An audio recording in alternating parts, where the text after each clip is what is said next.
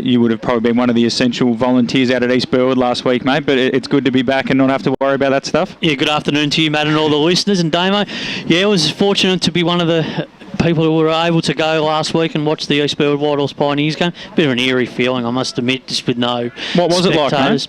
Oh, totally different. Because there's not much atmosphere at Springfield Park at the best of times. No, there was only just a couple of people walking the dog, the family dog, and a couple of people just floating around doing various things in the parks. But apart from that, it was very quiet. Watching a game of footy just felt totally different and experienced nothing like it ever before. But when you get here this afternoon and you walk through the gates at Vermont, you know that you're at a local game of footy between two real, homegrown rivalries in Vermont and Blackburn, and looking forward to seeing what unfolds this afternoon, because every time I come here over the years, Matt, didn't taste much success being involved with East Burwood. No one really does, mate. We only won here a couple of times, but there was a couple of good wins, and there was a memorable draw here in 2000, which is probably one of the best footy games I have ever seen.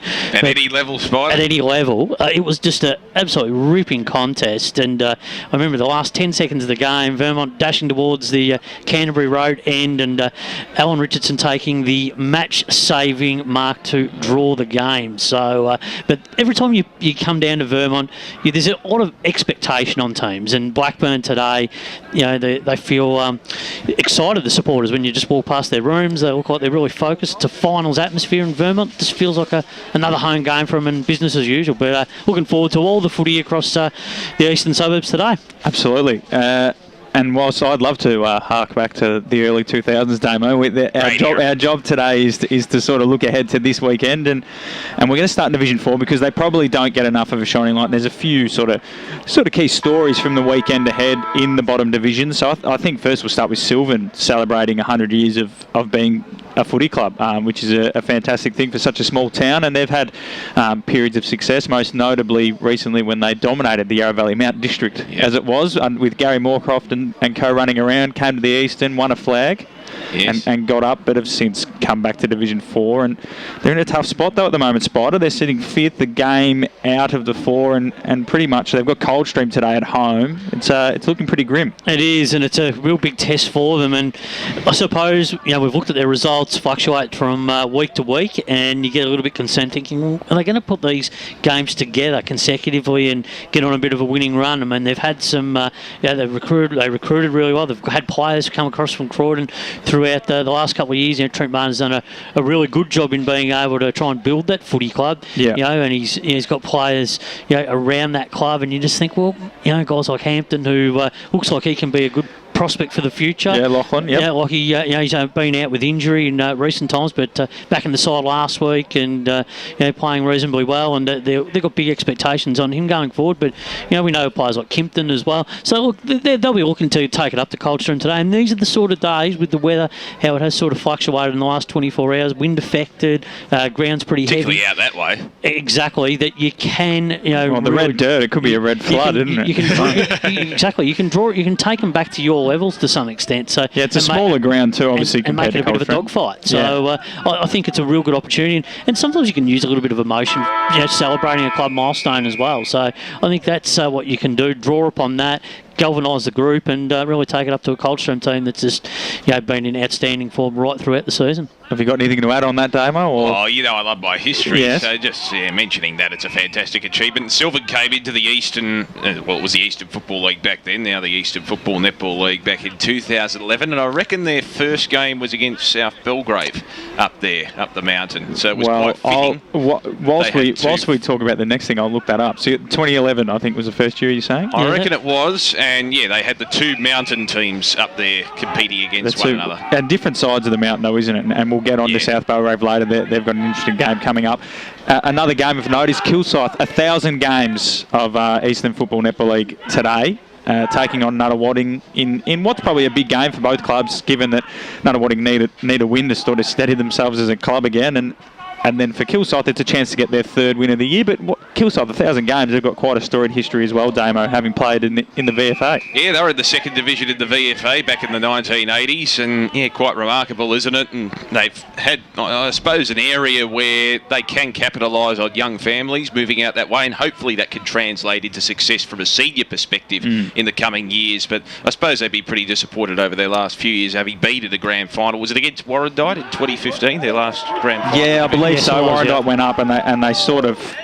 Yeah, they tailed off after that, didn't they? Yeah, I think it's also just been a factor in that they haven't been able to get those young players staying at the club. There's been other opportunities elsewhere. They've decided to go to Croydon. They've decided to go to South Croydon. Yeah. There's been other clubs that have had more on offering, and because there's been a multitude of clubs in that area, that's the thing. Yeah, it's a highly popular area when the league was probably first formed. True. It wasn't. It was still probably considered quite a rural area, and you look at it now, and it's completely different, isn't it? And I think plus with Kilsyth, they've had a lot of off-field issues. They haven't been a stable club at times, and there's been a bit of a dysfunction between junior and senior club. And I know they've been trying to work that process out over a long period of time, but sometimes you've just got to keep working at it, and eventually it will click. So for Kilsyth's sake, let's hope that's around the corner for them, and they can celebrate their 1,000th game and with a win. With a win, absolutely. And speaking of their 1,000 games, Noel McPhee does great work from Stats Bench, and this week's Stats Bench has a bit on Kilsyth's 1,000th game. So they were an inaugural member of the league, starting in 1962, and had the 3 years, as you mentioned, in the VFA, Damo, and came back in 85. They spent majority of the first sort of years in the top division and dropped down before they went to the VFA. Have come back, got up to Division 2 in the early stage of the 80s and so on.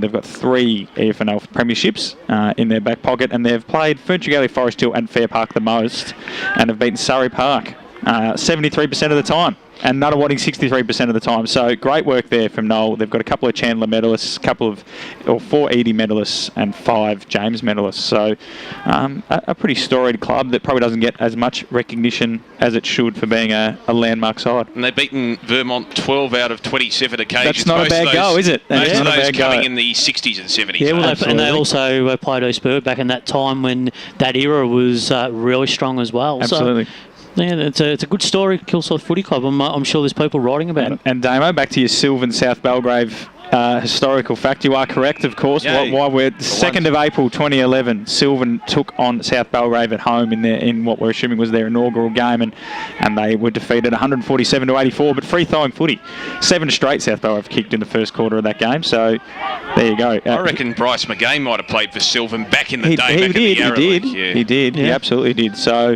And speaking of, I don't know how to segue from Bryce McGain to Churnside Park, so I'm just going to go straight to it. Churnside Park take on Forest Hill. We expect Forest Hill to win quite comfortably, gents, but Churnside Park, they're going pretty well. 4 wins. Been more competitive. If they can get, they're in the top 4 at the moment. It'll come down to them or Sylvan. But if they can pinch a win against the Forest Hill, that would pretty much lock away finals, but you'd expect Forest Hill to do the job pretty handily. Well, you would. Forest Hill's still got to turn up with the right attitude and effort and in that sort of mode, so they'll go there very wary, because Churnside Park, if they can get their game up and running, which they have done at times throughout the course of the season, they're very capable of putting on that 4-quarter performance, and they have done. So I think it's some good steps for them so far this season, but gee, if they could take a scalp like Forest Hill, wouldn't that give them some big confidence going into the back end of the season? Spider, when would the last time have been that Churnside Park played finals? Because for a long time they lingered as sort of not even a middle of the road. They weren't relegated, but they weren't middle of the road either in Division 3 for so many years. They never played finals in Division 3 in those years, like you mentioned, Damo. And they had a fair old crack at it in terms of off-field expenditure. So they came up in 2010. So they made the grand final in 2008. Finishing 2nd and lost to Heathmont off the top of my head. In 2009 they were then finished 1st and won 2 finals straight in. Their only premiership. And in 2009 spent from 2010 till this year in Division 3 and then relegated. And that's with, unfortunately for them as well, that's with 2 years finishing rock bottom with no wins. And that is a flaw in the restructuring that happened there, that Churnside Park weren't able to go down, because it's probably put their club back in terms of losing players that might have, those players that are hanging around now are obviously enjoying their footy more, but those guys that, would have said, well, why are we playing another year in a comp we're not going to win a game in? But they've done well to regenerate. Now they've done very well, yeah. Players, yeah. So looking forward to see what they can do today, but you'd expect Forest Hill to get the win there. And then, of course, the other game in that division, we probably won't talk much about it, and I'm sure Surrey Park won't mind. They're looking to boost their percentage against Croydon North, who have got to win this year, but Surrey Park beat them by over 200 points last time out. And we'll just be looking to get their percentage up to possibly get second on the ladder, which really doesn't matter.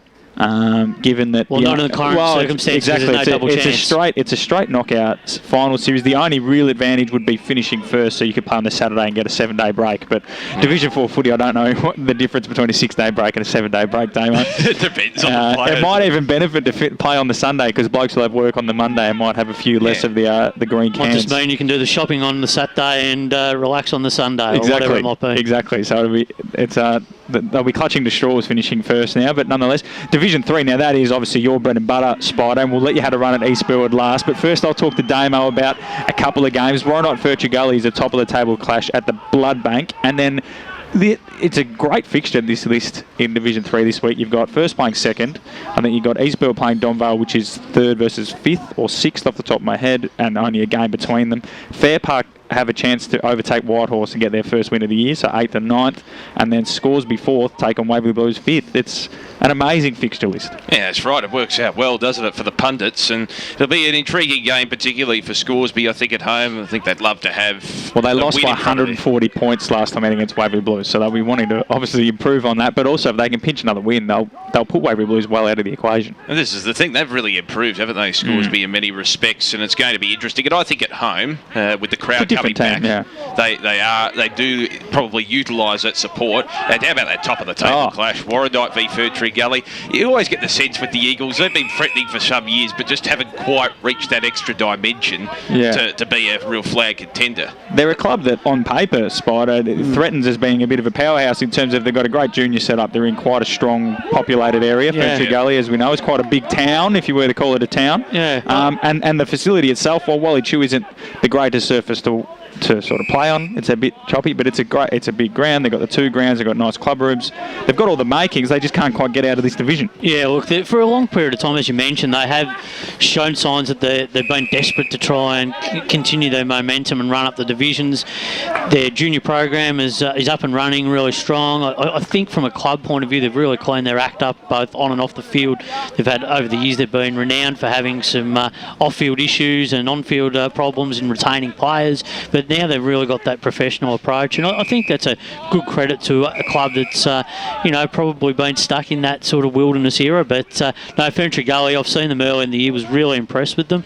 Really thought that their ball movement, strong bodies over the footy, that'll hold them in good stead, and particularly in conditions like today when the ball is going to be in tight. I think that this is the sort of game really sets them up in a clash against Warrandyte, who we know like to run. They like to spread. We saw it a few weeks ago against an East Burwood team. They like to switch the ball, that 45 kick. They like to move the ball as quick as they can with hand and foot. So I think this will be quite a close game.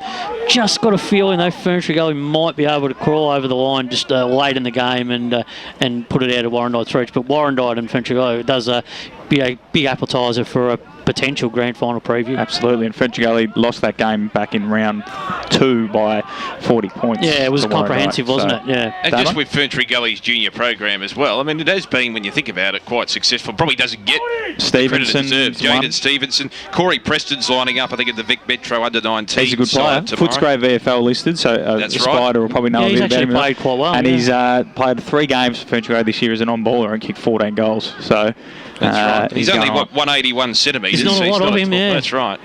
No, he's been very impressive. It's a great point, I think they've done really well to get those players and develop them, and I think it's a really good thing for them going forward. Now, Spider, we're going to give you got a 3 to 4 minute run up at this one. East Burwood take on Donvale at Donvale. At Donvale or at East Burwood? Yeah, look, I think... Where is it? East Burwood. It's at East Burwood. So this game, Donvale are a game clear in the top 4 from 5th.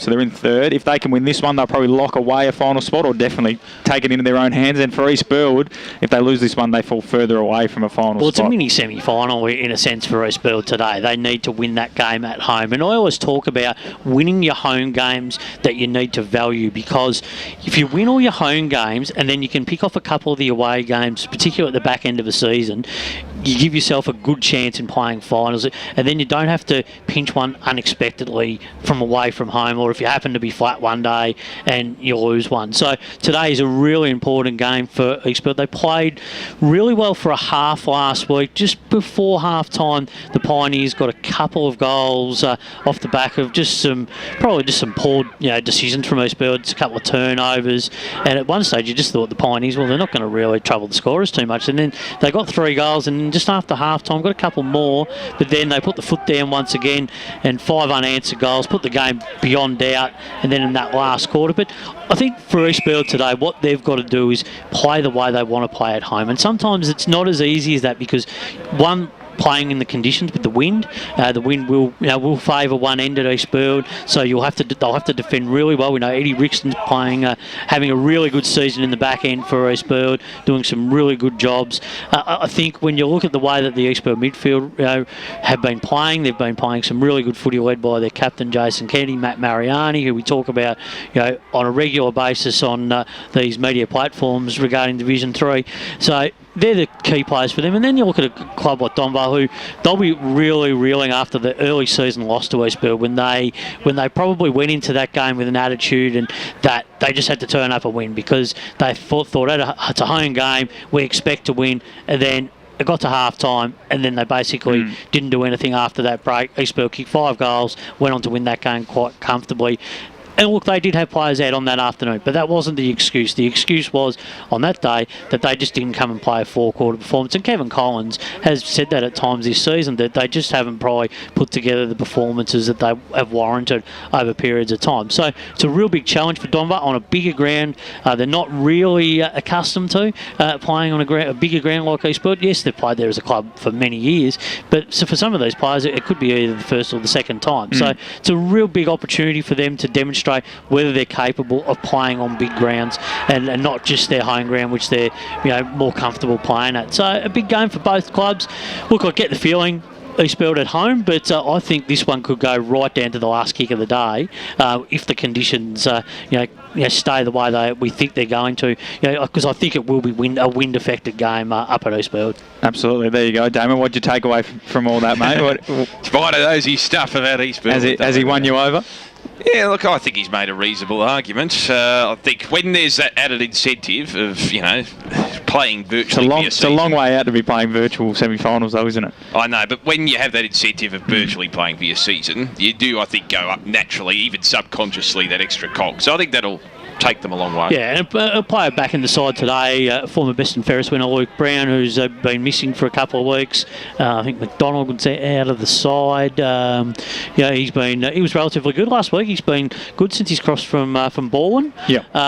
At times, I think what they've really provided. So I think from the way that Eastfield play, the way that Donvale play, I think that they're real even Donvale, Matt. I get that. I haven't watched them, but they're quite good defensively. Players, their defence, very, very good. Zach Hagan, the ruck, I think, is a very good focal point. 7 goals last week. He did, and we've been talking about him on AFNL Sunday regularly this season. If they can close that target down defensively, and then have to make them go another way, then that will put pressure on Donvale to really create other opportunities. Donvale's still got Nick Murphy though. They're a very, very good side, Donvale, and they do slide on the radar, probably because they're not fancy, I guess. But Donvale's ground is a big one personally as well. It's probably different shape to Eastfield. Yeah, Eastfield's quite skinny and long, whereas Donvale's probably not quite a circle. But it'd be quite windy out there at Donvale. Well, it's always windy at Eastfield, mate. Don't get me started about wind at Eastfield. It's a wind tunnel out there. We're going to go to our first break on the build-up here at Vermont Recreation Reserve. We're building up to the 2019 Premier Division Grand Final rematch between the Burners and the Eagles. So I can smell the mud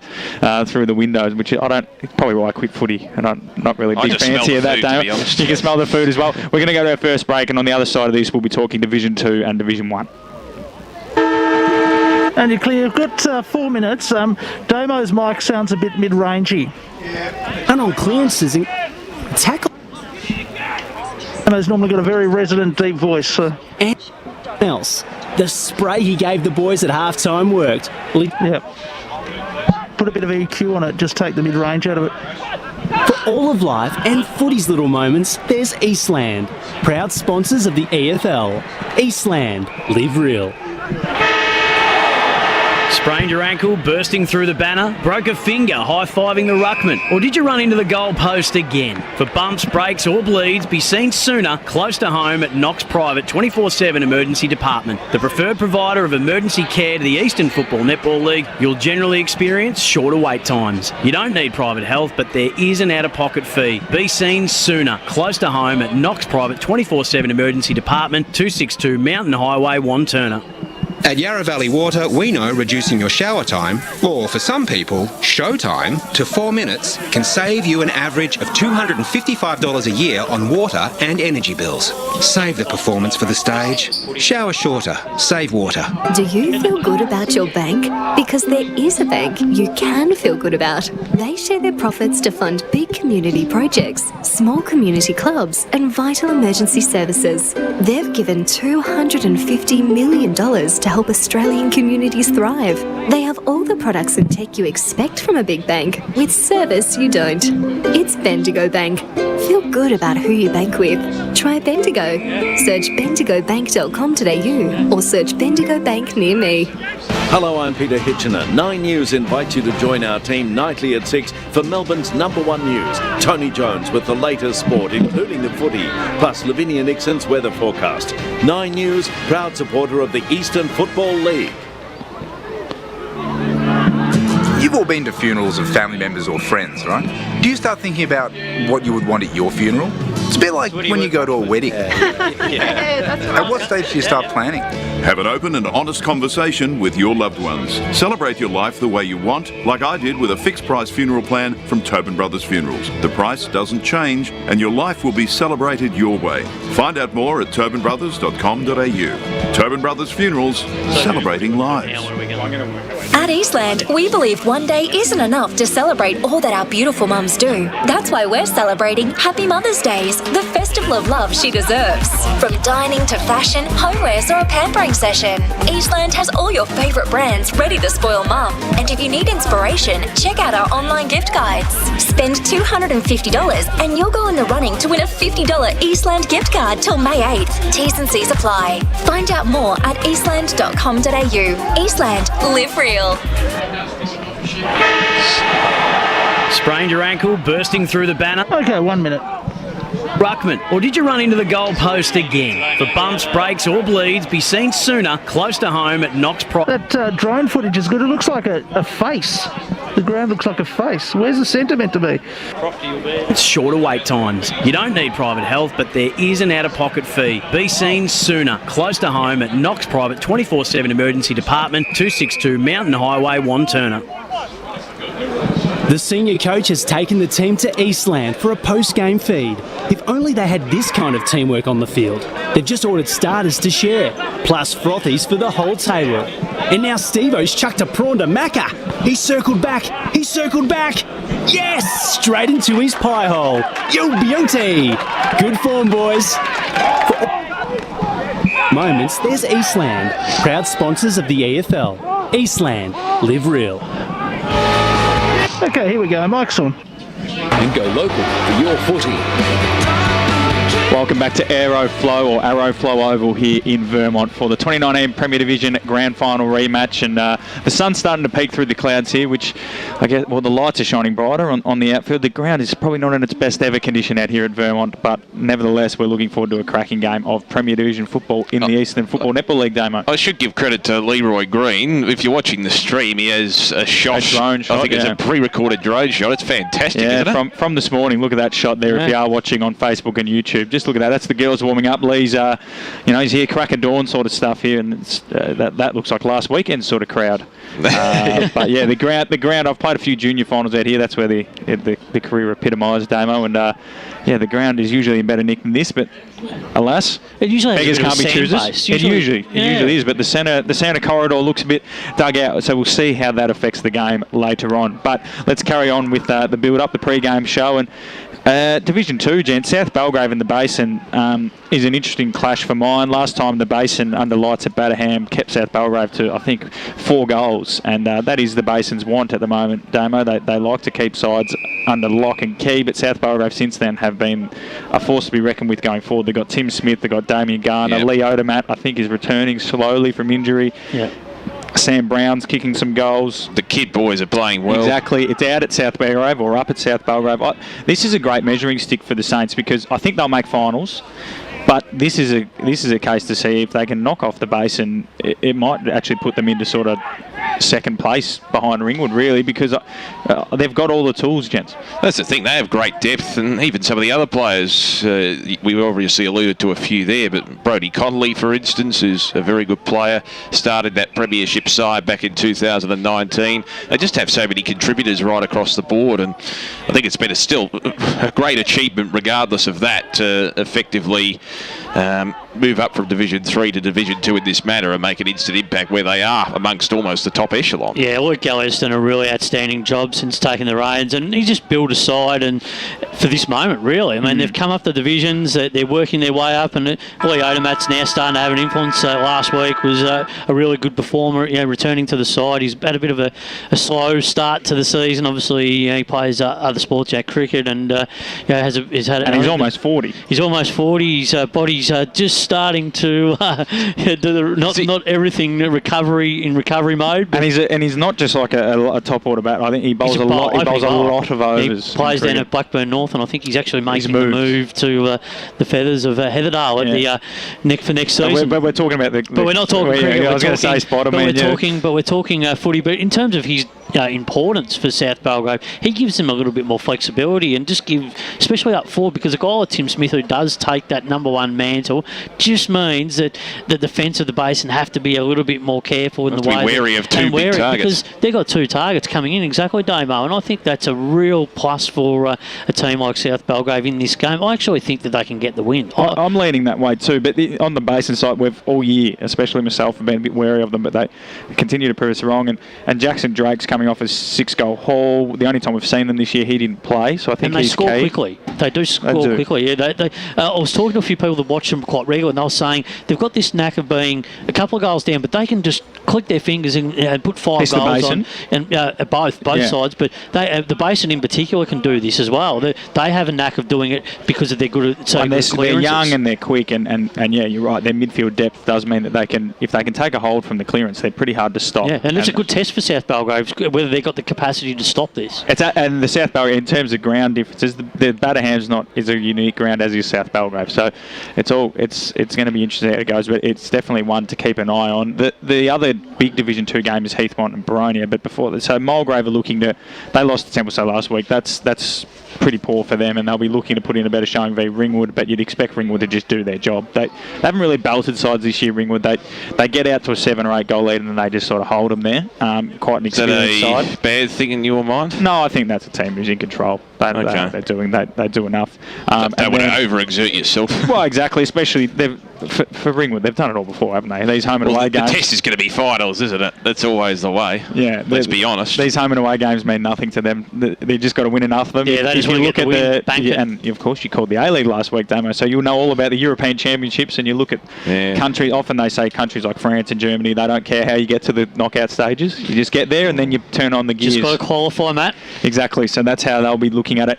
And Templestowe, on the other hand, who beat Mulgrave, will be eyeing off 2 in a row against Knox, and it's not looking good for Knox. They'll be very happy that there's no relegation in this division this year, because if Templestowe get a win today, they'll jump into second last over Knox, and it's a shocking start. Yeah, it looks bad for Brendan Whitecross. I'm sure there's really good things going on behind the scenes, but it looks bad. There are probably reasons, though. I mean, they're not the same team that won the flag in 2017. And they're not the same team that won 6 games in Division 1. So, well, they've had a lot of young players that have stepped up from the reserves and have just advanced into the senior side, and I think they're just got to get used to playing senior football. Exactly. And Brendan Whitecross, often you'll see guys come back from the AFL and have systems that are quite hard to learn for local and players. Less resources, exactly, naturally. It'll take years. But the game I'm interested in talking about is Heathmont and Boronia, because we saw Heathmont, or I saw out of the 3 of us last week, and they impressed me. They're just a bit younger than Ringwood and ran out of gas, and Ringwood were able to just sort of rope-a-dope them and grind them down.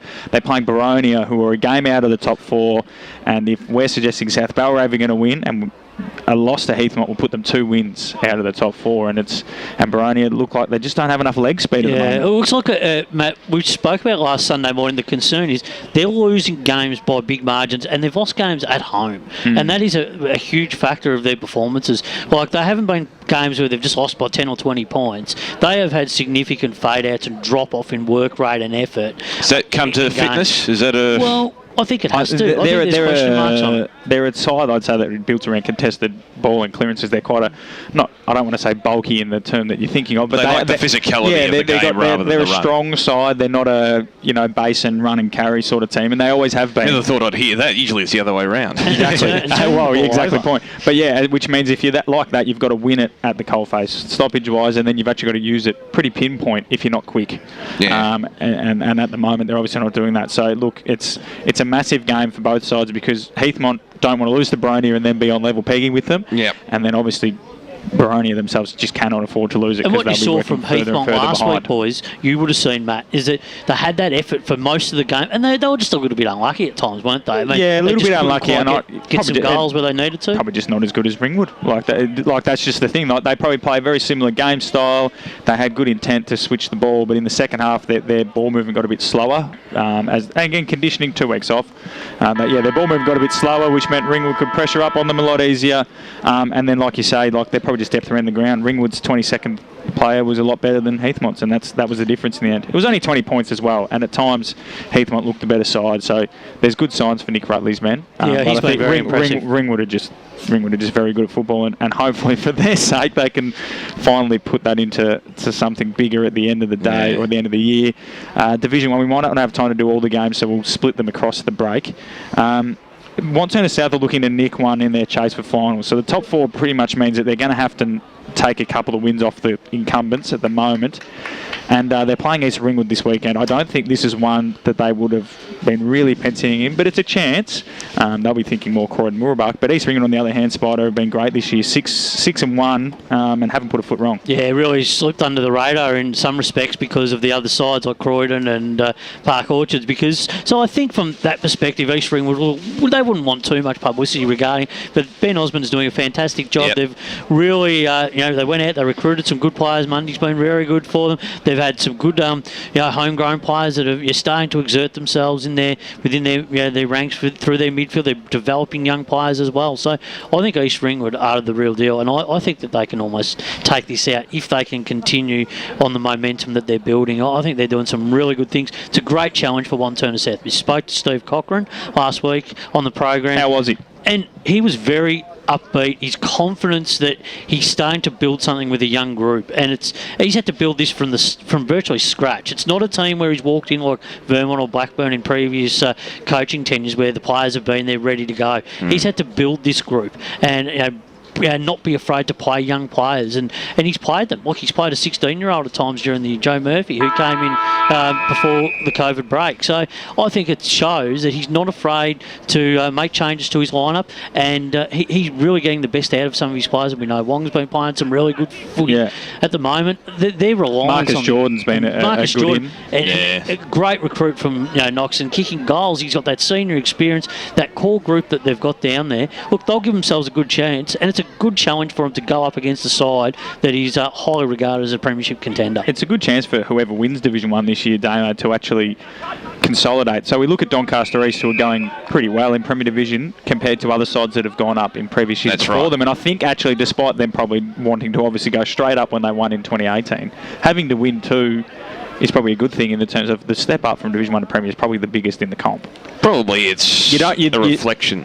You see a lot of teams go up from, like South Belgrave, go up from Division 3, maybe not like South Belgrave and go straight into competing, but you rarely see sides go up, come back down. Fair Park's probably the only example at the moment, and they've been handed a pretty poor hand in terms of players all leaving during COVID and whatever extenuating circumstances. But I think that's actually not a bad, like if an East Ringwood or a Park Orchards win it this year, a chance to get a young group and go, okay, they've tasted success, now let's do it again and build this big culture to then go up in, hopefully for their sake, 2023. It's an interesting point of view. And just with East Rig, with the point you made, Spider, about them perhaps being a little bit underrated, maybe it's for similar reasons surrounding Churnside Park at the moment, where they were sort of lingering, not in relegation zone, but they were close to it for so many years in the top division, and now that they've gone down to Division 1, and I think it's probably helped them in many ways. Could also be as well, much like with people with these people that were around in there, well, obviously around, but more mature than maybe us in the 2000s, Damo, the early 2000s, probably don't mind seeing them down that low too. And I'm sure if Vermont ever stumble and fall, I don't think anyone will be willing them back up. So that could be something behind it. Well, I think it's just they've really gone back to and really started to develop their players, because there was a period of time where East Ringwood probably weren't developing enough. And they've got a players, great junior program. and now they've got that junior program to its ultimate strength. Good facilities and good facilities. They've got some really good, positive things happening around that footy club.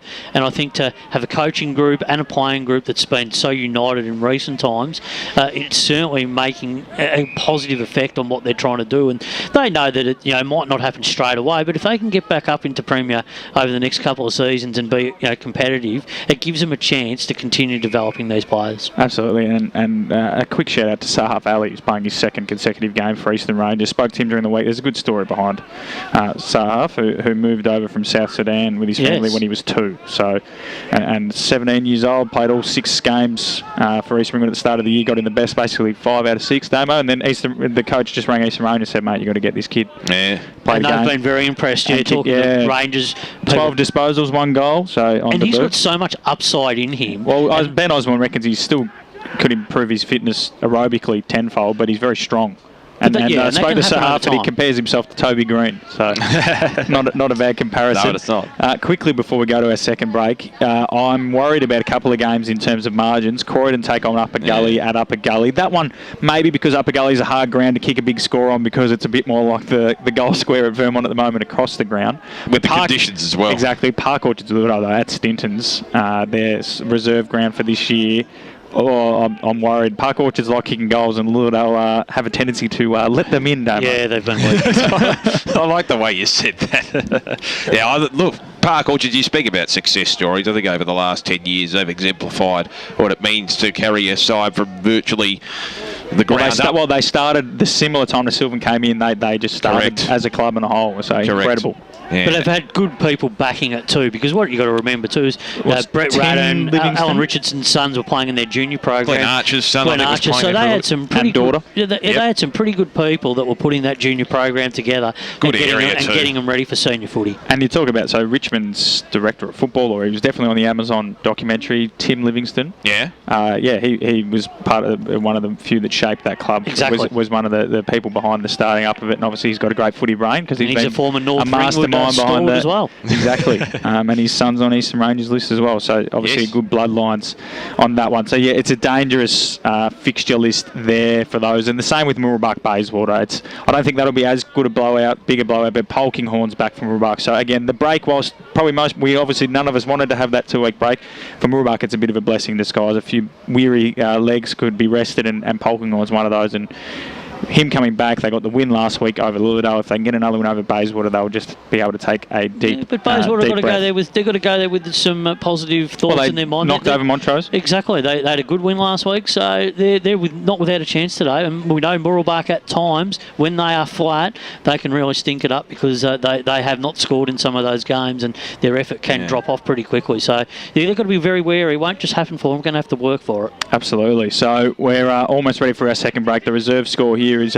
Blackburn Reserve. We probably should give them a shout out. They're an incredible outfit. I think they've won a lot of the recent flags. I won't name how many, but they've definitely been in all the recent reserves grand finals, and at the moment they're 52 points up over their third place rival Vermont. Blackburn in the reserves haven't lost a game and have a percentage of 770 coming into today, and they're as I said, 10 goals up. So they're an incredible outfit. I'm not sure where the records are, but I reckon that since Blackburn came into the top grade of Eastern football, I don't think they've missed a reserves final series since 2002. It's pretty incredible. 202, We'll look into that spot. Unfortunately, local footy stats doesn't do reserves. We're going to go to our second break here on the EFNL warm-up before the big clash between Vermont and Blackburn. And on the other side of this, we'll talk about Montrose Mitcham and then look at Premier Division. Hello, I'm Peter Hitchinen. And you're clear, you've got 4 minutes. Bruce, just a quick one. What time do you want to get out for the end for ECB? Okay. Lavinia Nixon's weather forecast. 9 News, proud supporter of the Eastern Football. So 56, so we'll play an ad break at 56. Okay. Well, I'll play the music, the time up music at 55. Clearances and can't lay it. Okay. Coach going to do. Jono surprised himself. Yeah. The spray he gave the boy. Okay. And finish it by saying he'd shout him a post-game feed and frothies at Eastland if they won. For all of life and footy's little moments, there's Eastland. Proud sponsors of the EFL. Eastland. Live real. You've all been to funerals of family members or friends, right? Do you start thinking about what you would want at your funeral? It's a bit like when you go to a wedding. At what stage do you start planning? Have an open and honest conversation with your loved ones. Celebrate your life the way you want, like I did with a fixed price funeral plan from Tobin Brothers Funerals. The price doesn't change and your life will be celebrated your way. Find out more at tobinbrothers.com.au. Tobin Brothers Funerals, celebrating lives.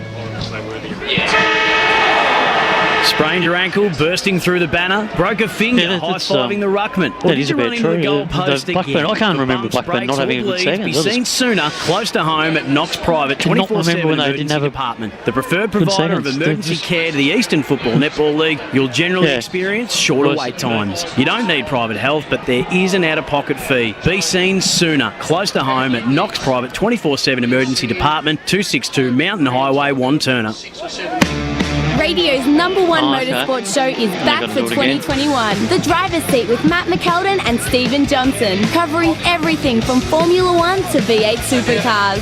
Jack Smith from Brad Jones Racing joined us for an honest chat about his season so far. You know, my teammates have had results and everything's going good, so if I could tell you down to Tarara that I needed to go better, I'd be very, very I'll find Wilson Fuel next year. They can play in Tarara.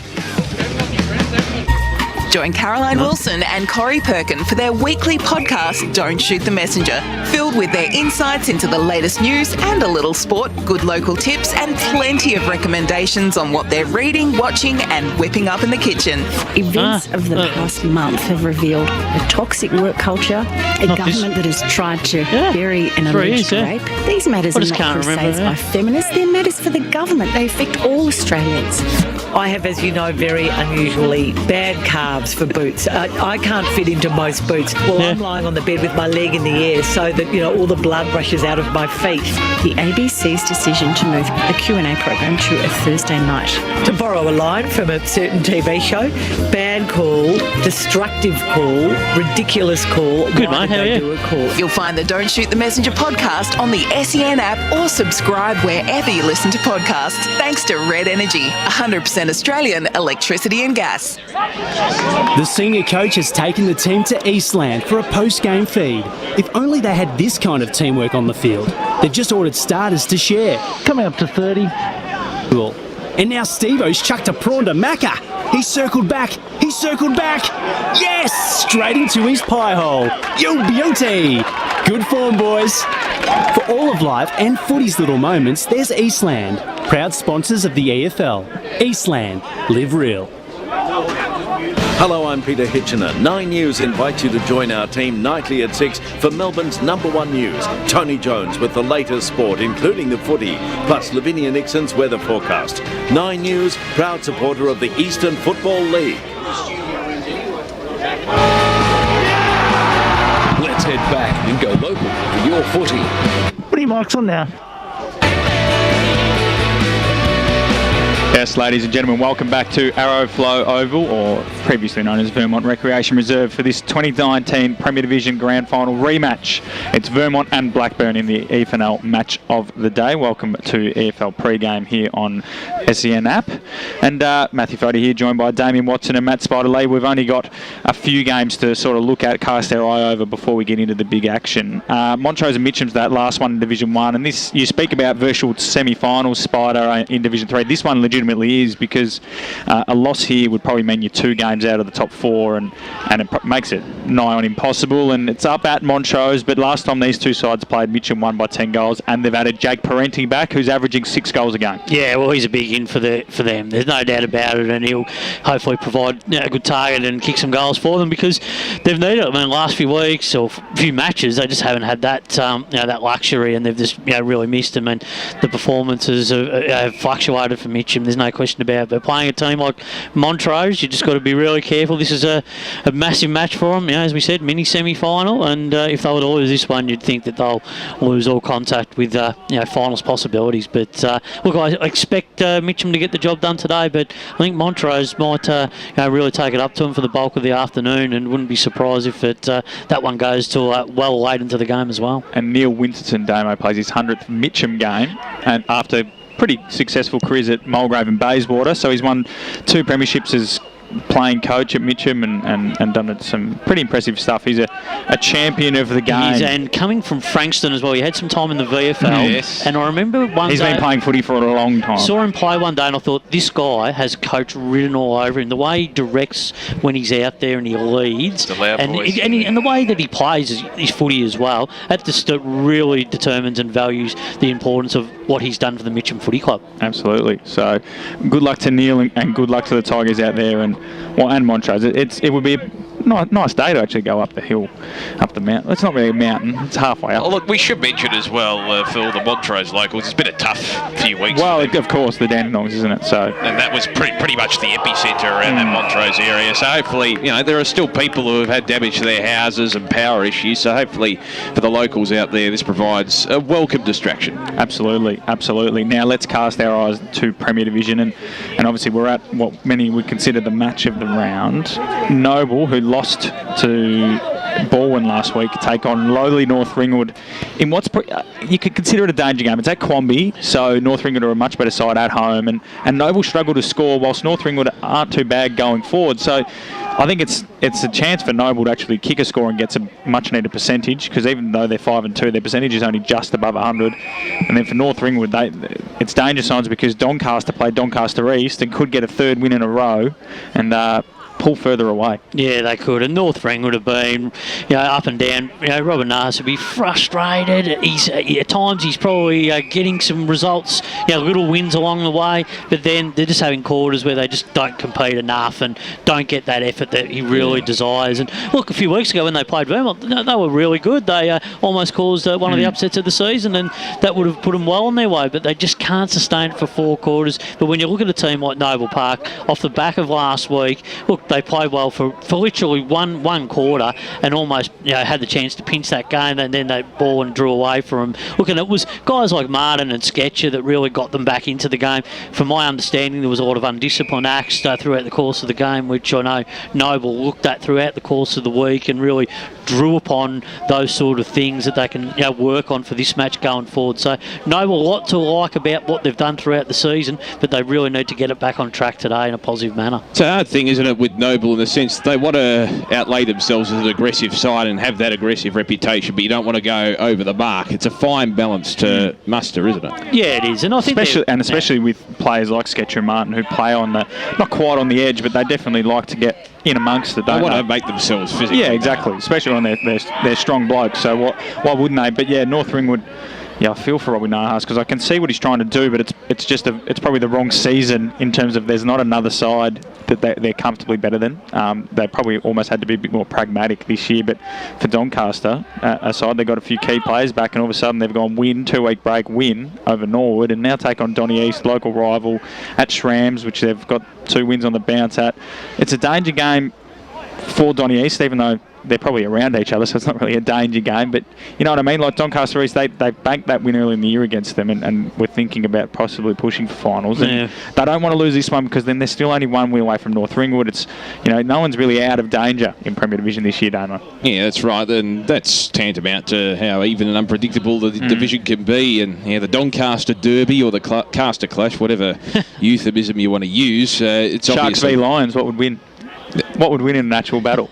Depends on the terrain, doesn't it? That's right, because a lion would probably drown, wouldn't it? And then a shark would obviously die on dry land. So, and if it rains, maybe Doncaster get up. If it's a dry day, maybe Donny East get up. Well, this is a finals game for Donny East. They've got to treat this like it's mini final. In a way, it is for both sides. I think a win probably pulls you away from relegation chat, at least for the next month. Correct. And then a loss pulls you back into it, especially if North Ringwood can pull something out of that. And a guy like Sam Rowe needs to be that sort of player today to step up and clutch that big moment, kick some goals. They can't rely on him in the one-dimensional way, and that he's the only. So I'm just starting to figure it out. And they've got Summers though, who presented pretty well last week, and Chris Phelan had 41 touches. Zach Clark took the mickey last week as well, and Simon White. So they've got plenty of good players. It's This is where you need the Crummers as well to come into it and provide that extra avenue when the ball does go into the forward line. Especially on the bigger grounds. And obviously they've played at Trams in previous years. But Zerby's is a ground where if you've got two good marking targets and your ball use is good, you don't need the others. It'll be an interesting game to watch today out there. And then another interesting one is Rowville hosting Baldwin out at Seabeck, and the Tigers. That's a pretty big road trip for them. Going from Baldwin Visy Park, surrounded by cafes and lattes, which I partake in, and then you go out to Seabeck, and the far wing you got Cow Paddocks, Spider. Rowville, in our area, exactly. Rowville played very well last week against North Ringwood. They've got a young side, but they've welcomed back a quartet of experienced players, Ben Wise said to me during the week, which really helped their ball use. He thought their young players, when they were getting pressured, were handballing a lot, when he's actually been saying, no, we don't want to flick it around. Get out of the stoppage and kick, where he thinks having those experienced players back helped last week. Yeah. And this is a chance for them to knock off a side above them. Yeah, and Ben is the sort of coach that he wants his side kicking along. He wants to use and escalate. Well, young Lachlan Wind, who's kicking 20 goals this year. Get it in there long and deep into their forward line, put some pressure on the defensive part of the ground, and that's what you've got to do against a side like Baldwin on a day like today. If you put that defensive pressure on and make sure that Baldwin are under pressure for a lot of the game, from your forwards, and you're crumbing that ball and you're getting your hands on it, then they give themselves a chance. But they've got to do it and sustain it for 4 quarters, and that's been a problem for Rowville for the majority of the season. And that's a problem for all sides that are built around a pretty young playing list. But I mentioned Lachlan Wynn, 20 goals this year I think he's only 20 at the oldest, and then is he son of Stewie Wind, and then Lachlan McDonald's only 20, probably turned 25 or turning 25, and he's averaging almost 30 disposals. So there's a future core there for the Hawks, and it's important this year that they try to find something to build off. And I think they have that advantage though in terms of developing a young list, because they pretty much have a whole area of young families to themselves. They've always been a junior powerhouse. When I was playing, I hated playing them because they took it a lot more serious than all the other clubs. About 20 junior teams or something. Oh, they had them all. They used to have 2 or 3 teams of each age group. Rowville Black, Rowville Yellow, Rowville Red, Rowville Gold. And then there was St Simon's up the road. Now there's Rowville Night. Listerfield, Listerfield, of course. Baldwin Spider, though, quickly. We can't scan over them. A big win over Noble Park last week. So they kicked 7 goals to none in the first quarter. Noble got in front at 3-quarter time, and then Baldwin... Must have been a wind out there, sure. And then Baldwin kicked 6 in the last. So, Charlie Haley kicked 3 goals forward. Jeff Goble kicked 4 goals. And Jordan Lyles, threatening to take a game by the scruff of this year. Baldwin... It was a great weekend for them last weekend because they won and Norwood lost. Yeah, so exactly. Now they've drawn level with Blackburn, only a game behind Norwood. They're back in the race. They are back in the race, and we spoke to Rocket last Sunday morning, and he said exactly that. And great insight from Rocket. He was good. He was, and I think Rocket has been really open with the way that they've tried to play this year. He said at times they've really struggled to get off to that flying start, and they kicked the 7 goals in the first quarter last week, and he was really surprised. And then and he knew that they were going to be challenged at some point in the game, and they were. And then they rose to that challenge at 3-quarter time to pull away in the last quarter. And I think that's the way that they see themselves at the moment. They're a side that if they can click and get their best footy going, then they're as good as anyone in the competition. But it's that flat spotting games, as Rocket said, when they have it, they just look at a pretty average side like other teams, and that's when they really struggle. But I think, and also having the consistency of the VFL players coming in and out of the side, he said at times has unsettled them a little bit. He'd like to bed down the team a little bit more week by week, but he'll roll with it for another couple of weeks to try and see what's going to happen, and then he'll get that best 22 out there, which he thinks might take him into a finals campaign. But look, it's some good signs for him last week to win the game firstly, but also to be able to go this week and try and put another win on the board. They're one of those sides, Damo, that you don't want to play them in finals, especially in a straight knockout, where if it comes to it and they just have to put 2 performances out in 2 weeks with the names on their list, they could. And they have the experience as well. And Jordan Wild's been sensational for them this season. He just can't kick straight, though. He's kicked the most behinds in the comp. He's probably been one of the best recruits going around in the competition. Especially if he starts kicking straight. But yeah, that's the one thing about the knockout finals. It's, Vermont could do all this work and then face Baldwin and then get them on the right day, and all of a sudden the Tigers are in with another sniff. So it's all shaping up in a very even Premier Division. And we're looking forward to this one. Quick tip before we go, gents. What are we thinking out here today? Will Blackburn benefit from the extra week off?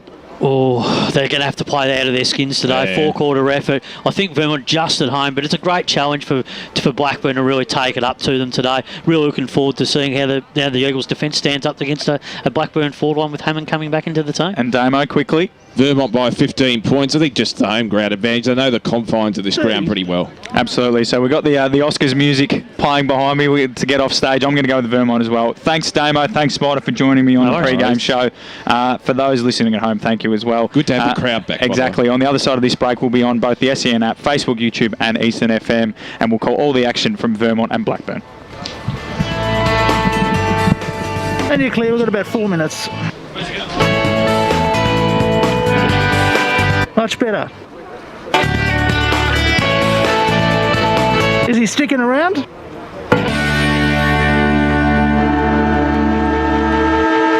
Only 19 shots from 53 inside 50s, down on clearances and can't lay a tackle. He's come all that way, might as well stay for the game. And everyone else. The spray he gave the boys at half-time worked. Well, he did finish it by saying he'd shout him a post-game feed and frothies at Eastland if they won. For all of life and footy's little moments, there's Eastland. Proud sponsors of the EFL.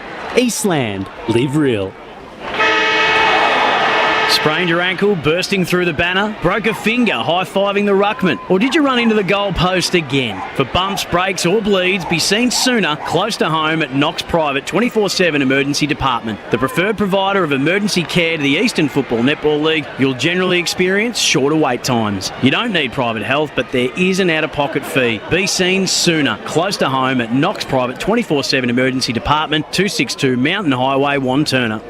At Yarra Valley Water, we know reducing your shower time, or for some people, show time, to 4 minutes can save you an average of $255 a year on water and energy bills. Save the performance for the stage. Check 1, 2. Save water. Do you feel good about your bank? Because there is a bank you can feel good about. They share their profits to fund big community projects, small community clubs, and vital emergency services. They've given $250 million to help Australian communities thrive.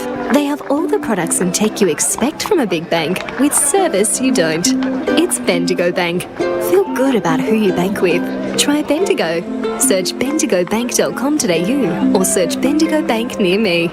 Hello, I'm Peter Hitchener. 9 News invites you to join our team nightly at 6 for Melbourne's #1 news. Tony Jones with the latest sport, including the footy, plus Lavinia Nixon's weather forecast.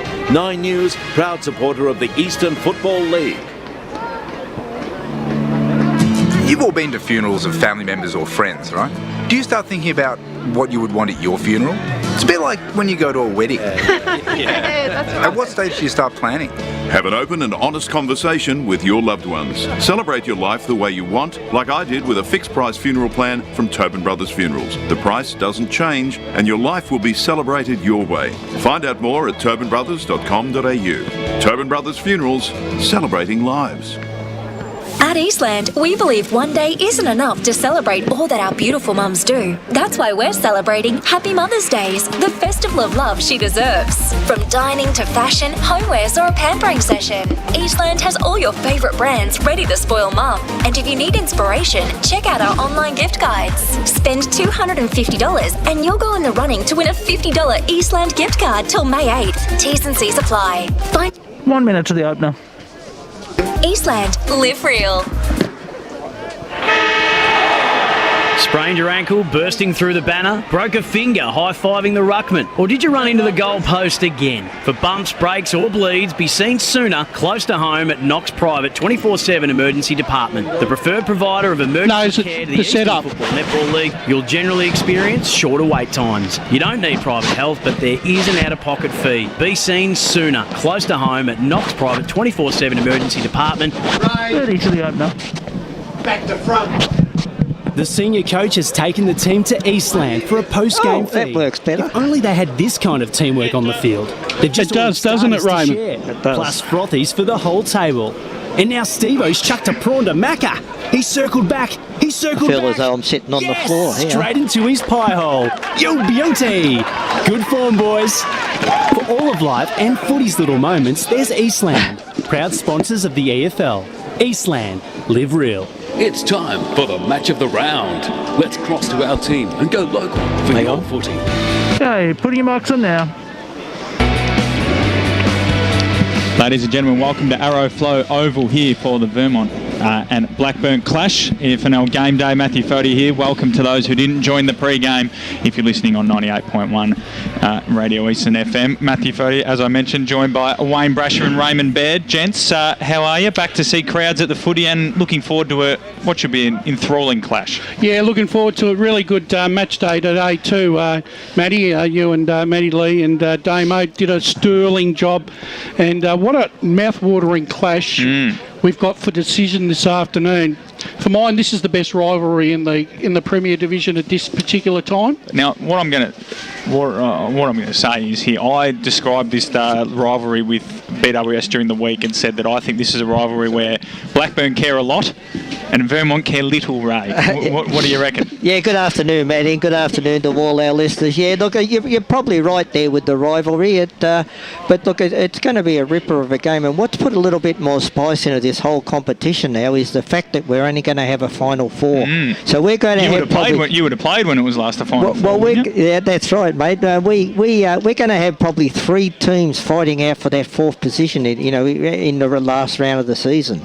I think the amazing thing too, Matt, is how each clubs that are right on the cusp and in all the divisions now have to take a different mindset in regards to how the season's going to unfold now that there is no coming back or second chance this year. Yeah, and I think if you look at a loss for Norwood last week, who we didn't really mention on the pre-game, that would, if they'd won last week, there would have been 4 sides on 5 wins. There would have been a 2-game gap between them and Blackburn and Baldwin, and you could almost say, hey, if you don't lose to anyone below you this year, you're going to make finals. And now it's opened it up. But also, as we mentioned, for sides like Vermont, finishing first is the same as finishing 4th, except maybe you might get to play Saturday rather than Sunday. That's exactly right. Exactly right. And depending on the ground too. Now, one guy, though, who's going to have a big say on today's clash is Lachlan Johns, who's taking the mickey at the moment, and Brash, and he's never won a Chandler, as neither has Cole Martin, and that's another bone to pick with the umpires. But Lockie Johns is having a great year, 16 goals, he's averaging close to 30 disposals, and some games he's been playing on one leg. I'll actually pull up his stats for you, Matty, because I've been doing my homework again, and this is just Lockie Johns' season so far. He's averaging 30 disposals a match here, which is unbelievable. 24 kicks, 6 handballs. He's he's roughly averaging 3 goals a game, 21 uncontested possessions, 9 uncontested, marks inside 50, only 1 or 2, inside 50s 9, average goals 3, ranking points 152 over the 6 games that they've played. I don't know. Brash, he's actually become their main focal point up forward now. With the. What role is he playing, Brash? You watch them. Is he floating forward like a Dustin Martin type, or is he just happening to get on the end of some chains? No, he's a playmaker. In fact, he's probably got carte blanche to go to any position on the ground, Matt, where he feels that the side need him best. You'll see him come off a half-back flank and run through the midfield. If they're not scoring, he'll go and play half-forward or maybe a forward pocket and lead up the ground and try and take a good player with him to open up the forward line, or you might even see him on ball in the middle playing a ruck roving role where he gets to just basically patrol the centre square as required.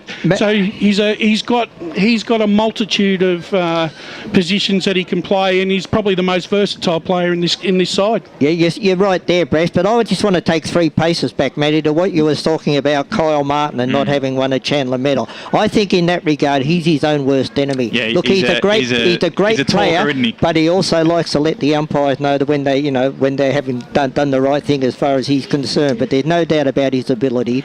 I think. I don't think that's Lachlan's issue, though. No, look, he's not like Lachlan's not like that. He's a very quiet-spoken bloke, and he lets his actions do the talking. And put it this way, I don't reckon he's played it from the people that I talk to at Vermont. He is the Mr. Consistent. I don't think there's not too many people say he plays a bad game, whether win, loss or draw. Yeah, absolutely. And Liam Whale Buxton and Robbie Ross and are 2 people at different ends of their career. Robbie's obviously been around for a long time and actually gone out to Wandon and come back and so on. And he's probably playing as a key forward more this year from what you guys have seen. Look, I saw Vermont when they played Roval. I think it was in round 3, and he played as a forward that day. But he could have kicked probably 5 or 6 that day, but he missed a heck of a lot with his kicking. But the thing is that they've got the luxury of both of them are big, tall guys who played a lot of football. They know how to hit the ball down, and that's a luxury that a lot of clubs don't have, having 2 of them. Absolutely. And Whale Buxton, you talk about strength, Ray. Whale Buxton's an absolute monster of a man, isn't he, Brash? He is. He is, and the fact is, look, if you look at the ins for Vermont today, Fisher, Wilcox are back to strengthen that back line, and Robbie Ross, obviously, to help Whale Buxton, an absolute luxury, I reckon. Robbie can probably play ruck rover in this game. I think James Ross has been a revelation at centre half back. He's really just slipped in, and he's following in his brother's footsteps. Kalkowski is a player of immense talent. We've not seen the best of him yet, and he can produce moments of magic. Vermont have got some really good young blokes coming through. Keep your eye on Josiah Duncan and Calvin Dureo in the forward line. Both are pretty mercurial type footballers, young men trying to make a name for themselves, and by God, so far this season they have. Absolutely. Just before I hand over to Ben Warren-Smith for the first time today, a late change for Vermont. Andrew Ainger is out and Damien Vassalou is in, number 55. Ben, welcome for the first time today, mate. It's great to be back out here at Tarara Road, and it's good to see Ray Baird in here as well, mate. It's great to call the football again with you, and of course Brash, who's been kissing babies whilst walking on the red carpet. It's been a long time between drinks since we've called Premier Division football, and it's really exciting to be back out here today. The people are allowed back at the football. Isn't that a great sight to see as well? And allowed to kiss Brash again, which is actually announced in a press conference. The ground's looking in good nick, nice and lush. Lush in areas. It might be a little bit patchy. I think the rain's been good for it in the last few days, probably just to... I think it'll hold up well, and I'm tipping. We're going tips now? I'll go for it, mate. I'm tipping an upset today. I'm going with Blackburn today. Yeah, Jake Hammond coming back is a key one, because it means he and Bathy can 1-2 it. I love watching Jake Hammond play. He's just a polished footballer, and I hate to do it to you, Brash, and I know that he hasn't looked at me since I've just said that either. No. So pick Blackburn, but I think a 4-point margin today in a close game to boot as well, Ray. Yeah, look, I'm tending to go towards Blackburn, but the only thing that I've got a little bit of worry about is they haven't played football for a month now. Whether that's going to be good or bad. They win away. They don't win at home, though, so that's another factor. Yeah. Well, look, what they've got to look at is, okay, that the football that's been played, that season's gone. Their season starts today, and they've got to, as we were talking before me, they've got to win every game from now on if they want to play finals, get in, because we only got that final 4. Yeah. Brash, we know where you're going, but give us a reason why. On paper, this is probably Blackburn's best side they can put on the park at this particular stage. I think with the extra week's football, a really good hit out against South Croydon last week, the fact that they grinded them, I'm going with Vermont this afternoon, but I think it'll be close. Two goals. Here's Matt Fodia to start the game out here. It is the first quarter. Vermont beat Blackburn. In the middle of Arrowflow Oval. Up she goes. Hit out one by Whale Buxton, as he'll probably do all day. Ben Danaher, though, been one of Blackburn's best all year. Gets the clearance, whacks it on the left boot, and it's right in front of us in the middle of the caravan here at Vermont. Scrappy ball. Mars is there. Handballed off to Kalkovsky, was taken high. Box Hill listed, I believe, Brash. Adrian Kalkovsky. Is he a pickup this year or a junior player? No, he's a pickup So, whenever they need. down the line? He's actually been. He was here last year. But just didn't he's play. on their list though.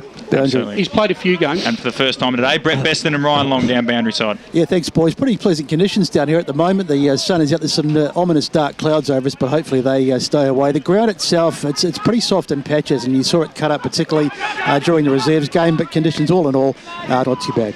Well, the kick by Blackburn goes inside forward 50, mopping up at the back. There was Day. He'll swing around. He had time, Day. He had all the time of the day. And he slams it through for the first goal on the board for the Blackburn side. And they take an early lead in this first term on EFNL game day. They lead 1 straight 6. Vermont yet to score. Yeah, good play there by Blackburn. Vermont just caught too many guys around the contest and left some outliers there for Blackburn, and Day picked up the loose ball and kicked a lovely goal to open Blackburn's account. That will add a lot to Blackburn's confidence, getting that first goal of the game. Absolutely, and early signs for Blackburn winning both the clearances, Ben. The centre clearance with Ben Danaher, and I think it was Mackenzie Dorian getting another inside 50 to end up with a goal for the Burners as well. Buxton wins it down. Our man, Lockie Johns, taking in a tackle. Wouldn't be surprised if he gets a bit of attention, especially around the stoppages. Xavier Murthy he will. with him. And they go again. The ruck's been an area for Blackburn to worry about. It's Lachlan Harry, it looks like, taking on Whale Buxton, and so far it's 3-0 to the Eagles. But I guess Whale Buxton's a pretty handy footballer, so it's no embarrassment as we repeat another stoppage in the air. Just hit out towards Wadley. Dorian missed his kick. Xavier Murphy couldn't get a handball away, and it's flicked out nicely there by Calder, and they work it to half forward, the Eagles. It will end up here in the hands of Dario. His kick smothered off the boot there by the Blackburn defenders, and that they should rebound here after a chain of handballs. And they do eventually get it to one of BWS's favourites in Max Odd, and he pumps it down the line and looking for Hammond, who does well to sort of hack it forward, but in the end, probably, if he had his time again, Ben, he would have just let it dribble over the line. It's a free kick to Vermont on their half-back flank. At the moment, it's Blackburn 1 straight 6. Vermont yet to score. Really good test here for young James Ross. He's picking up the big scalp of Hammond. Yes, indeed, he does, as Vermont drive the ball down the wing position here. The big man, that time, the ruckman in Harry slammed it on his boot and straight down the throat there of the man in question in Hammond, who's always got perfect hair. And today he's no different. Winds up on the left boot now. He's kicked it inside forward 50. That's 2 in a row. He's coughed up. Hyams takes the mark, going back with the flight. He's only played 1 game of football this year, Jake Hammond, so you got to cut him some slack for a little while here. From Hammond's hair to no hair with Hyams out towards the Bendigo Bank scoreboard. Nicely mopped up there by Ottens. Kicked the ball inside forward 50 now for Blackburn. Covers all players. Scooping on it firstly there was Wilcox, who barged after it. He had support running in there in Fisher, who dives on the football. Over the top of him, he's got to knock it out. Umpire said play on. A good recovery and a good and strong tackle there by Fisher on his opponent in Paddy Laylaw, and we'll have a bounce just inside the arc. Mackenzie Dorian has got the job on Lockie Johns this afternoon. So easy knockdown that time for Whale Buxton Fisher. Handball over the top. He had some space. That was good play there. He had the run there of Calder, who had got the quick kick out. It was half smothered though. Another chance for Blackburn. An up and under kick. That went about 50 metres in the air. Then it went wide. Hammond took the mark as it being paid. It's a free kick going the way of Wilcox, who was just edged out of it. And he will take the free kick just inside the defensive 50 here for Vermont. Far side of...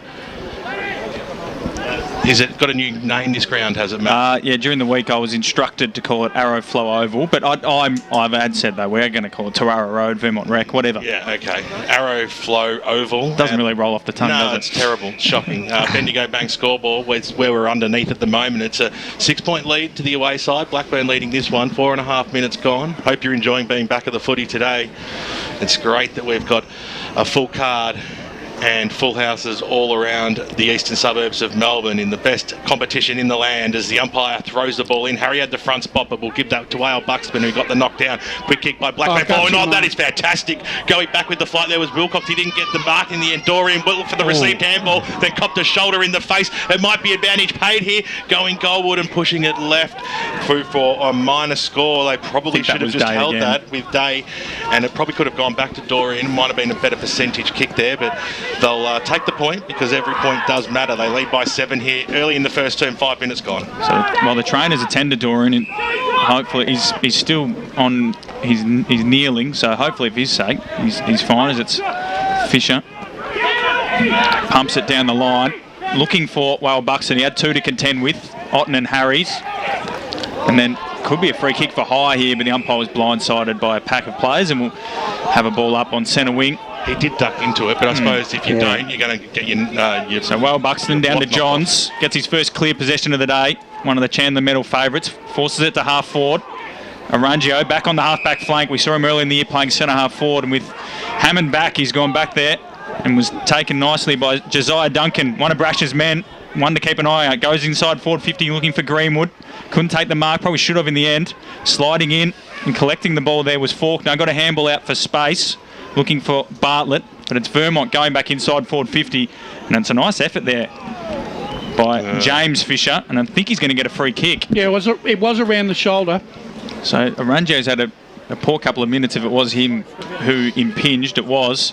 So he's been pinged for holding the ball and then given Vermont a shot at goal. Now, it's not a bad pocket to kick from, Brash. No, it isn't. If the wind stays down and you kick the ball true to form, you should be able to score at that end of the ground. So James Fisher to get Vermont on the board for this afternoon. Not a bad-looking kick off the boot. Will it get the journey? It won't. It's rushed through there by Liam Patterson. So Touch Vermont, right on the goal line. Yeah, Vermont off the mark for today. They're 1 behind. Blackburn 1-1-7. We've got 7 minutes in this first quarter. I think both sides will actually relish this contest this afternoon. There's not much between these two sides on any given day, and I'm expecting this game to go right down to the wire again this afternoon. And so a little bit indecisive, Paddy Conton, but I tell you what, it was a beautiful kick in the end and straight down the throat there of the big ruckman. Kicks it up towards the half-forward line. Going back with the flight there was Bathy. Now they're 2 kicks from home. He's about 55 metres out, but they look for the Hammond direction. The kick goes in towards the forward pocket. It wasn't too crash hot in the end, and they might have the chance here with the numbers. Ross on the left boot, out towards the wing position, dribbling kick. It was an absolute shocker in the end, out of bounds on the full. Liam Murphy wastes no time, brings the ball back in. Conton had to get down low to take a slips catch, but he was up to the task. Trailing by 1 goal is Vermont. Blackburn early lead and a chance to go forward again. They seem to be dominating these early stages of this first term. The kick goes towards the Hammond direction. Waiting at the back of the pack there was Conker, who's brought to ground. Ball spills out high and dived on it. He almost copped one in the back there. The umpire said all was fair, and we'll have a ball up 20 metres out from goal. Ryan Long, boundary side. Just an update on Mackenzie Dorian and that clash before. He's come off with a blood rule, a bit of blood at the nose, so he's getting patched up now. It would be important to get him back out there because he does seem to be the guy that's got the job on John. Beautifully done there, Ryan, as Vermont had the numbers there. Greenwood just kicked it out of that danger zone, but straight down the throat of Conton, who's had 3 touches in a matter of minutes. But they're going backwards to go forwards to create the switch here, and the switch is on. Arangio takes the mark, true centre wing position. The lead is up forward. Hart takes it now. He just wants to wind around. He's got a little bit of pace as well, does he? Kicks it in towards the Hammond direction and might go over the back towards Hammond. He traps it on the right boot. He somehow found something out of a telephone booth, but on his wrong side, pushed it through for a behind. That's their second on the Bendigo Bank scoreboard. 9 minutes gone, first term, and they lead by 7 points, the Burners. So they've gone long a lot of the times, Blackburn, and we saw this when they played at against South Court and Anzac Day. They do like to keep possession across that sort of wing area and recycle the ball. Brash as Vermont bring it out to this commentary side. Big fly coming across there, Fisher. It was a good leap at it, and you can hear his frustrations as he's probably thought he should have taken it, and Luke Conker says, yeah, you should have. That's exactly what they are trying to do. They're trying to deny Vermont all the space in their forward 50 and hold on to the contest and create chaos when they move into their forward 50. Good tats on the boundary. Conversely, though, Brash, it means Vermont can set up Ross and Buxton and Wilcox behind the ball, and they've done so pretty well so far in this scrappy encounter. Coming through with Sam Wadley having a good year. John's got his handball away away. Good smother on the kick there from Damien Dury, and then going forward is Rough's Edge in the Hammond direction. Was sort of put off by his teammate who came across, give the handball to Hart who slipped, and then he put on the left boot, and that's definitely going out of bounds on the full. Would have been an absolute miracle kick from there. Only Eddie Betts, I think, could have pulled something out of the hat there, Brash. And it's so true. Almost 10 minutes gone in this first quarter. Blackburn lead by 7 points. As we've said, it's a scrappy affair, but to be expected as Wilcox brings it back in, Ben. Wilcox just waited and waited and then got the handball over the top, and here's Ross. We heard Brash talk about him earlier in the piece. The kick goes wide and it's a bit of a letdown, out of bounds, and he's being paid deliberate. Now that's not deliberate. How is that even? That's not deliberate. Well, I think it was just an average kick. It was an average kick, but I think the umpire was probably looking at James's body language to make the call there. Interesting, as there's 4 Eagles that go flying for it, and they spoiled each other in the end. So it'll be a chance now for Blackburn to get the handball out. There's still that sea of Eagles though, and they'll have a little bit of space backwards to go forwards to Tyson. Got it away that time. The kick goes out towards the wing position. There was an up and under. There's a lot of players following the football in every stage here. Good strong tackle there by Smith. Brings his opponent to ground, and we'll have a ball up just on the half forward flank for Blackburn. Blackburn can't be happy with the way they're going into that forward 50. They're just bombing it in there. They've got to lower their heads, open the forward line up and get some movement down there. Harry overcooked it, and Ross took it out of the stoppage, and now they've gone forward, but a chance there for Dove to mop up. Series of handballs, sees it in the arms now of Arangio. He's got a player out wide in Lawler who's got some space. Got to hit the target here. It bounced favourably for him. Had time to spin around, then chip it over the top. This good play. Matty Bartlett takes it right in front of the red jacket faithful out here. Aren't they great? Isn't it great to see them back at the football? So Blackburn, another chance to go forward. They need to start putting some pressure on the scoreboard here as Fisher takes a strong mark. He held his ground really well then, and he wastes no time. Squeezed a kick into the middle of the ground. Found his teammate there in Johns, who just poked it up in towards the middle. It was a risky kick, but Kalkowski was up to the challenge, and Kalkowski takes off. He might have a shot at goal. Instead, he just pokes it up forward. Who's going to be at the fall of the ball? They do seem to have the numbers. Otten was in there to put his pressure on there. Got the little handball out wide. That was good play. He had support running out there in Dove, who picked the ball up. That was a handy bounce for him. Now they've linked up and they kick it out towards the half back line. It was a scrambly one, but barging his way through with Rough's Edge, who went a little bit too hard, and he got pinged holding the ball, and a chance now for Vermont to make them pay. You see Wadley's by himself across the half forward line. We heard a whistle, but it has been called play on the back line. What an absolute leap that was, you beauty. Liam Whale, Buxton, the big ruckman. That's what you can do when you put him down at full forward. You create the height and the separation that's going to trouble Blackburn all afternoon. That's a magnificent grab there from the big grand. Perfect step ladder situation there. Eyes only for the football, and he just walked away as if it's just regulation brush. And the big man will come in, and you've got to kick a goal when you take a mark like that, don't you? The goal umpire does not move. Vermont get there first, and at the 13-minute mark of the first term on EFNL game day, well, it's a close one. It's what we expected. It's 1 point in the difference. Blackburn lead. Right, Blackburn have probably dominated possession and ground in the opening 10 minutes. Vermont have just chipped away. They've actually dodged a bullet, especially in their back line. I just thought then that Kalkowski, even though I thought he went the wrong option. He probably should have gone for goal, but in the end it turned out okay. Yeah, exactly. I was thinking the same thing. You're running in towards goal there. You have a shot. You back yourself in. Up in the middle of the ground, Robbie Ross goes up.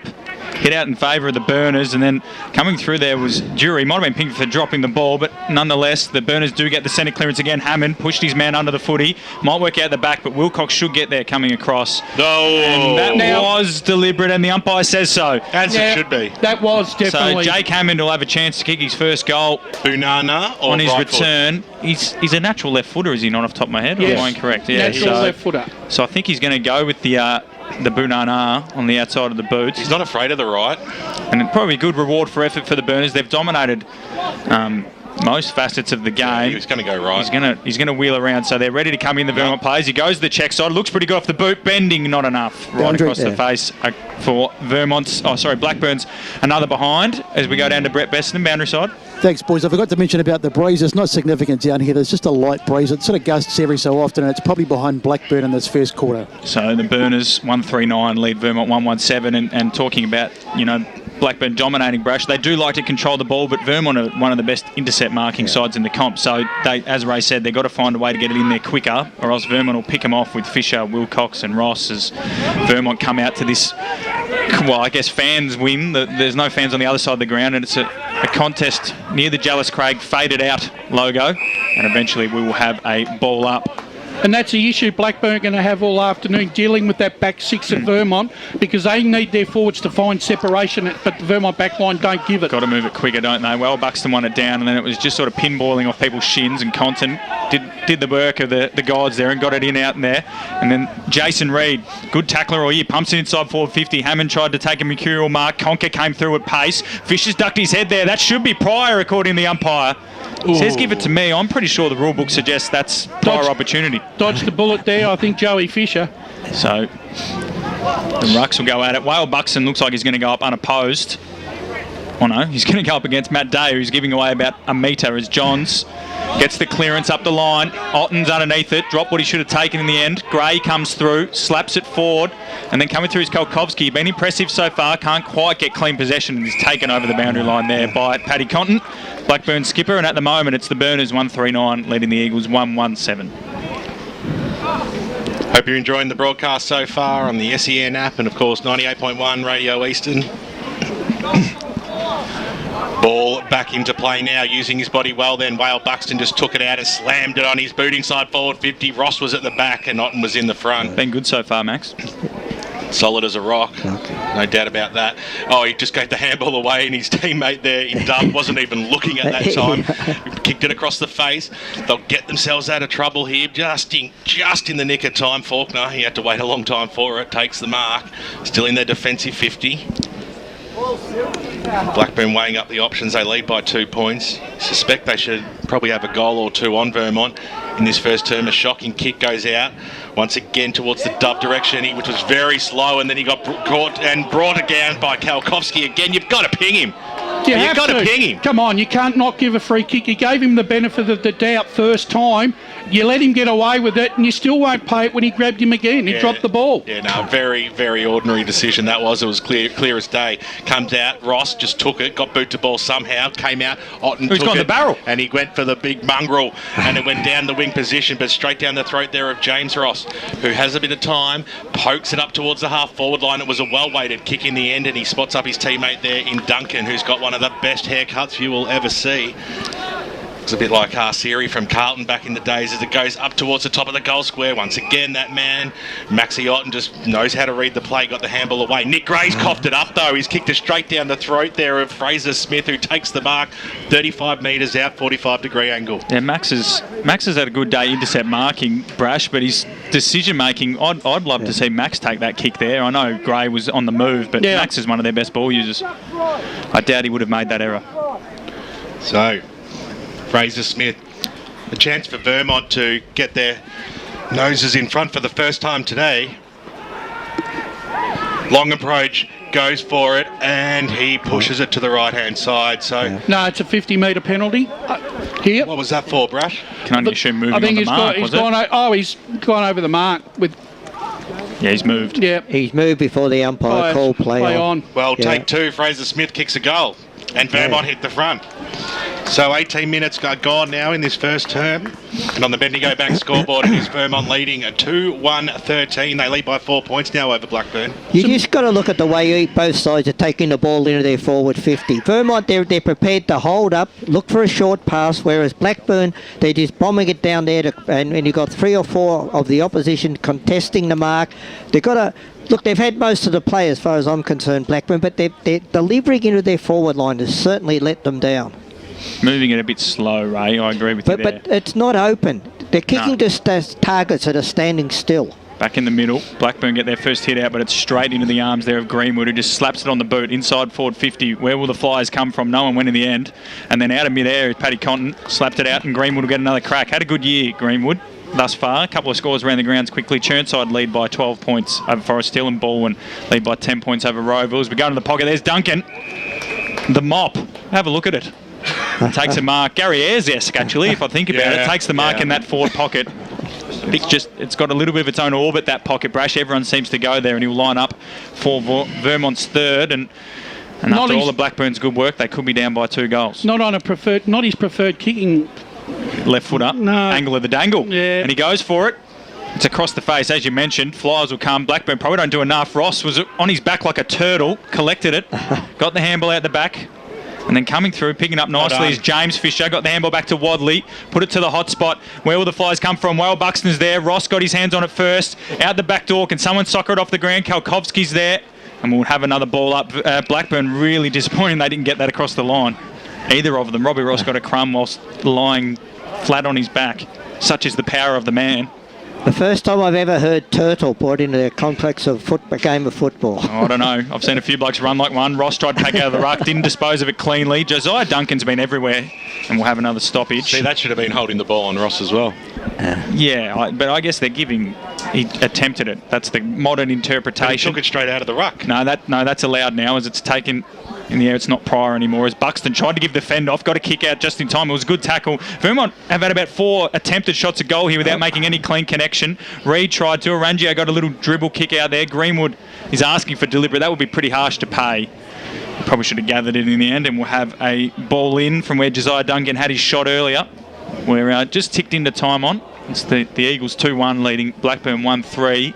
Scrappy game as we all expected given the conditions and given Blackburn's month off of footy and also just the intensity of this rivalry as it's thrown in.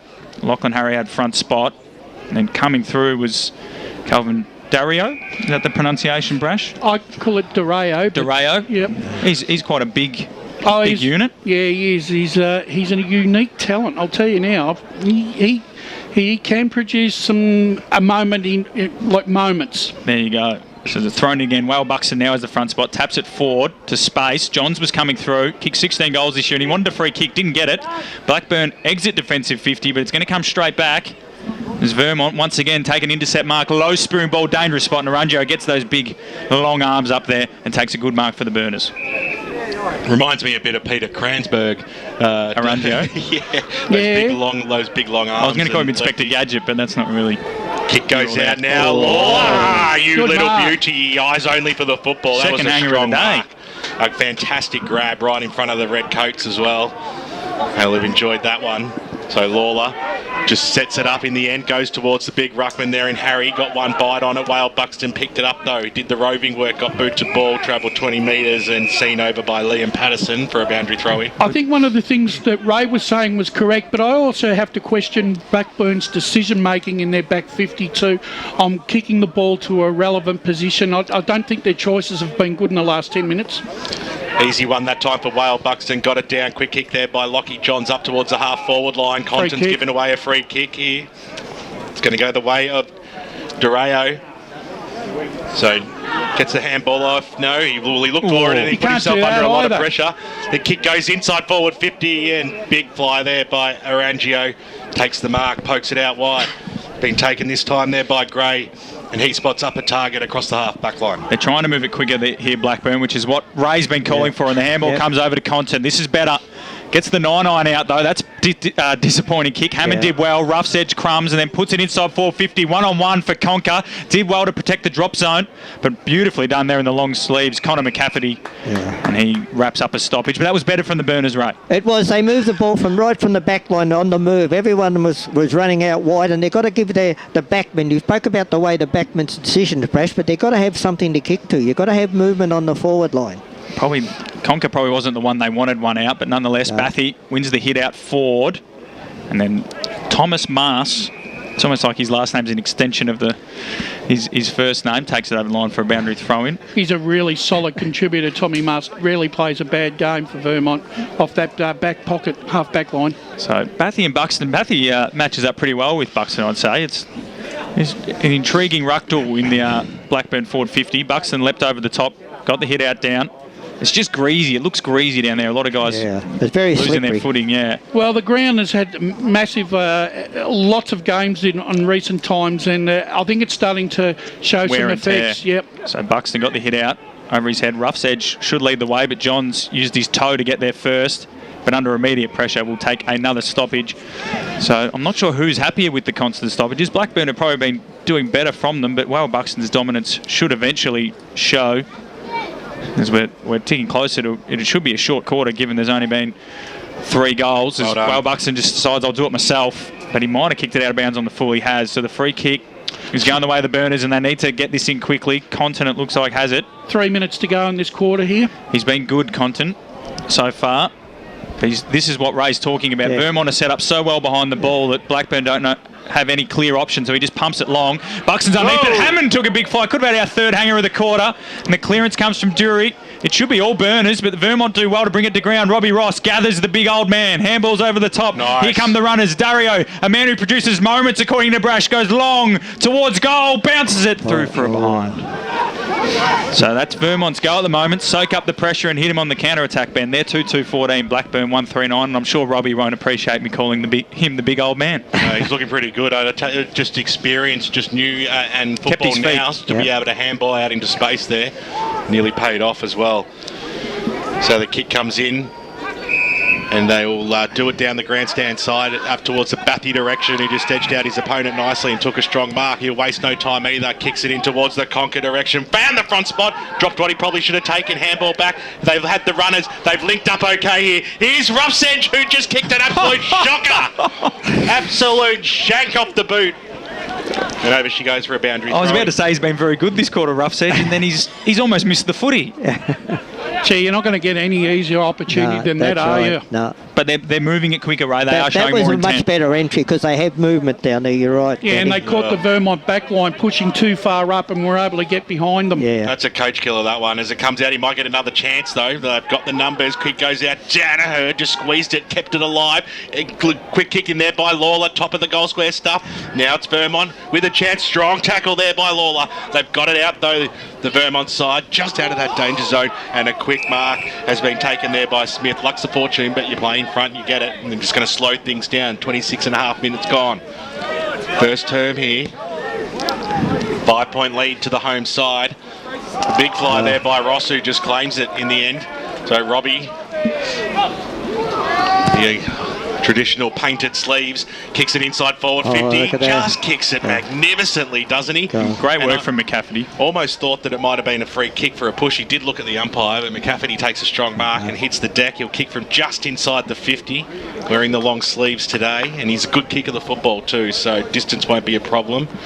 Yeah, he's best and fairest winner in the competition. Connor McCafferty is a junior, so he's a quality player. Probably doesn't get the accolades that most others do, but tell you what, he's a contributor every week. Well, he kicks now just from the 50. He wants it to come back. It's not even going to get there. As Ross takes Buxton takes the mark. This time he didn't need a step ladder, did he? And he takes it right on the behind line. So he'll go back and he'll have a pretty acute angle to deal with. But man of his experience should be able to just open the face just enough and put this one through. I don't think Brendan Allen's got a match up for him at the moment.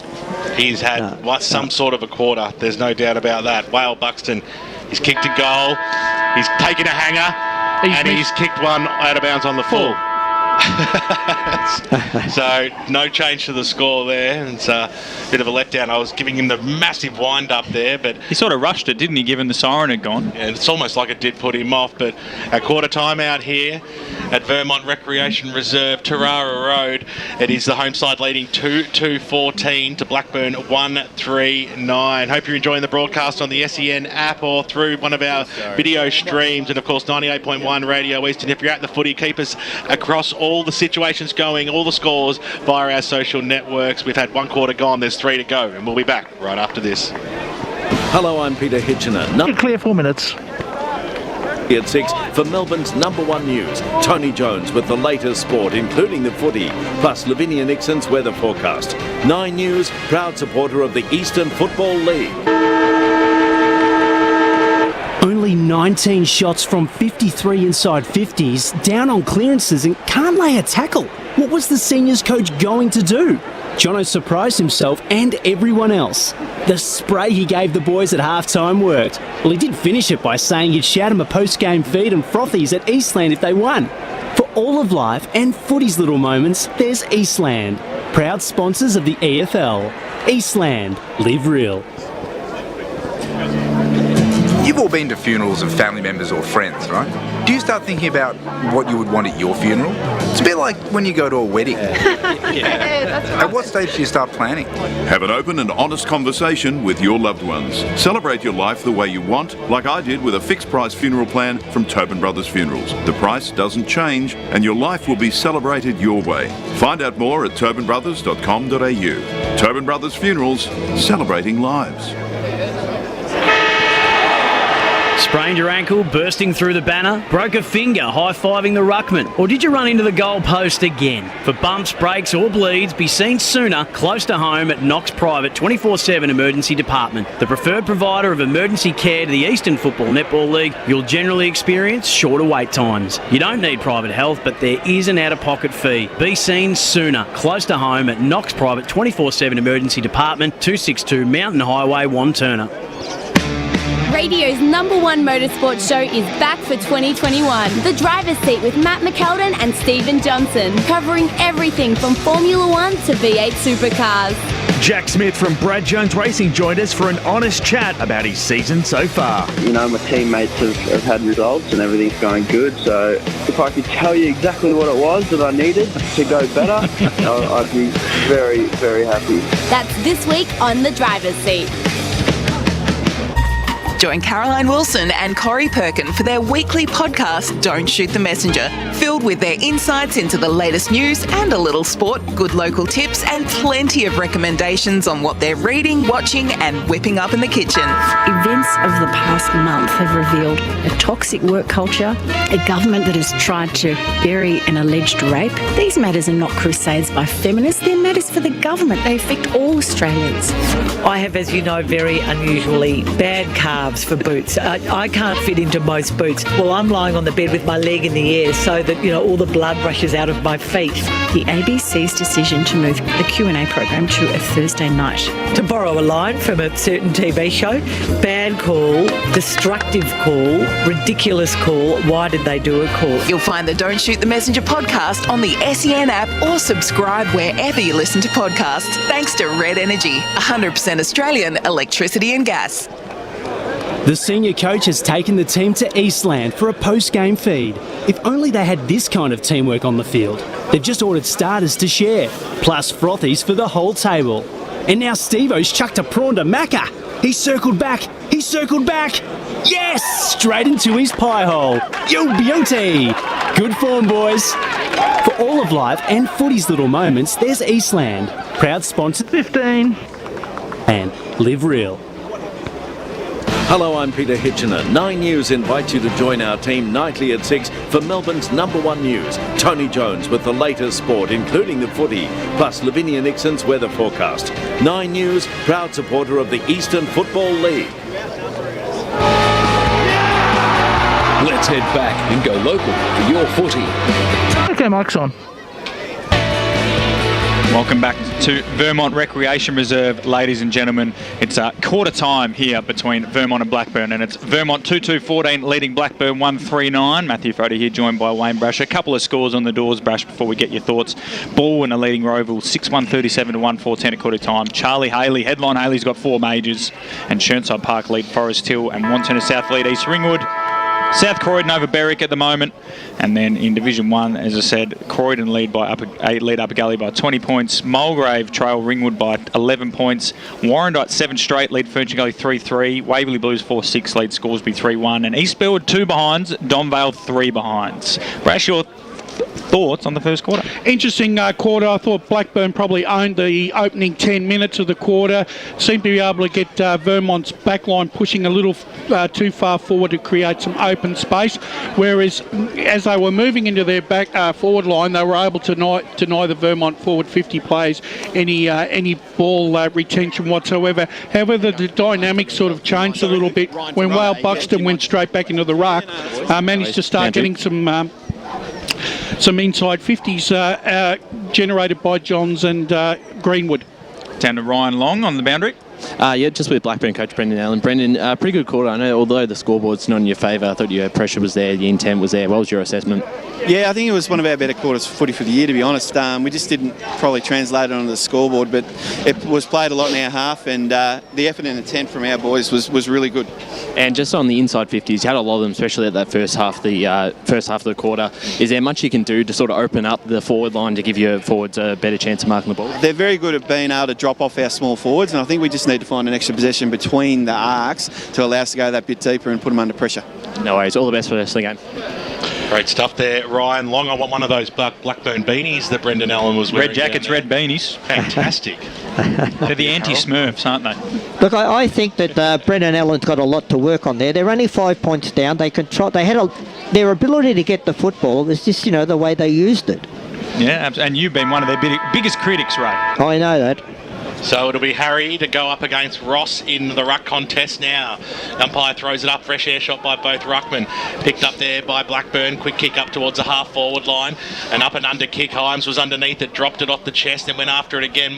Nearly gave one in the back, umpire said it was okay. Let's cross to Brett Beston, who was at the Vermont huddle. Yeah, Adam Parker was relatively happy. He said just a little bit off at the start, but he said they got into it as the game wore on. He singled out James Ross, both the Fishers and Whale Buxton.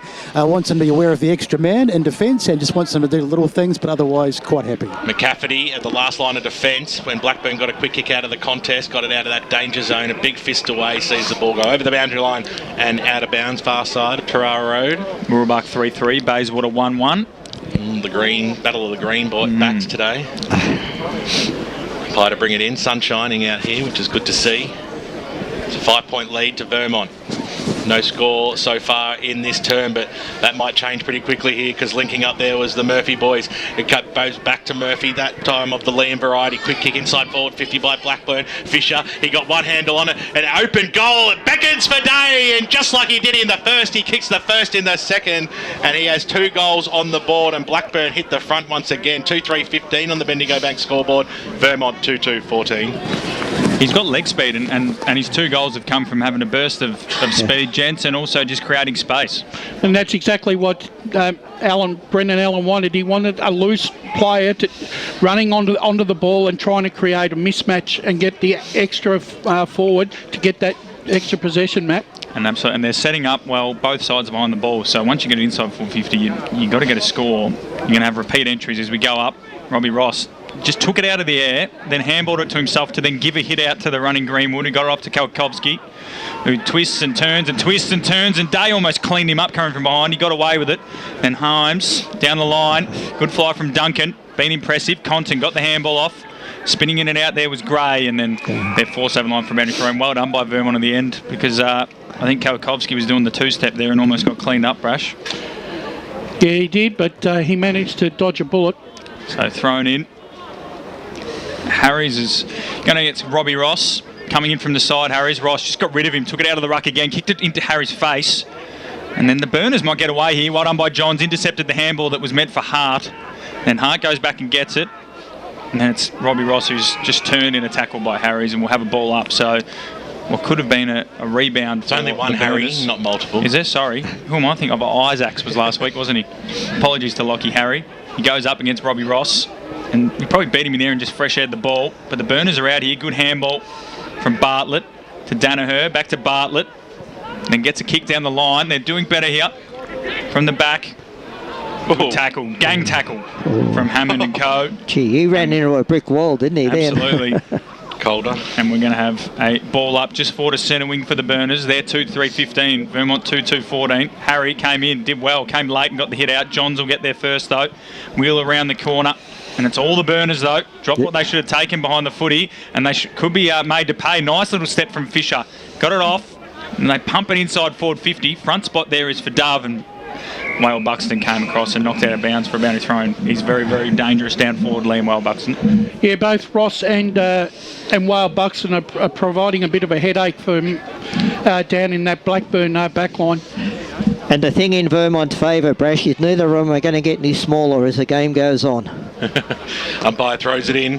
Whale Buxton got the palm down, and diving on top, Sam Wadley, his opponent, and we'll have a ball up. Jason Reed hands it back to the umpire. Thrown up now. Dove got the fist on at that time. Goes out about 10 metres, still across that forward 50 arc for Vermont. Umpire crosses himself and says, give it back to me, boys. We'll have a throw up. 1 point the difference. Blackburn lead this one. 4 minutes into the second term on EFNL game day. We're back of the footy as it comes out now. Little handball. Little kick off the ground maybe by Johns. No, but Danaher was there to receive the handball. Snaps it out of that danger zone. Himes was underneath it. Fingertipper there by Laylor was timely. He sees it over the boundary line and out. I assume eventually one side, probably late in the second half, will start trying to come inboard rather than just down the line. You'd hope so. Much like last week, it was pretty much how it panned out. Heap the scores coming through. It's been quarter time right across the east. Pye to bring the ball back into play. It'll be Ross who just edged out Harry very nicely then. Johns on the left to no avail. And Blackburn have the numbers across the half-back line. Compton, the skipper, kicks it up towards the half-forward line. It was a good kick too, a 2-on-1 situation here. Oglethorpe overran the football, nicely done and picked up that time by Calder, but he coughed it up. Little skew-F kick by Hart inside forward 50, chopped off by McCafferty, who just fell over in the end, but the umpire said he got a nudge. And a little wry smile sees Connor McCafferty pick himself up. The only player wearing long sleeves today. Probably get a bit of ribbing for that one as he kicks it in towards the middle of the ground. And what a sensational kick it was as well. And now they're off to the races here. The Eagles through the half-forward line, but a scrambling kick just goes straight down the throat of the big ruckman Harry, who says thank you very much. So Lockie Harry on the right boot kicks it out towards the Hammond direction, and he's a long way from goals, but he takes a really strong mark, pokes it over the top. So Rangio takes the mark, squeezes a kick back inboard. He just took too long really in the end, didn't he? As Dario got the handball away, but they may have now copped it up. The big man Harry, he got dispossessed of the football. It's pretty tough football at the moment. It's hard to get clear possession. Hammond takes one on one leg and then kicked it into his own bloke. Stuffed his kick up. It's not pretty at the moment. There's no doubt about that. The kick goes wide and maybe they'll slow things down a little bit. And that's exactly what he's after. I would question how hard that football is because everybody is miskicking it. Oh, and Jake Hammond's just kicked it into Lockie Harry's back and skidded it like he was skimming a stone. Well, Liam Patterson just thumped it 50 metres. It was a beautiful kick as Xavier Murphy couldn't quite take the mark, and then a good strong tackle as well. Players screaming for holding the ball, as are some in the caravan. I think it's 2 minutes of play that both sides would like to genuinely forget about there. A comedy of errors. A comedy of errors. Yes. It's Harry, easy knockdown that time. Johns on the right boot. Kick goes up towards the wing position and it bounced off a player into a player. Player hits the No, that was a free kick there. You can't do that. Well, it's not going to be Brash. No, he should be. Hurt, though. He's hurt. He came in on the side and... Yeah, I'm not so convinced of that. I don't think you can give a free kick to the Blackburn player there. The only arguable free kick is below the knees. But I don't think it was there Jason either. Reed, he's definitely been winded, and that doesn't mean that he's broken his ankle. That's the first Deathly science. Deathly silence, not science. Brash, just looking at the last 2 minutes of play where we saw, the ball didn't move anywhere. What do you reckon? 10 goals, 12 goals win you this game? Yeah, I think it's a 12 to 10 game, Ray. I'm thinking that myself. Blackburn's favourite, Brash? No. You keep sucking the energy out of the van with your one-liners today, Ben. And Lockie Johns is coming off now. This is news. Yeah. This is one for Ryan and Brett to keep an eye on. He looks like it might be an ankle thing, the way he's just sort of wincing and he's walking. So we're assuming it's not knees, but that's one to keep an eye on. He's probably a Chandler Manor favourite at the moment his season, as we spoke about pre-game. Probably 16 goals. Not the best either when your two trainers are very different in height. So you'd want to hope he looks like he's hobbling on the right one. So luckily the taller one is on the right. Well, he's in good hands. The two most experienced trainers at Vermont. And he was the fella who said our app was delayed, so he's going to hear about us in 45 seconds. So he'll enjoy his 5 minutes in the sun. Don't worry, he's in good hands. Ben and Alicia will look after him. Ben needs a new shoe. Look at the shoe, it's falling apart. Anyway, back to the footy. We're up in the air. Picked up though by Lee too. Whale Buxton, tap down. Murphy, I think that was of the Liam variety. Socket at forward. Now the burners are away, but that's another skill error. McCafferty's under pressure. Went back into traffic. Got the handball away just in time. They come away. Fisher, the switch. to space. Kalkovski's got a good toe. Will the ball sit up for him? It will. He does well. Keeps it out in front of him. Handball looking for James Fisher, but coming through Maxiotny's probably got the journey from here, but he wants his left slipper handball. Today was always going out of bounds, and we'll have a boundary throw in. So Blackburn are happy with that, but in hindsight, they probably could have done something more should Maxi have had a right peg. We're going to ball it in. 60 from their goal. Doncaster 1-8. Trail Doncaster East 1-4-10. Scrappy game at Shrams. If there was a ground that'd be underwater, it'd be Shrams. As Buxton fisted toward the wing. Content handball. Danaher could have a handball. Kicked it right into the face or hands there of Greenwood. Yeah. Good smother, and we'll have a repeat ball in. With Johns off the ground, the emphasis will now come on to Greenwood in the midfield and Wadley to pick up the slack. So Harry and Buxton to go at it again. Ball will come in. Buxton front spot. Harry did well to impede him a little bit. Rough's edge is coming through. McCafferty sort of went... that could have been given below the knees, Ray. I don't mind that it isn't, but some umpires might, as it's going out for another ball in. Similar area. And the people who've got their tickets right on that spot will be getting their money's worth at the moment. Buxton and Harry once again set themselves, the big men. Nice throw in. Good length. Buxton got the hit out. Wadley met by two. Rough's edge, one of them. Nice. And we're going to have a ball in. They tackled... That is great. They tackled him almost immediately after he took possession. He was still in the air. So they are a very good tackling side. Jason Reid in particular is still clutching at his back there, so that knee to the kidney area still hurting as Reid gets a clearance to a dangerous area. Coming through there was the Vermont defender. Conker got the handball to Murphy, spun out of it, probably should have been tackled, gave it back, right football to the top of the goal square. Hammond dives for it, can't get it, just out of reach. Burners, Himes, under pressure, that might be ball. Umpire says give it to me. He ripped his head off. Boundary. I know. Brett Beston.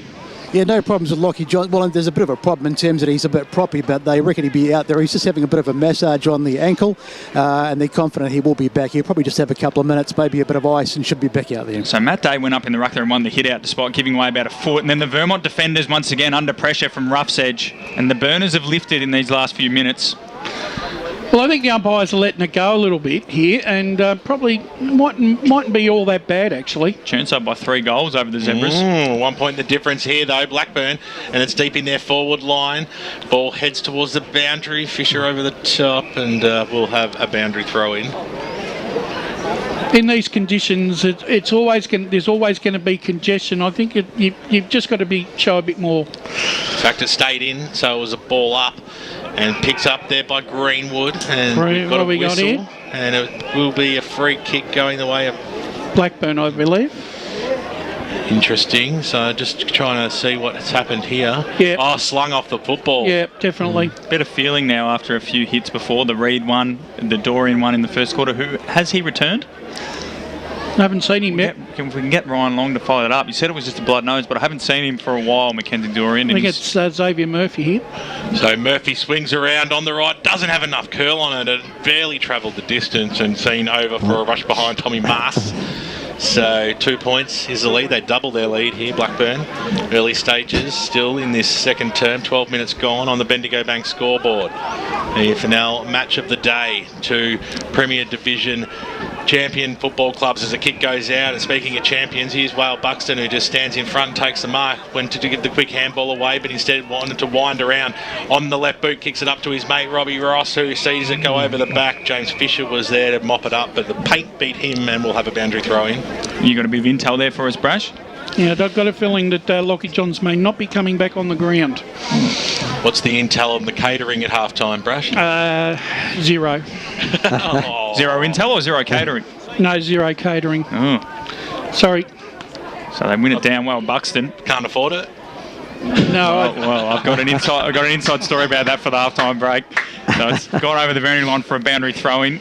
Sorry, mate. This game, this quarter is pretty much a carbon copy of the first one. Blackburn dominating, but haven't quite put Vermont to the sword. Right. We've gone 13 minutes and they've managed 1-1. So we throw it in, or maybe 1-2. I can't quite remember what the score was at quarter time. And coming away from that pack is Greenwood beautifully. Rove goes long inside forward 50. Ross is the target. Otten just sort of nudged him under it, and then Arungio will let it go over the line for a boundary throw in. It was 2-2. And your man, Brash, he's in everything. Look at him. He's almost crumbed that footy. 2-2 to 1-3 at quarter time, Matty. There you go. So the Burners 1-1 this quarter. Vermont, no score.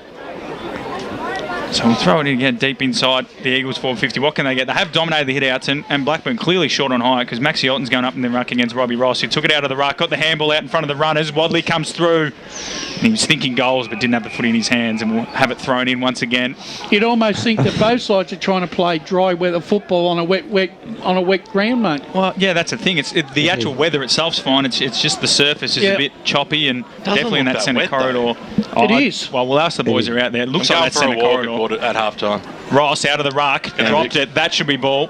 And then we're going to be James Fisher at the bottom of that pack. Going to have to go to the canteen by the sounds of it anyway.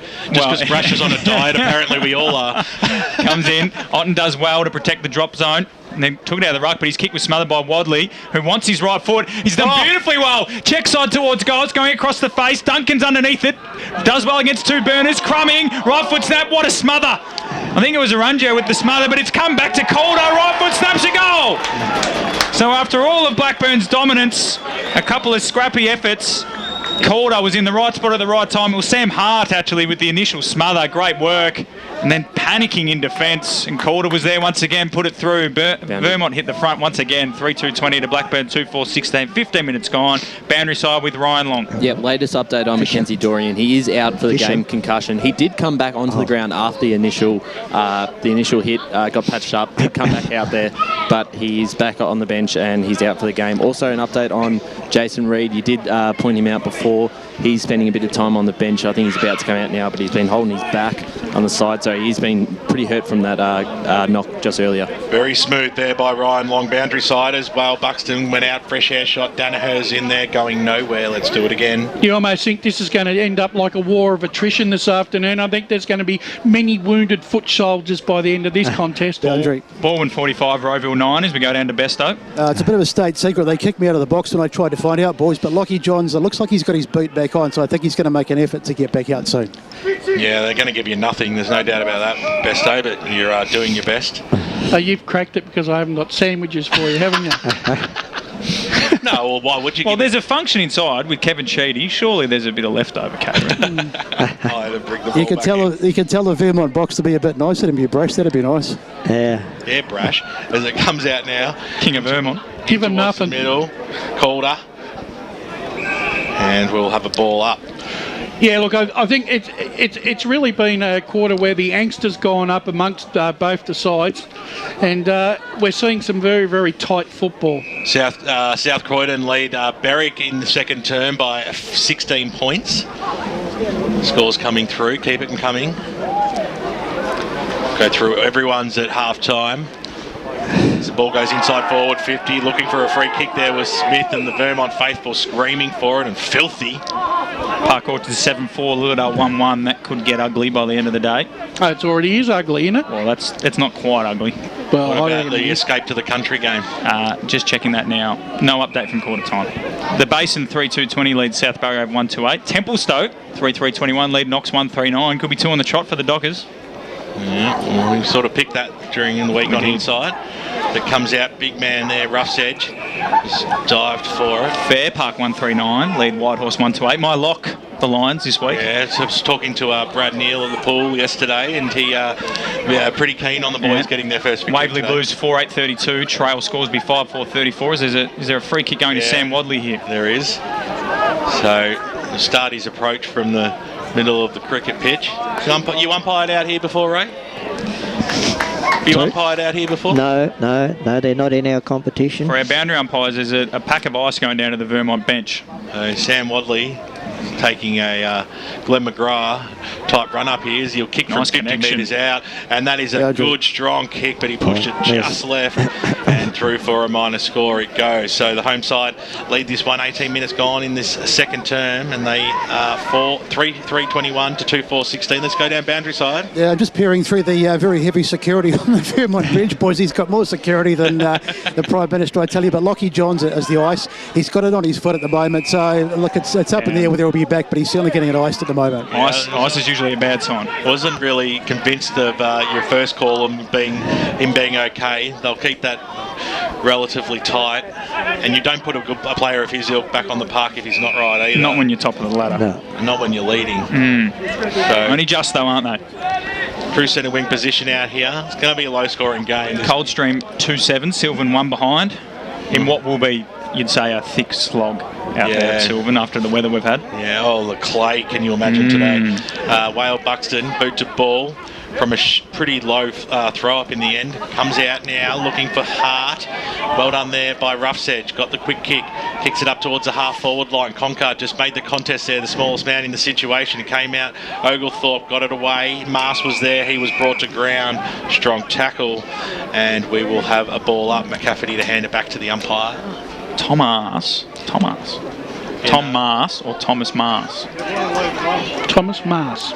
Comes in now Danaher, who has been relatively quiet. Hammond was in the front spot. He had one arm ping. Umpire said it was okay. It's about 20 metres out from the Burners goal line now. Conqueror over the top. Fisher's got him. He's going nowhere. And we'll have a ball up. Chance here for Blackburn. They're looking for another goal here. Day's kicked there only 2 so far. No, we're almost identical to one another in each quarter. Big knock that time there by Whale Buxton. It goes out towards the Danaher direction, right on his hammer. Sam Wadley had the last shot on goal over the top of him. It's all in slow motion, really. And we'll have a ball up. Ross and Whale Buxton are controlling the ruck, but the Vermont runners are just not taking advantage of it. And Whale Buxton has started to just take it out of the ruck a lot more frequently when he can. And we know Ross is doing that as we go down to Besto. He's got our final report. Yeah, update on Lockie Johns, boys. Looks like he's done for the day. We need a sweeper. Thank you, though, Besto. Working well there with the 6 bodyguards. Ryan's got a clear path to the Blackburn bench. He's sitting in there with them. So we'll ball it in with what looks like BWS's car in the background as well. Buxton got down, got the hit out, and then Greenwood decides not to take it, just hack it out of mid-air. But it's all the Burners. Nicholas Gray being quiet by his standards. He'll drive it inside forward 50. Where are they coming from? Hammond's 3 deep, brought to ground, but it's all the Burners at ground level. Bathy with the outside of the boot, wobbles one towards goal. That didn't spin either. Through for a behind. So both sides creating some opportunities, but none of them have been clear. We can't really get a forward 50 mark other than Liam Whale Buxton's absolute hanger in the first quarter as we tick into time on. 2-5-17 the Burners. Vermont 3-3-21. And the better side just really can't put the opposition under any sort of pressure on the scoreboard. Let's check the kick out, coming back. So Thomas is going to get the ball back from the big fella. I'm backing him in here. Yeah, good hands. Great handball. Well done, sir. He might get a game next week for some of the clubs that are struggling when we go around the grounds. Surrey Park 7-12-54, Croydon North 1-3-9. Thomas Mars brings it in, gets his disposal by taking 2 steps out of the square and pumps it towards the big man, and they fly. Josiah Duncan went big, I like him. Danaher, handball over the top. Reed slipped as he went to handball. Got it out wide towards one of the Murphys at Xavier. And then they step back through Greenwood to Fisher, up the line. This time looking for Robbie Ross. He does it beautifully. And then, he spent it before he could take it. Going back now is Dove. And then gathering James Fisher. Handball through to Vassilo, the late in for Andrew Ainger. And then Kalkovsky, who was good in the first quarter, got one of his only touches for the quarter. And then looked like Lawler didn't know what to do. Gave it back to Gray, who was under immediate pressure. And then Robbie Ross takes the intercept mark. So, again, Blackburn had a couple of opportunities to rebound there, gents, and didn't take it. And Ross will get a second opportunity. Pumps it down the line, looking for Whale Buxton. Wilcox! Has he paid it? No, he hasn't. The umpire said play on. Handball comes out from Vassilo, who's looking for Kalkovsky on the burn. And that would have been our fourth hanger. You were nearly on the highlight reel with me this week. Well, I can edit it, but whoa, that's a fair... he probably didn't take it. That's fair enough. It was a good fly, though. It was a great fly from Matt Wilcox, who's one of the best swingmen in the comp. Can play either end of the ground. So reliable. And Kalkovsky's a left footer, is he, Brash? Top man, so he would have had to curl around. I'm getting the shake of the head. He might have been fine. Well, Buxton took it out of the ruck. Umpire says, give it to me. I don't agree with that rule disappearing. It's brought back players like Whale Buxton when he's got, look at the size of him, he's about 150 kegs and 7 foot. And he's going up against Dove here, who's severely undermanned, but did well to get the hit out. But then Fisher, kick smothered, really well smothered by Ben Danaher, out of bounds for a boundary throw in. I think he's 6'7", about... He's heavy. Yeah, I think he's about 6'7", 130. That's 130. Heavy. So he could just shove Dove out of the way here and get a clean shot on goal if he wants. So we'll see what happens here. Thrown in. He tried it, but Dove did well. But coming through was James Fisher. And then Murphy, Xavier, gets the kick out of defence. And Robbie Ross does great. Having a good game. Intercept marking it, either going forward or going back. And he's got another opportunity on centre wing, right in front of our man, the trainer. Going to pump it back to where it came from. Well, Buxton's the target again. Wilcox will have another crack at it. This time goes with the spoil. And it works out back into the corridor for the Eagles. Free kick following the man was ignored. And then quick clearance from Danaher. Might come back again. McCafferty. Nice. Here they come. That mullet. Oglethorpe. What a name. What a mullet. Handball. Conker. Forced forward by the Burners. Have they got any numbers down here? It looks to be all the Eagles. It's Tyson, sorry. Gets his only kick for the game so far, and it's good, and it finds James Ross. So, James Ross swings around now on the right boot and up and under kick. Another fly. Yeah, not afraid to go for the fly this afternoon, are they? Is Blackburn. Here's their opportunity. Handball over the top. Here's Reid. Backwards he goes again. Kick goes up towards the half-forward line. Getting out in front there is Lawler. He's too far out to score, though, Lawler. He kicks it to the hot spot. Where's Hammond? He was in there. It was a pack form, little tap out. That was nicely done there by Calder. He had some support. Vermont out of that danger zone.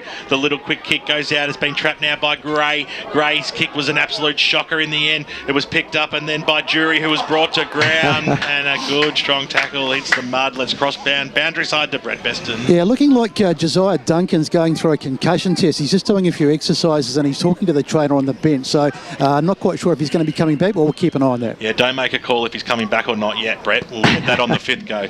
As the kick goes up towards the wing position, bouncing football, nicely done by Wilcox, but his handball let him down in the end. He was looking for James Fisher, who in the end has given away a free kick for too high. He's been in it though, Fisher. He's been a bit scrappy, but so has everyone else. Liam Patterson. He is creative. Lovely left foot kick by Patterson up towards the wing. Oh, the Burners nearly spoiled each other. Harry nearly knocked his captain out of the way. Free kick to Ross. And a free kick to Ross because of it. Really? Gee, Robbie Ross, Tomoini's been best man on the ground so far. Definitely this quarter. He has. Yeah, he reads the play. He knows the ground so well. There's no doubt about that. Kalkowski wants the switch here, and he's going that way. So he finds Fisher of the Joey variety. Takes off now on the right boot up towards the Wilcox direction. Nearly got a bite on it. Hitting the deck that time there was James Fisher. Otten's all over him with Patterson, and we'll have a ball up just inside the boundary line, 60 metres out from the Blackburn goals. How many marks do you reckon we've actually had today, though? Like a lot 7. of those have just sort of... We've had 2 hangers and 4 other marks. Be interesting what champion data come up with in the next round of stats, Matt. Yeah. Danaher from the stoppage slams it on his boot, kicked it up towards the half-forward line. Fisher just handed it to Ross in the end. There was a rugby pass, scrambled it up towards the Fisher direction again. Kick goes inside forward 50 of Vermont. Just got the numbers there. Little toe poke off the ground by Vassalou. And got the crowd excited, got me excited, and over the boundary line it goes across the face of goals, and we'll have a boundary throw in. Not the worst result here for Vermont. I gave him a behind. Sorry, Damien. And waiting for the throw in now. So I sensed something might happen here. Umpire throws it in. Harry had the front spot. Charging after it there was Gray. He hit the deck at the crucial stage. Got it out there. His teammate there in Duff was dispossessed. It comes out. Here's Vassalou this way, that way. He wants another go at it, but he's going nowhere because Liam Patterson just slammed him into the ground, almost the fence. And let's do it all again. The score's coming through very shortly. It'll be half-time around the eastern suburbs on EFNL Game Day. We'll keep you across all those scores, across all divisions. Footy's back as it comes in now. A lot of players not even watching the football there as it end up being a fresh air shot, and a snap by Smith was smothered. So chance now for Blackburn to get it out of that danger zone. Lawler was brought to ground. McCafferty had him and said it was holding too high in the end. I'm not convinced in that one. Dangerous tackle. It goes out towards Bartlett. Of the sling variety. Of the sling variety, eh? As Bartlett goes in, nicely done. Danaher gave it away. He put him teammate under a lot of pressure, but got it back. Got the handball away to Compton, who switches it out wide. A good kick in the end. Underneath it was Murphy. That's Liam. He gets down, who picks himself back up, squeezed to kick, and they just got it away to the other Murphy in the end, but his handball found his teammate in Gray, got it back around Gio, snap around the body looking for Harry, who was almost worked into it that time there by Ross. Little handball by Oglethorpe, goes up towards the half forward line and over the boundary line it goes. It seems like... Got to say, this is not the greatest advertisement for Premier grade football in the last 10 minutes, I'll tell you. No, both sides are about level even on that toothbrush. They're losing their footing though in the crucial times. It was an advantage throw in that time there to Blackburn. Ross took it, then he got pinged. Should have probably been given holding the ball against there that time, Robbie. Picked up there by James Ross, who just barged his way out of trouble. Greenwood's little handball went nowhere. Big tap for Hart. Hart got it away to Bartlett. Bartlett's left foot kick towards the Hammond direction, and he takes the mark, Jakey. He pulls it in, takes off, and slams it through for a goal. That's exactly what they wanted. We needed something out here at Tarara Road, didn't we? And Blackburn get a timely one, and they lead by 2 points deep into the second term here on EFNL game day. Really clever click from Bartlett there. He could have easily blazed away and had another shot at goal, but saw Hammond had a little pocket of space and just dropped it into his area. Well weighted.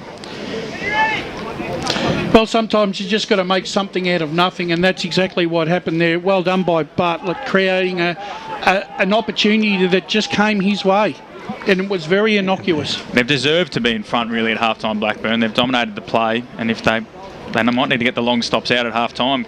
So Rough's edge, been impressive, got a clearance off the ground. McCafferty, good spoil, and might have accidentally copped his opponent in the face there. As Caldo kicked Vermont's only goal of this quarter, collects and then shanks it out of bounds for a boundary throw-in. They're out there again. James Fisher, he's in the right spots, James Fisher. They just can't get him the footy in space. So close to 30 minutes gone in this second quarter. There'll be about a minute to go, I reckon, Matty. You got direct line to the timekeeper's box, Brash. Not to the canteen, unfortunately, as Harry got the hit out. Rough's edge.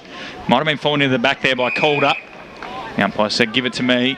So Blackburn, if you'd said to them at the start of the day you'd be in front of 2 points at half time, they would have bitten your arm off. But the way the game's been played, with no Johns out there, Duncan under concussion protocols at the moment, as the ball's sort of forced out of there. Greenwood, nice little handball. Will it set up here for Fitzpatrick? Hasn't had much of it, Fitzpatrick. And he's got Ross, and he's kicked beautifully out in front. It might bounce all the way through. Oh, he's only had one kick, and he's kicked a major. And Vermont hit the front right before half-time. And that's been the story of the day. Every time Blackburn come, Vermont have the answer. A great running goal from Fitzpatrick after a nice handball from Greenwood. And at half-time here at Arrowflow, Vermont Recreation, Tarara Road, it's Vermont 4-3-27, Blackburn 3-5-23. Well, I think he repaid him for that big shank when he was running into the open goal halfway through the quarter there, Fitzpatrick. That was a lovely kick.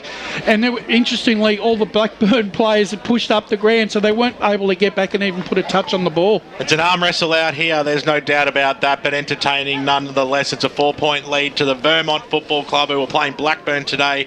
All single goal kickers for the Eagles, Calder, Fitzpatrick, Smith and Whale Buxton, whilst Matty Day has 2 for Blackburn and 1 to Jakey Hammond. Hope you're enjoying the broadcast, Ray Bear. Blackburn won the quarter by 1 point, boys. Good stuff. Hope you're enjoying the broadcast here on the SEN app and, of course, 98.1 Radio Eastern. We're a half down, a half to go. Stay tuned. We'll have all those important around-the-ground scores as you go local for your footy right after this. Only 19. And you're clear, you've got 4 minutes. 50s down on clearances and can't lay a tackle. What was the seniors coach going to do? Jono surprised himself and everyone else. The spray he gave the boys at half-time worked. Well, he did finish it by saying he'd shout them a post-game feed and frothies at Eastland if they won. For all of life and footy's little moments, there's Eastland. Proud sponsors of the EFL. Eastland. Live real. Sprained your ankle, bursting through the banner, broke a finger high-fiving the ruckman, or did you run into the goal post again? For bumps, breaks or bleeds, be seen sooner close to home at Knox Private 24/7 Emergency Department. The preferred provider of emergency care to the Eastern Football Netball League, you'll generally experience shorter wait times. You don't need private health, but there is an out-of-pocket fee. Be seen sooner close to home at Knox Private 24/7 Emergency Department, 262 Mountain Highway, Wantirna. At Yarra Valley Water, we know reducing your shower time, or for some people, show time, to 4 minutes can save you an average of $255 a year on water and energy bills. Save the performance for the stage. Shower shorter. Save water. Do you feel good about your bank? Because there is a bank you can feel good about. They share their profits to fund big community projects, small community clubs and vital emergency services. They've given $250 million to help Australian communities thrive. They have all the products and tech you expect from a big bank, with service you don't. It's Bendigo Bank. Feel good about who you bank with. Try Bendigo. Search bendigobank.com.au or search Bendigo Bank near me. Hello, I'm Peter Hitchener. 9 News invites you to join our team nightly at 6 for Melbourne's #1 news. Tony Jones with the latest sport, including the footy, plus Lavinia Nixon's weather forecast. 9 News, proud supporter of the Eastland Football League. You've all been to funerals of family members or friends, right? Do you start thinking about what you would want at your funeral? It's a bit like when you go to a wedding. At what stage do you start planning? Have an open and honest conversation with your loved ones. Celebrate your life the way you want, like I did with a fixed price funeral plan from Tobin Brothers Funerals. The price doesn't change and your life will be celebrated your way. Find out more at tobinbrothers.com.au. Tobin Brothers Funerals, celebrating lives.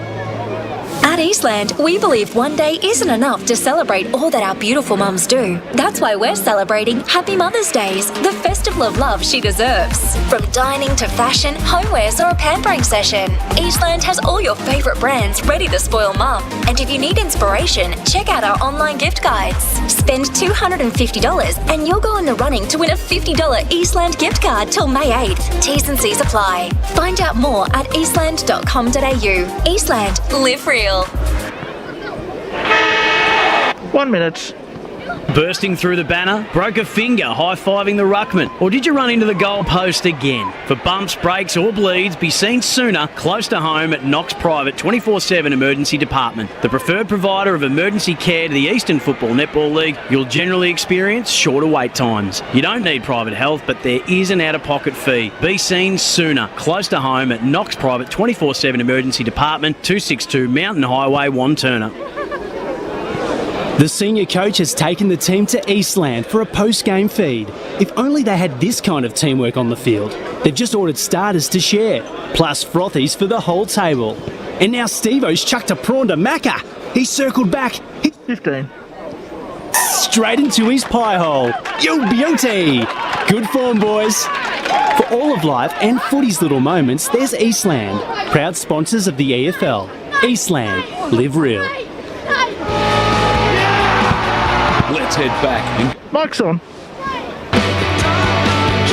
Welcome back to Vermont Recreation Reserve here for this Premier Division 2019 Grand Final rematch. It's Vermont 4-3-27 thanks to a late Ryan Fitzpatrick goal leading Blackburn 3-5-23. It was a scrappy first half and I'm joined by our boundary riders who would have been front row to the scrappiness, Brett Bresson and Ryan Long. It's been interesting. It's dry weather but it's been played like a wet weather game, gents.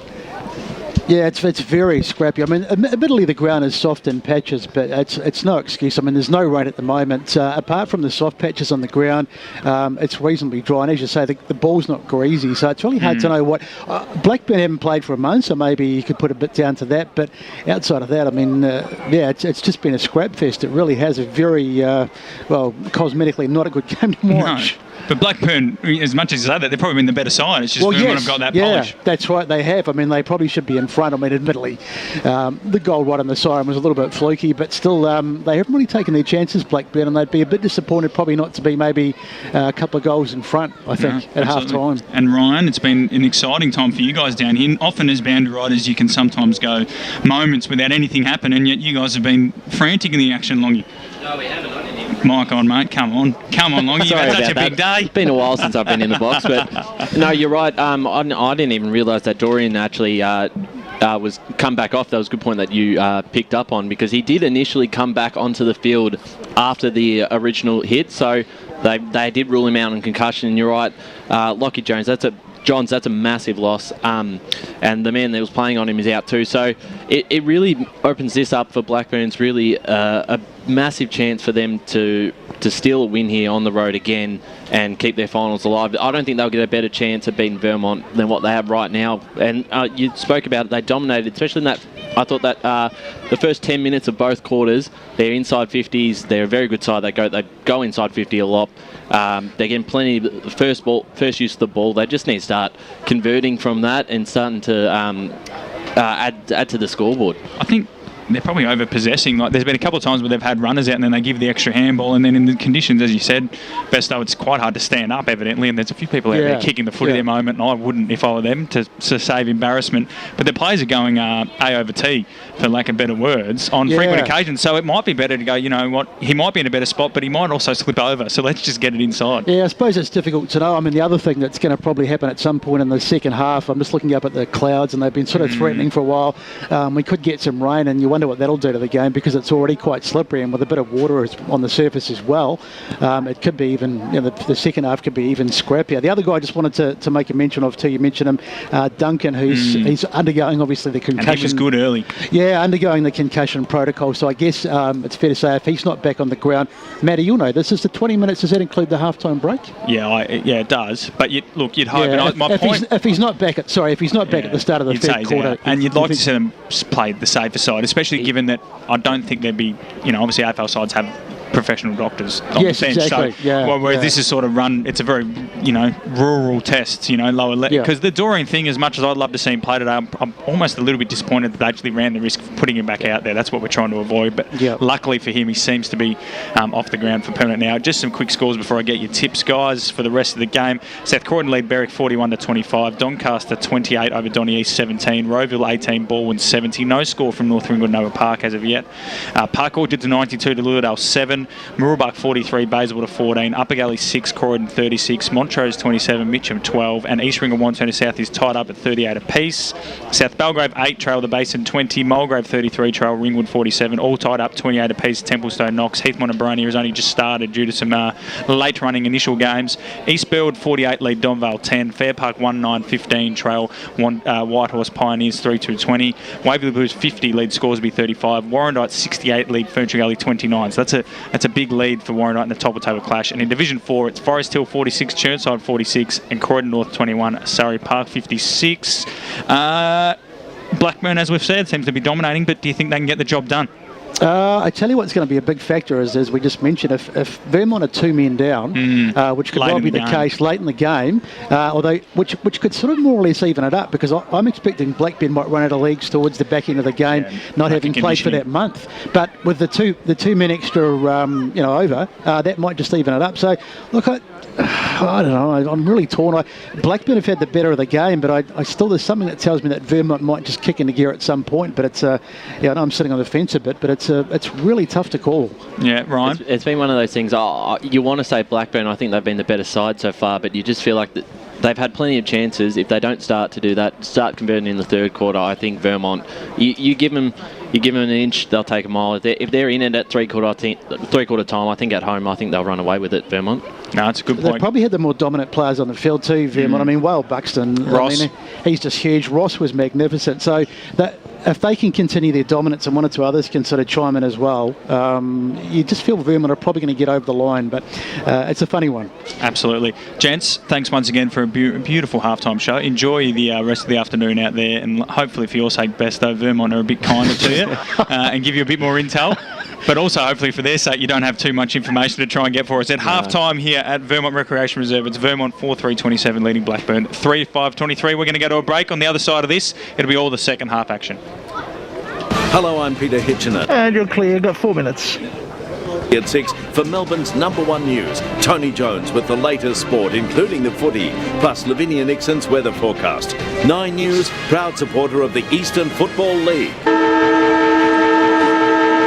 Only 19 shots from 53 inside 50s, down on clearances and can't lay a tackle. What was the seniors coach going to do? Jono surprised himself and everyone else. The spray he gave the boys at halftime worked. Well, he did finish it by saying he'd shout him a post-game feed and frothies at Eastland if they won. For all of life and footy's little moments, there's Eastland, proud sponsors of the EFL. Eastland, live real. You've all been to funerals of family members or friends, right? Do you start thinking about what you would want at your funeral? It's a bit like when you go to a wedding. That's right. At what stage do you start planning? Have an open and honest conversation with your loved ones. Celebrate your life the way you want, like I did with a fixed price funeral plan from Tobin Brothers Funerals. The price doesn't change and your life will be celebrated your way. Find out more at tobinbrothers.com.au. Tobin Brothers Funerals, celebrating lives.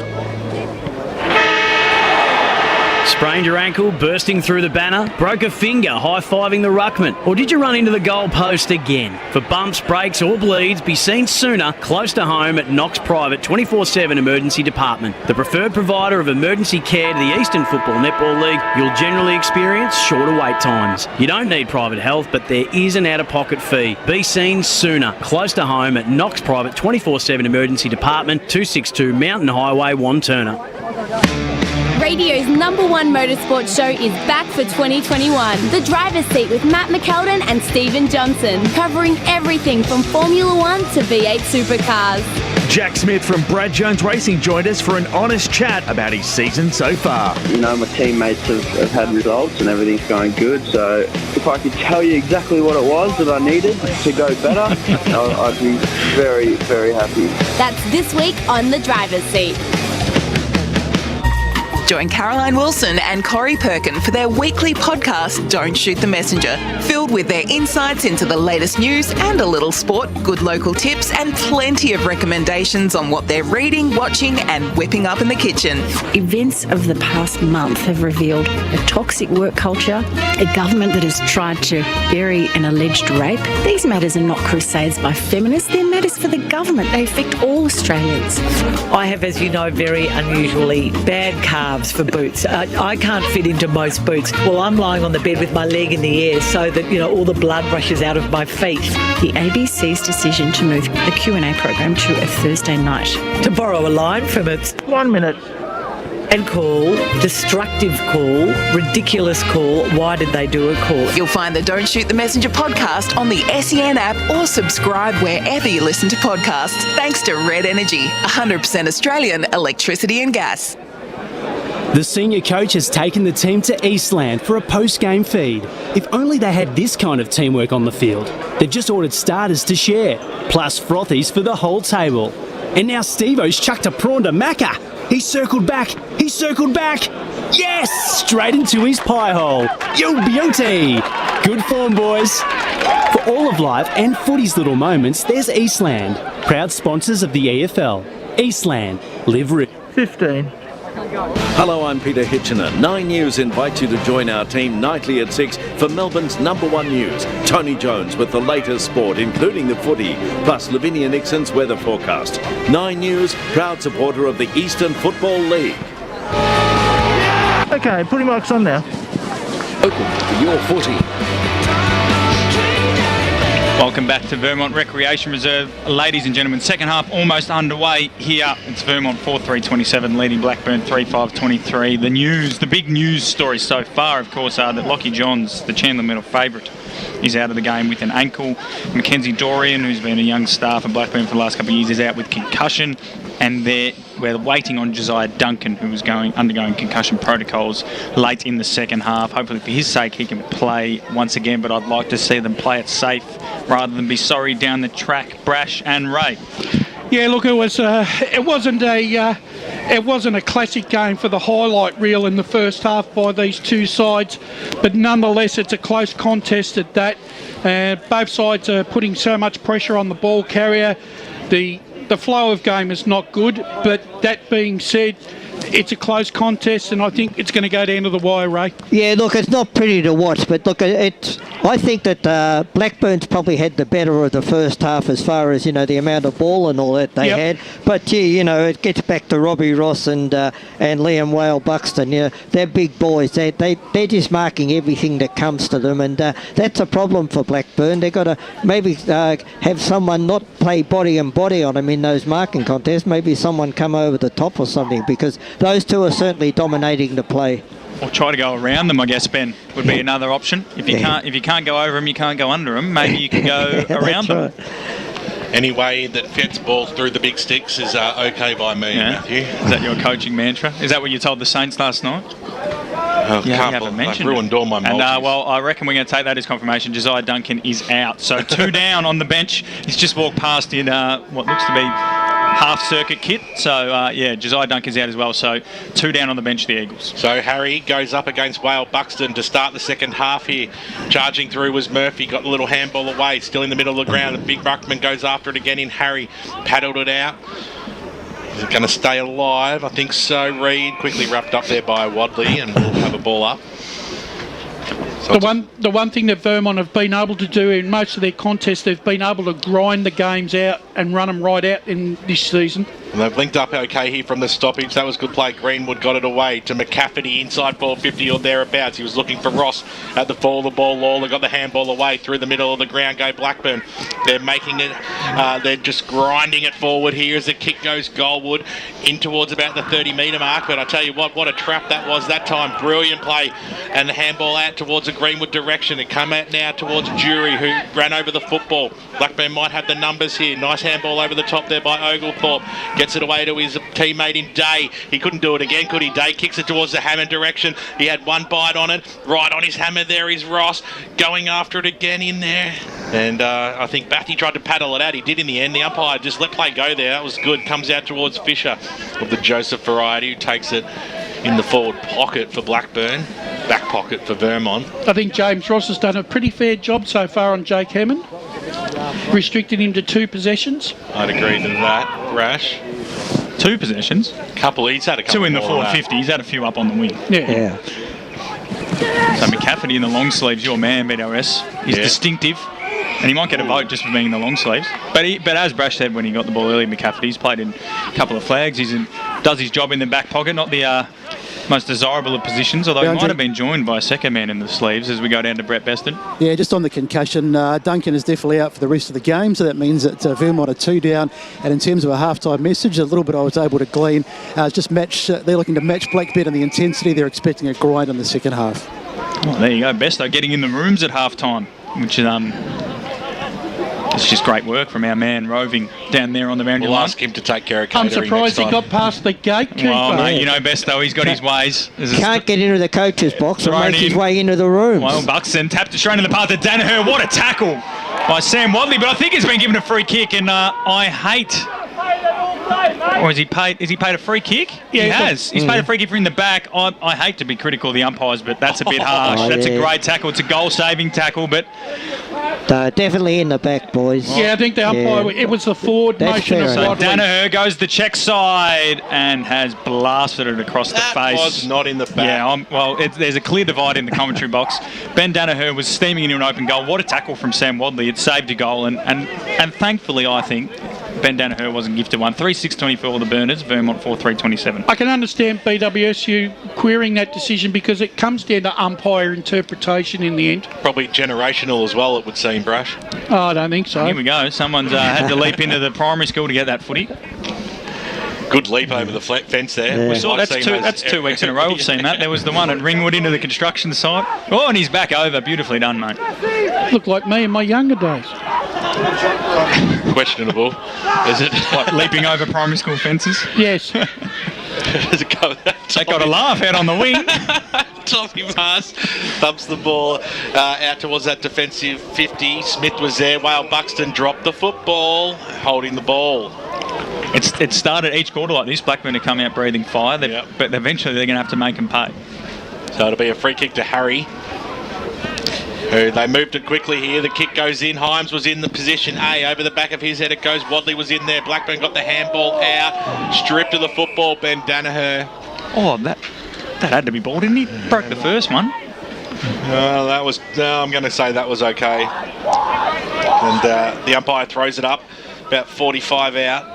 They're peppering the Burners again. Well, Buxton just picked it up and no one's bringing him to ground, that's for sure. I think on occasions when the ball is so close, the umpire's vision is retarded and they can't make that right decision that we all think and see.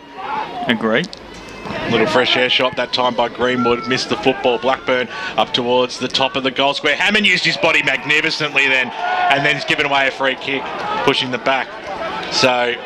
Well, that's 50, isn't it? For the throw back. Bounce to him. He should have walked away the other way. So was that another wrong decision there, Brash, or not? I think that one's, it's probably there, but It's one of those. You wouldn't mind it either way. Yeah, look, it's one of those ticky touchwood ones.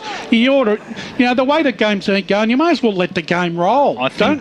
think what was underrated was Ryan Bathy's work just to the left of that contest Yeah. to make sure that his opponent couldn't come across and spoil. And as Brendan Allen said, they haven't been able to get many one-on-ones all day. If they're free kicks, then the Tony Lockett and Jason Dunstall kick 100 goals for their career. And we have another stoppage right in front of the Vermont assistants. Of course, Adam Parker, I think, sits up in the box, which I've been eyeing off as a commentary position. But sometimes he likes to stand down. They've got the headsets in, so I reckon he's up there today as it's probably thrown in front of us here. Whale Buxton and Harry. And Whale Buxton slapped it to Greenwood, who's going to have to take the load. And the handball to Kalkovsky was brilliant. Down the line, Arungio's got the sit, went the double fist. It's gone back into the corridor. Dangerous spot. It'll spill out to Thomas Mars. Favourite name in footy. Fraser Smith bursting through the corridor. Handball over the top to Dario. Brash's man gives us moments. Is it advantage? No, the free kick's going to come back. No, they've paid advantage. And then kicking for goal and nailing it is Tim Johnson. He's whacked on the long sleeves in the second half. Either that or he hasn't got on the ground in the first half. And a nice chain of handballs from the Eagles ends up in a goal to Tim Johnson. They're 5-3-33, Blackburn 3-6-24. But I think the Blackburn players will probably have a case there with the whistle being blown and no one really knowing what was going on. Former captain and premiership captain Tim Johnson getting on the end of a really good chain of handballs there. He followed that ball all the way through from that half-back line. And yet again, Blackburn dominate the opening stages, Ray, and Vermont get the first goal. Yeah, that really hurts you when you got most of the play down your end and it goes up the other end and they get a goal. So Whale Buxton got the palm down. They're looking for two in a row here. Is the Eagles. The kick by Calder goes up towards the half-forward line. In position A, Basilou takes the mark. Taking a fair old time. Going to pop it up to the hot spot here as he goes towards the Ross direction over the top. Wilcox was there. He just barged his way out. Wilcox eventually got the handball away, but there was nobody home. But it's been stolen here by Kalkovsky, who kicks it straight out of bounds on the full. Almost hitting the beamer. Could have been costly. And the Corolla, that's mine. Can you speak? The only Corolla in the ground. Now you know why I park half a mile away, BWS. No, that's just crazy. I'm sorry. I'm going to say it. At least my car's protected, though. Yeah, well, that's true. As it comes, you need a new one, by the way. As it comes out towards the wing position, and you can afford it too. Tyson slams it inside forward 50. Ross bounced off his chest. It's still 20 metres out from goal. Hyams' kick was smothered. Blackburn tried to get themselves out of this danger zone. Ruff's Edwards got a little kick away, came out towards the Greenwood direction, running away from Ben Danaher, and we'll have a boundary throw in. Another case of Blackburn overpossessing, I think, in the conditions today. It's hard to run, especially out of defensive 50 in the mud, as Ruff's Edge is down behind play, just looks a little bit winded, but there's been a stoppage in play. But that was another one there, Ray, where I think Lawler gave the handball off to a man under pressure, whereas I think today it's not going to be that run and carry on this surface. No, look, sometimes you just got to put the ball to boot. Exactly, especially when you're under immense pressure from this Vermont side, who currently lead by 9 points, 8 minutes in. And got a Blackburn player coming off there, have we, with the trainer? Yeah, Ruff's Edge. Yeah. Yeah, he looks like he's a bit... She's going to have to coax him through the interchange gates, hopefully for his stake. Yeah, looks like he's a bit... bit groggy. Yeah. As BWS will be later on. No, he won't. No, I don't drink anymore. No. A lot. Yeah. So we're going to throw it in. Whale Buxton and Harry, who's done pretty well, Lockie Harry, after the early dominance of Buxton. He got that hit out there. Fraser Smith's there. Coming off there was Bartlett. Might have been taken high. Definitely taken high. Yeah. And the umpire, the centre umpire, was blindsided, but his mate came in and said that was definitely high. So Bartlett's got it. Left half back for the Burners. Short ball inboard to his skipper and Content. Wanted to play on, but well covered by James Fisher. And then goes onto the cricket pitch. Good lead up from Oglethorpe. Look at that hair. Magnificent. Charlie Oglethorpe pokes it. And then coming through, doing well was Jury. Intercepted. Now Vermont are under pressure, but it come out to Fisher. He's been pretty clean across half back. Shown his class. Wobbles one forward to the contest. Coming from Kalkovsky.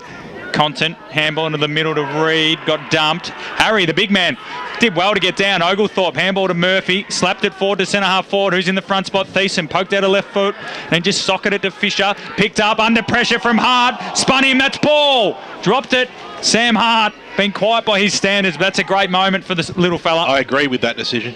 And he can pump it inside forward 50 quickly. Buxton is just sitting 15 metres out. They want to kick it around Buxton. Gives it to Arungio. Pumps it along to the hot spot. All the big men fly. Bring it to ground. James Ross slaps it on the boot. Should be all Burners. Fisher got his fist to it. Slapped it out wide. Content under pressure. Toe poke from Fisher in the end. And Fraser Smith comes in. And Blackburn really should have done better. I know they went slow, Brash, but Liam Whale-Buxton, you said he's 130 kegs and 6'7". Well, he was standing in the hole. It's pretty hard to find a way around him. Harry goes up under post, just kicks it forward. Handball from Lawler, end up in the hands of Thiessen. And then Bartlett, nice handball in and out of traffic. Ben Danaher pokes it up in the air. Himes is under it. Coming through there was Day. It looked, took the body. Lawler. Conker around the body behind. Blackburn 3-7-25, Vermont 5-3-33. 10.5 minutes gone, third quarter. Now, you mentioned Conker there. He's one player that they've got to get more out of. We've hardly seen him today. We've seen him, he hasn't had it. As a small crumbing forward, he's got to work harder. Calder in the back pocket. Grandstand side. He'll pop it up right in front of our boundary riders here today. Arangio had the fly there. Ball hits the deck. Who's going to be able to mop up the pieces? I think we're going to have a stoppage. Umpire will come in and ball this one up. Blackburn have had plenty of chances with players and numbers around the ball, but their decision making has really let them down at times in this contest today. Well, the sun's going to be in everyone's eyes here as Ross. Big fly, big fist as well. Quick kick out of there when the foot went straight into the bum of Dario. So the ball hit the deck again, and diving on it, Jason Reid will hand it back to the umpire. So if Whale Buxton's going to keep sitting in the hole, Brash, do Blackburn forwards need to start moving rather than just sticking their hand up and saying put it on the head, because he's going to catch it every time? Well, exactly. You'd expect that, wouldn't you? Well, came out riding at Kalkowski, did pretty well then. Out of bounds on the full. And players are saying he was already out before he kicked it by not having a bar of that. Of course, it's in front of the Vermont faithful. So now it'll be Murphy on the right boot, dumps the ball inside forward 50. Bathy was at the back of the pack, picked up there by Day, wants another one, but he can't. He pushed it out wide, very wide in fact, and over she goes. Out of bounds on the full, perfect segue to go boundary side to Ryan Long. Yeah, just with Jack Roughsedge, looks to be a concussion. They're testing him out now, so that's a 20-minute mandatory, but considering Dorian already ruled out through the same reasons, probably expecting the same thing. It was a free kick going the way of Robbie Ross, and that's our third concussion of the day, and I really hope that Blackburn don't get tempted as Wilcox flies for another mark to rush him back on the ground. It's a long season, and Roughsedge got a long life ahead of him as Blackburn put it back towards their forward 50. Robbie Ross did enough to sort of impede Day, and then Joey Fisher slaps it on the boot, and it's fell into the arms there of Greenwood, who looks to go into the corridor.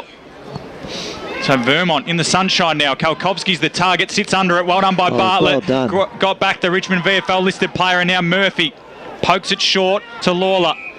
They want to go, but they also want a steady handball to Content in the centre circles. Pumps it out wide. Day's got a one-on-one. Worked his way to the front beautifully. He's been their most dangerous forward. Go back and have a shot, son. Yeah, he's kicked 2 goals, 1 goal already today. And an out in the full just before, as BWS called so accurately. And Matty Day, they finally got a one-on-one with some quick ball movement. And then he just too good, too strong for Damien Dury, who was in a bad position.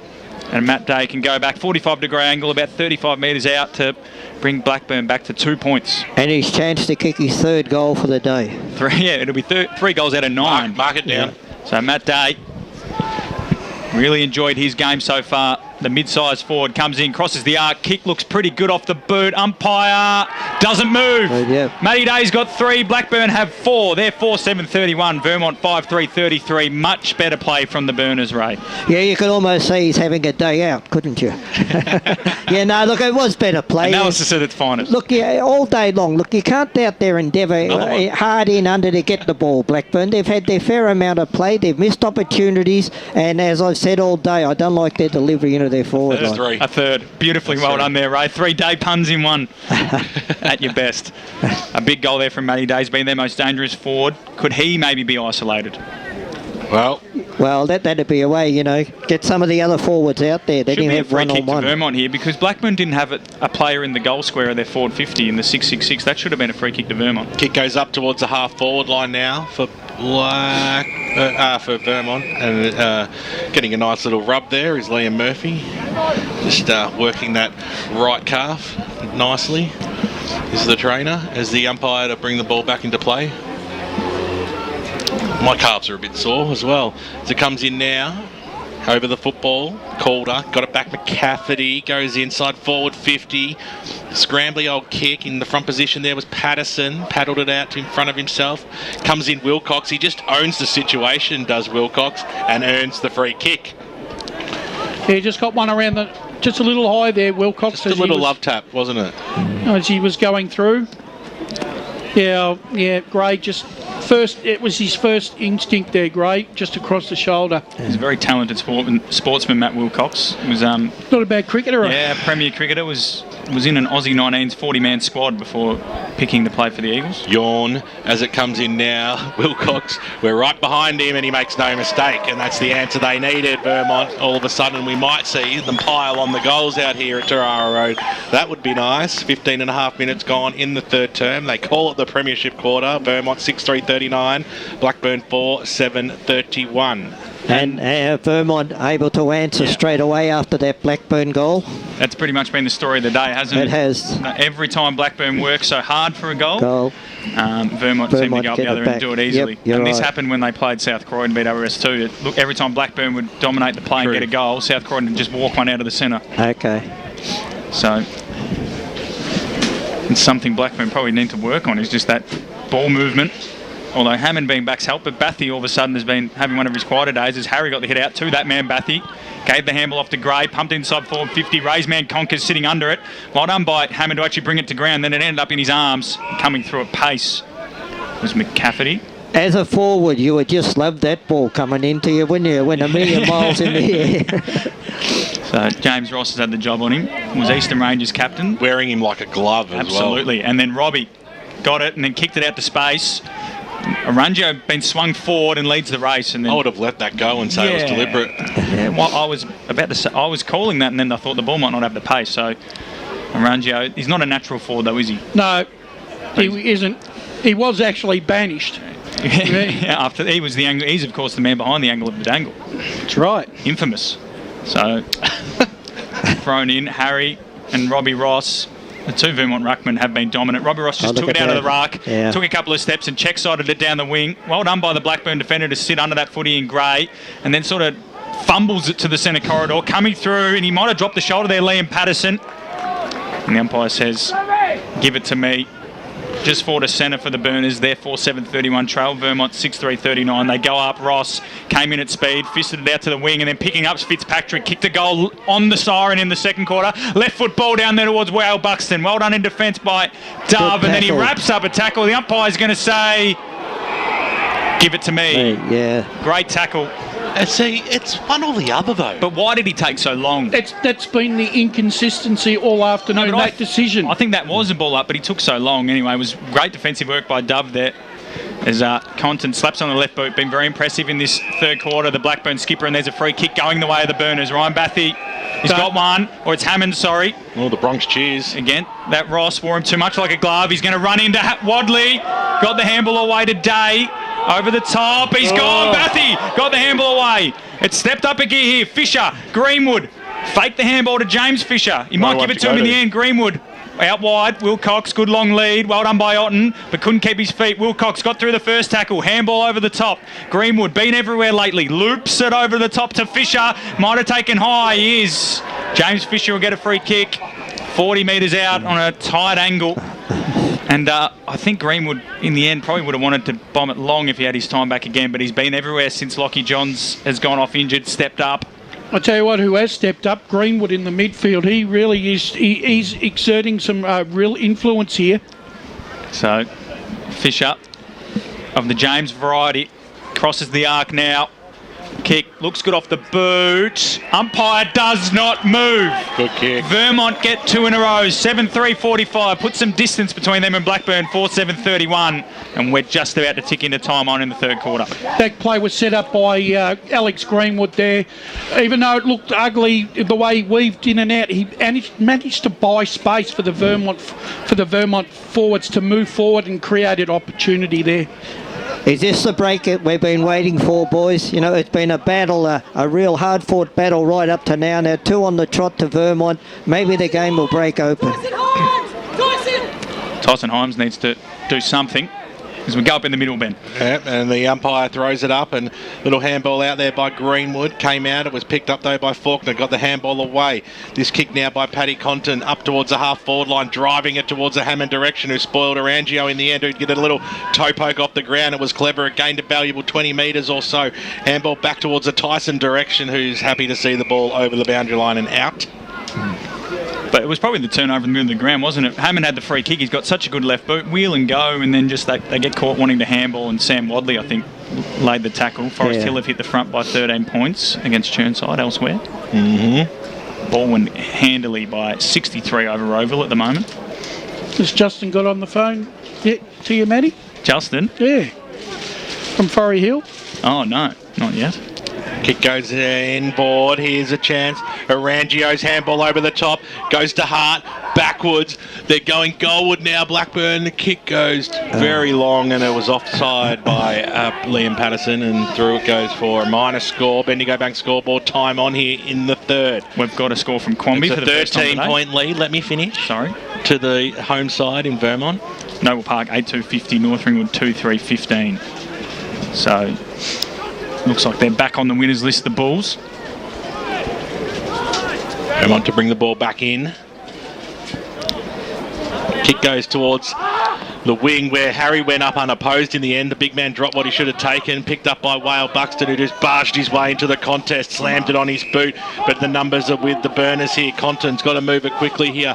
He swings around on the left this time. He pokes it up towards the Harry direction. They raffle to get up off the ground. There's four of them. I know. Wasting time here. Reed on the right boot, kicks it towards the Hammond direction. Nicely done there knocked away by Ross. Ball goes towards the boundary line, and over it goes for a throw-in. That was just beggar's belief, just what happened across the half-forward line then for Blackburn.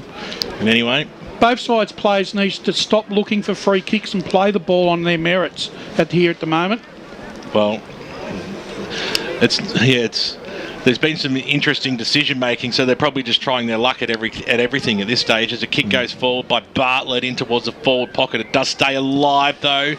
Kick smothered that time by on Oglethorpe, Matty's favourite player, the best dazzer in the league at this stage. There's almost a competition who's got the best mullet. I know there is one out in the valley being run, and there's a couple of entrants from the Lurdale Football Club who consider themselves sort of on the precipice. About the only word of the day, toilet paper. Only competition Lurdale are going to win this year. You expect Lillardale to be front and centre in that competition anyway, wouldn't you? They're not front and centre out at Stintons. It was 92-7 at half time as Joey Fisher's wrapped up at the bottom of that pack. He's lifted in this quarter, the experienced defender. See, Roble are having a day out against Borwood too. Yeah. You're pretty happy with your Eagles, aren't you, Brash? 13 points up. Bathy won the hit out. Trying to get a boot to it was Oglethorpe. Should have seen him laughing, Ray. Greenwood pumps it high. Great mark. Gutsy mark there. Yeah. Great mark by Kalkovsky. He's been very impressive, the wiry midfielder. He's got it centre half back. He's indecisive. Got around his man pretty easily, though, in the end. Chipped it. And you're pretty safe when you're kicking it to Robbie Ross today, aren't you? He's about the only bloke who's been able to catch him consistently today. And he plays on. The experienced ruck forward. Pumps it inside forward 50. And then working back with the Burners, but they're under pressure immediately. Looping handball is a dangerous one, but gets back to Arangio. Wheels onto his left boot.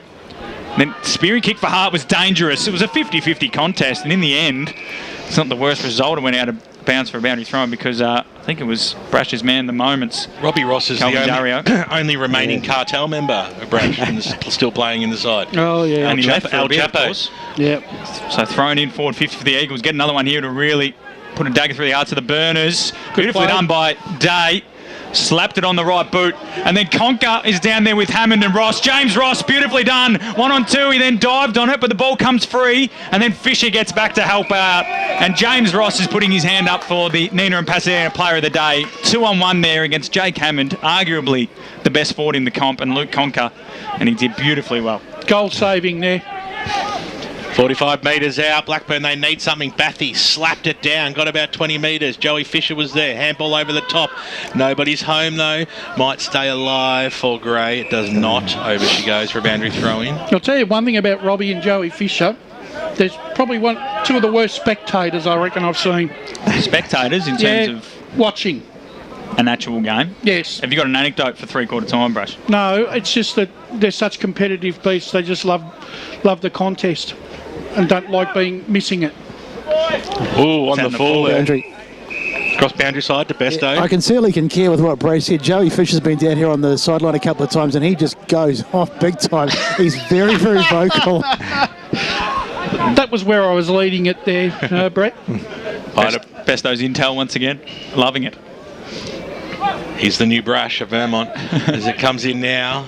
Stolen by Greenwood. Kicks it up towards the wing position. Getting underneath it, Arangio. Timely fist. Himes off the ball, off the ground. Yeah, out of bounds on the full. Got to go quick here, Daniel Arangio. Had moments during the game that he'd want to forget and also moments he'd like to remember. Well, he might go backwards, he will. Just open it up a little bit here. Not the worst move. It's a shocking scramble to kick. He might have completely stuffed this one up here, Wilcox. He had 2 players to beat. The 2's going to win out. And the Blackburn Red Jackets breathe a sigh of relief as the kick goes out towards the Dove direction who it was intended for. But over she goes for a boundary throw in. Well, that's been the story of the day. Every time they try to switch, I don't know whether it's the surface or their kicking boots aren't on, but something ain't working. Few close games in Division 2. South Belgrave 4-6-30, Basin 5-5-35, Mulgrave 9-4-58, Ringwood 10-7-67, Templestowe 4-6-30, Knox 4-9-33. This is James Fisher. Kicked a goal in this quarter from that pocket that he pumps the ball to. Wilcox flew. And then it's cleared by the Burners. Joey Fisher's underneath it with Oglethorpe, who got a fistwood in the end. Hammond kept it alive, but James Ross spun out of one tackle, then dropped the footy. That's got to be holding the ball. Yep. Paddy Lawler will get the free kick. Been in it at stages. Lawler, and he looks like he's going to run and carry. Wanted to give it to Content, but was being followed by Kalkovsky, so then went with a long ball to the pocket. Conker flies from the bind. He's not going to mark. Ray gave him a spray earlier, and he must have heard it because Lukey Conker has flown. Jury gave him a nice little punch in the right bum cheek. And he's just pinched his pocket there out the back. You could almost claim the hands there first from Damien Jury. So Luke Conker had a quiet day, but small forwards, they don't need many possessions if they can kick straight. He's got to go back and kick the goal. They have massive in the context of this game. They trail by 13 points, 4-8-32 at the moment. Can he make it 5-8? One step, drop, punt. That's a shocking kick across the face, and Wale Buxton just taps it over like a basketball tip-off through for a behind. He kicked that off one step, Luke Conker. Blackburn 4-9-33, Vermont 7-3-45 as Timmy Johnson looks to bring the ball back into play. I don't know why he did the one step as the long sleeves of Johnson. Trots out, gets his disposal and pumps it right out to our commentary position. Big fly from Ranjo, worked out the back to Robbie Ross, who stayed down. He's kicked to centre wing. Darvin Wilcox. Wilcox went back to his defensive roots and knocked it over the line for a boundary throw in. I don't know what the Blackburn crowd want. They thought that Dove should have got the mark there, but the umpire wasn't having a bar of it. But he didn't mark it. Well, he had it, but he didn't have it. Yeah, it's an interesting complaint. Besto? Yeah, for what it's worth, I would have paid it, boys. So Wadley, tackled by Day. Greenwood missed it. Lawler, handball out. Shrugged the first tackle, Reed. Didn't shrug the second one. That's holding the ball. You can't complain about that one, Burners fans. He got through the first tackle, Jason Reed, not the second. And Fraser Smith, another one of these young Eagles, lays a good tackle. Robbie Ross wants it long down the line. Well, he's only and that's where he's going. Minute and a half to go. He hasn't dropped him all day, Robbie. He's 1 versus 3 and he's got it. The old man can fly. And he's going back, is he? Doesn't back his distance and then just pops it into the pocket. Will it work out? Buxton came through. Aranjo did really well to drop back in the hole there. That's a scary proposition, that. And in the end, Robbie Ross probably could have taken some more time, but it looks like we're going to have a ball in. Or is it? No, it's out of bounds on the full, and Aranjo brings it back into play across field. And the Burners should be away. That kick's dangerous. Well done by Johnson. Got the spoil. Will it sit up here for Lawler? Coming through his Mars. Didn't have the footy. And then Himes played a little for a free kick, but we'll have a ball up 50 out from the Vermont goal. Well, we're into the final minute here of this third term, so it's been a relatively long one. High throws it up in the front spot. Wale Buxton just released it in the nick of time. Umpire played a free kick away for a throw. So Blackburn free kick going the way of Oglethorpe. So Oglethorpe kicks it out towards the Bendigo Bank scoreboard. He kicked it to 4 Eagles in the end then, and over the back of the pack it rolls. And Fisher sees it out. Hammond closing in on him. phone's going off in my pocket, so it must be all happening down at JJ Tully Drive. Well, you don't answer it anyway. Dig. Well, what am I supposed to stop the call, or...? No. When people ring you or send you text, you don't answer. So you may as well not have a phone. Oh, you got working hours. You just you got to work. I'm going to interrupt this argument. Forest Hill 1 point ahead of Chirnside, 11-7-73 to 11-6-72. This is a massive performance from Chirnside. Touche, Brash. Touche. Baldwin 88, Rowville 28. 3/4 time at JJ Tully. Doncaster Sharks 4-4-28. Doncaster East 3-9-27.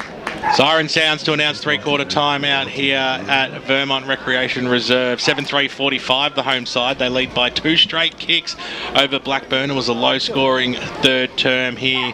3 goals to Matty Day from the Burners. He's the leading goal kicker on the park. The rest are singles. Hope you're enjoying the broadcast on the SEN app across our video streams and, of course, 98.1 Radio Eastern. 3 down, 1 to go. Stay with us. We'll be back with all those important around-the-ground scores right after this. 4 minutes. Shots from 53 inside 50s, down on clearances and can't lay a tackle. What was the seniors coach going to do? Jono surprised himself and everyone else. The spray he gave the boys at halftime worked. Well, he did finish it by saying he'd shout him a post-game feed and frothies at Eastland if they won. For all of life and footy's little moments, there's Eastland. Proud sponsors of the EFL. Eastland. Live real.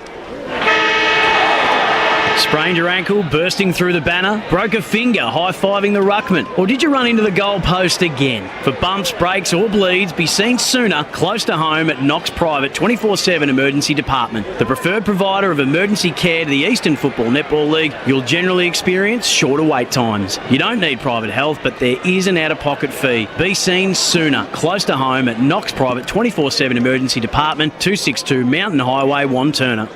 At Yarra Valley Water, we know reducing your shower time, or for some people, show time, to 4 minutes can save you an average of $255 a year on water and energy bills. Save the performance for the stage. Shower shorter. Save water. Do you feel good about your bank? Because there is a bank you can feel good about. They share their profits to fund big community projects, small community clubs and vital emergency services. They've given $250 million to help Australian communities thrive. They have all the products and tech you expect from a big bank, with service you don't. It's Bendigo Bank. Feel good about who you bank with. Try Bendigo. Search bendigobank.com.au or search Bendigo Bank near me. Hello, I'm Peter Hitchener. 9 News invites you to join our team nightly at 6 for Melbourne's #1 news. Tony Jones with the latest sport, including the footy, plus Lavinia Nixon's weather forecast. 9 News, proud supporter of the Eastern Football League. You've all been to funerals of family members or friends, right? Do you start thinking about what you would want? 2 minutes, guys, 2 minutes. Go to a wedding. At what stage do you start planning? Have an open and honest conversation with your loved ones. Celebrate your life the way you want, like I did with a fixed price funeral plan from Tobin Brothers Funerals. The price doesn't change and your life will be celebrated your way. Find out more at tobinbrothers.com.au. Tobin Brothers Funerals, celebrating lives. At Eastland, we believe one day isn't enough to celebrate all that our beautiful mums do. That's why we're celebrating Happy Mother's Days, the festival of love she deserves. From dining to fashion, homewares or a pampering session, Eastland has all your favourite brands ready to spoil mum. And if you need inspiration, check out our online gift guides. Spend $250 and you'll go in the running to win a $50 Eastland gift card till May 8th. T's and C's apply. Find out more at eastland.com.au. Eastland. All right, dudes, back in 60 seconds. Sprained your How are you, Brucey? broke a finger, high-fiving the ruckman, or did you run into the goal post again? For bumps, breaks or bleeds, be seen sooner, close to home at Knox Private 24/7 Emergency Department. The preferred provider of emergency care to the Eastern Football Netball League, you'll generally experience shorter wait times. You don't need private health, but there is an out-of-pocket fee. Be seen sooner, close to home at Knox Private 24/7 Emergency Department, 262 Mountain Highway. 30 seconds. The senior coach has taken the team to Eastland for a post-game feed. If only they had this kind of teamwork on the field. They've just ordered starters to share, plus frothies for the whole table. And now Steve-O's chucked a prawn to Macca. He's circled back. Yes! Straight into his pie hole. Yo, beauty! Good form, boys. For all of life and footy's little moments, there's Eastland. Proud. All right, here we go, guys. And live real. Let's head back and go local for your footy. Mike's on.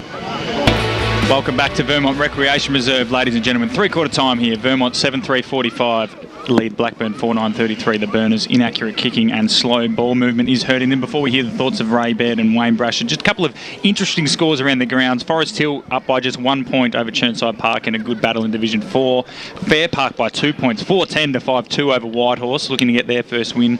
Close one between Templestowe and Knox, and South Belgrave and the Basin.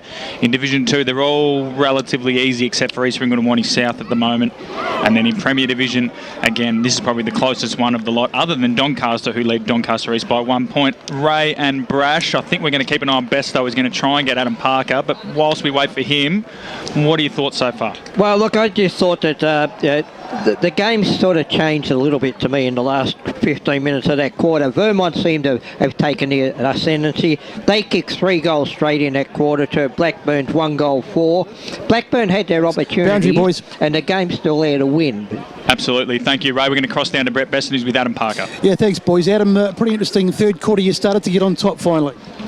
Yeah, it's been a bit of an arm wrestle, which is we always thought it would be. Conditions, a good quality side, Blackburn. So, yeah, it's close. It's a good contest. Yeah, you mentioned that you singled out Greenwood at three-quarter time, one of the key players for you in that third quarter. Yeah, he's having a good game. They're putting a bit of time into him. But, yeah, he's a quality player, so we're happy with how he's going. You're a couple down on the bench. Do you think that's going to make a difference in the final quarter? Let's hope not. Yeah, we don't want it to be, but no, we're pretty confident in our boys' fitness. And just more of the same, I guess, in the last quarter. Yeah, pretty much. There's a couple of things that we've looked at, but no, we're happy where they're going. It's an arm wrestle, so there's not a whole heap that will change between now and then. Thanks, mate.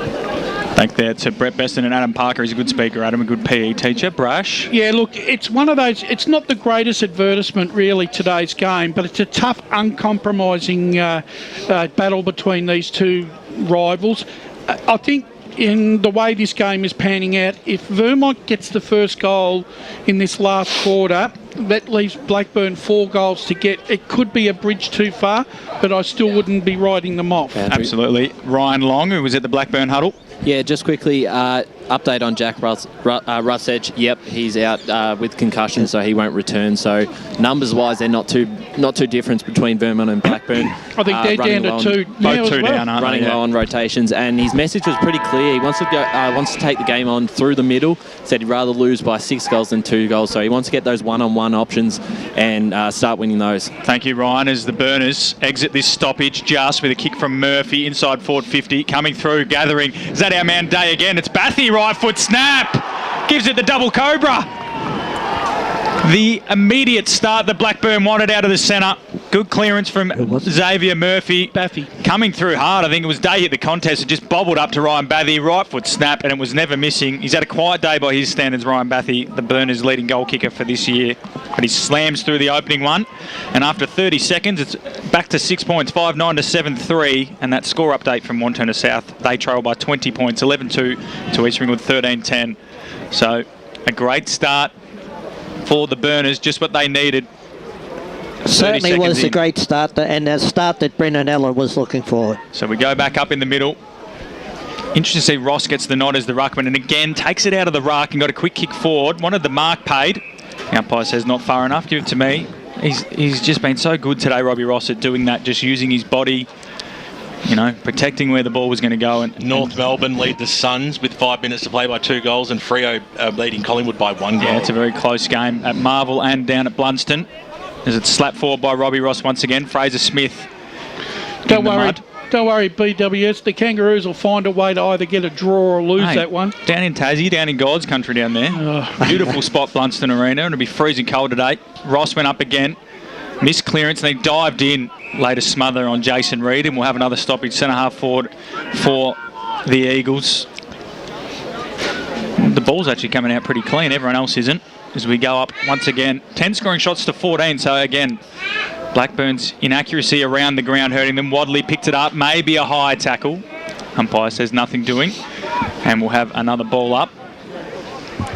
Opening stages after that Burners opening goal through Ryan Bathy after a quick clearance from Xavier Murphy, and then Gray got his kick there, and it's socket forward, just forcing it forward. Good pick up by Oglethorpe. Got it out to Hart, who just kicks to space. Ball will bounce once, twice. Conker starting to come into it, dives on the footy, missed it. Hammond slid in, and then trying to force it over is James Ross, and he does so eventually. I think they've called it's ball up or boundary throw in, one of the two. It's going to be a ball up. Centre wing, or just forward of it for the Burners. Harry will go up against Robbie Ross. Obviously turning to experience Adam Parker.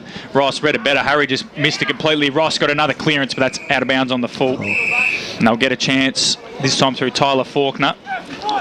He's been very quiet today, Faulkner. Playing maybe more of a lockdown role. Good kick inboard. That's a nice kick to Rangio. Quickly onto the left boot, into the centre corridor. They've got a bit of run and dash if they can get it out to him. They can. Patterson through the centre circles, in the Hammond direction, got the sit. Ross was in the way, got a knee to the back. Reed, right foot, might have been smothered by Kalkovsky off the boot. Fisher got back and took the mark, and then plays on immediately. Joey Fisher out wide, looking for Himes, might not get there. Bathy got a touch on it. Handball, and they're away again, the Eagles. And that indeed they are, as it goes up. James Fisher takes the mark. Toe poke over the top and went nowhere though, chopped off by Hart here. A turnaround. He's got the sun in the eyes, looking for options forward, looks sideways and eventually goes deep. Kicks it up towards the Hammond direction. It was knocked away by him, but straight into the arms there of Batty. Got the handball away. Here's the run of Lawler. Tried to break the tackle. Sensational Kalkovsky. And he has been rewarded as well. So he looked filthy when he received the free kick then, but that was a great tackle there by Kalkovsky. Those are the ones you want, especially in the last term. The kicks to a contest there. Wilcox, a flyer over the back, hits the deck. Greenwood, it was the man with the ball in his arms, and we'll restart it. So 6 points the margin out here. Keep the scores coming in the final term as you go local for your footy today. And the big fly there by Ross took it out of the contest. Harry brought him to ground, and we will have a ball up. Premier Division scores from around the ground. South Croydon by 52 points over Berwick. Baldwin at the moment lead by 76 over Rowville. And as I said, Noble Park 35-point leaders over North Ringwood. The two close ones are this one and then Doncaster leading by a point over the Lions. Yep, restart it once again. Gee, there must be almost a record of ball laps in this game today. Stoppages. Yeah, it's a drainer. There's no doubt about it. As Ross got the knock, little kick off the mid-air there by Kalkovsky. Did okay. They've linked up well here, the Eagles. Going forward now in the arms there of Kalkovsky. Got the handball over the top. Vassalou is there. Welcome into the side, who puts it through for a behind. I don't understand why he would want to try check side when he's running straight into an open goal. It should be drop punting that. You tell him, Brush. You absolutely tell him. As Otten brings the ball back into play. I'll tell you what was ballsy from Kalkovsky was the bounce. Considering so many people have slipped over today, he went the bounce on the soft surface, but paid off. Pete Muscat's men 9-8-62, Upper Gully 1-2-8. As I said, East Ringwood lead by 20 points over Wanty South, and Park Orchards lead by 112 over Lilydale. Ooh, Dove's kick went out, taken by Greenwood. It's around the forward arc here for Vermont, but in the arms now of Compton, who received the handball. Scrambling kick went up towards the Tyson direction. Now flicks it over the top. That was good because here's Jury, who just backed himself in and thumped the ball inside forward 50.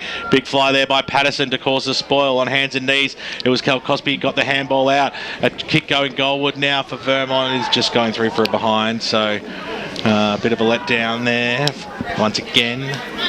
More scores coming through. Waverley Blues lead Scoresby 85-56. Warrandyte lead Furniture Gallery 83-51. And as we said, Fair Park leading by 2 points over White Horse, whilst East Burwood look comfortable over Donvale. Furniture Gully and Warrandyte, our two grand final picks for the year, and you're winning this one. Tyson takes a good mark for Vermont in the middle of the park as he kicks the ball inside forward 50. Wilcox in the front spot. He almost pulled it down too. Just dropped it at the crucial stage. Arangio thumps the ball back in towards the middle of the ground. Nicely done there by Hammond. Got the handball away. Little kick off the ground there by Bathy, but it was taken by Himes. Got the handball back to Tyson, who snaps around the body across to the half forward line. Nobody was home, but Danaher linked up well, and now they've got a chance. Bouncing football comes out the way there of, I think it was Compton at that time, out towards the red jacket side of the ground. Conker, he had the space. He slapped it to his advantage. Fisher was on his case there. Conker goes after it again. There's a free kick back against Fisher. I'm not sure exactly what for. No, it was a little nudge, but it was a perfect Academy Award-winning dive. Yeah, I was going to say. Conker, I thought they might have paid advantage then, and then he played for the next free kick as well, ducking into Didn't it. hear the whistle, it looks like, but... He would have heard the whistle. We all heard the whistle. Hopefully he goes off more than one step this time, Luke Conker. So, just going to poke it forward. That was a good kick. It was a neat kick. Get up. Fans are asking for the 25-metre penalty, but to no avail. So it'll be Murphy of the Xavier variety who's going to kick it to the hot spot. And what did you go to the Hammond direction? Who's going to be there? Oglethorpe's in and under, and he's quickly wrapped up by James Ross, who's been solid as a rock down back today for the Eagles, as Harry went up early against Ross, who's brought to ground by Harry, and calling last names as first names as last names for both of those ruckmen, as the umpire restarted again. This time, Harry pumped it down beautifully to Danaher on the right boot. Oh, it wasn't touched off the boot. It was touched off the boot. No, it's been given a goal. Yeah. Well, I can't tell you what.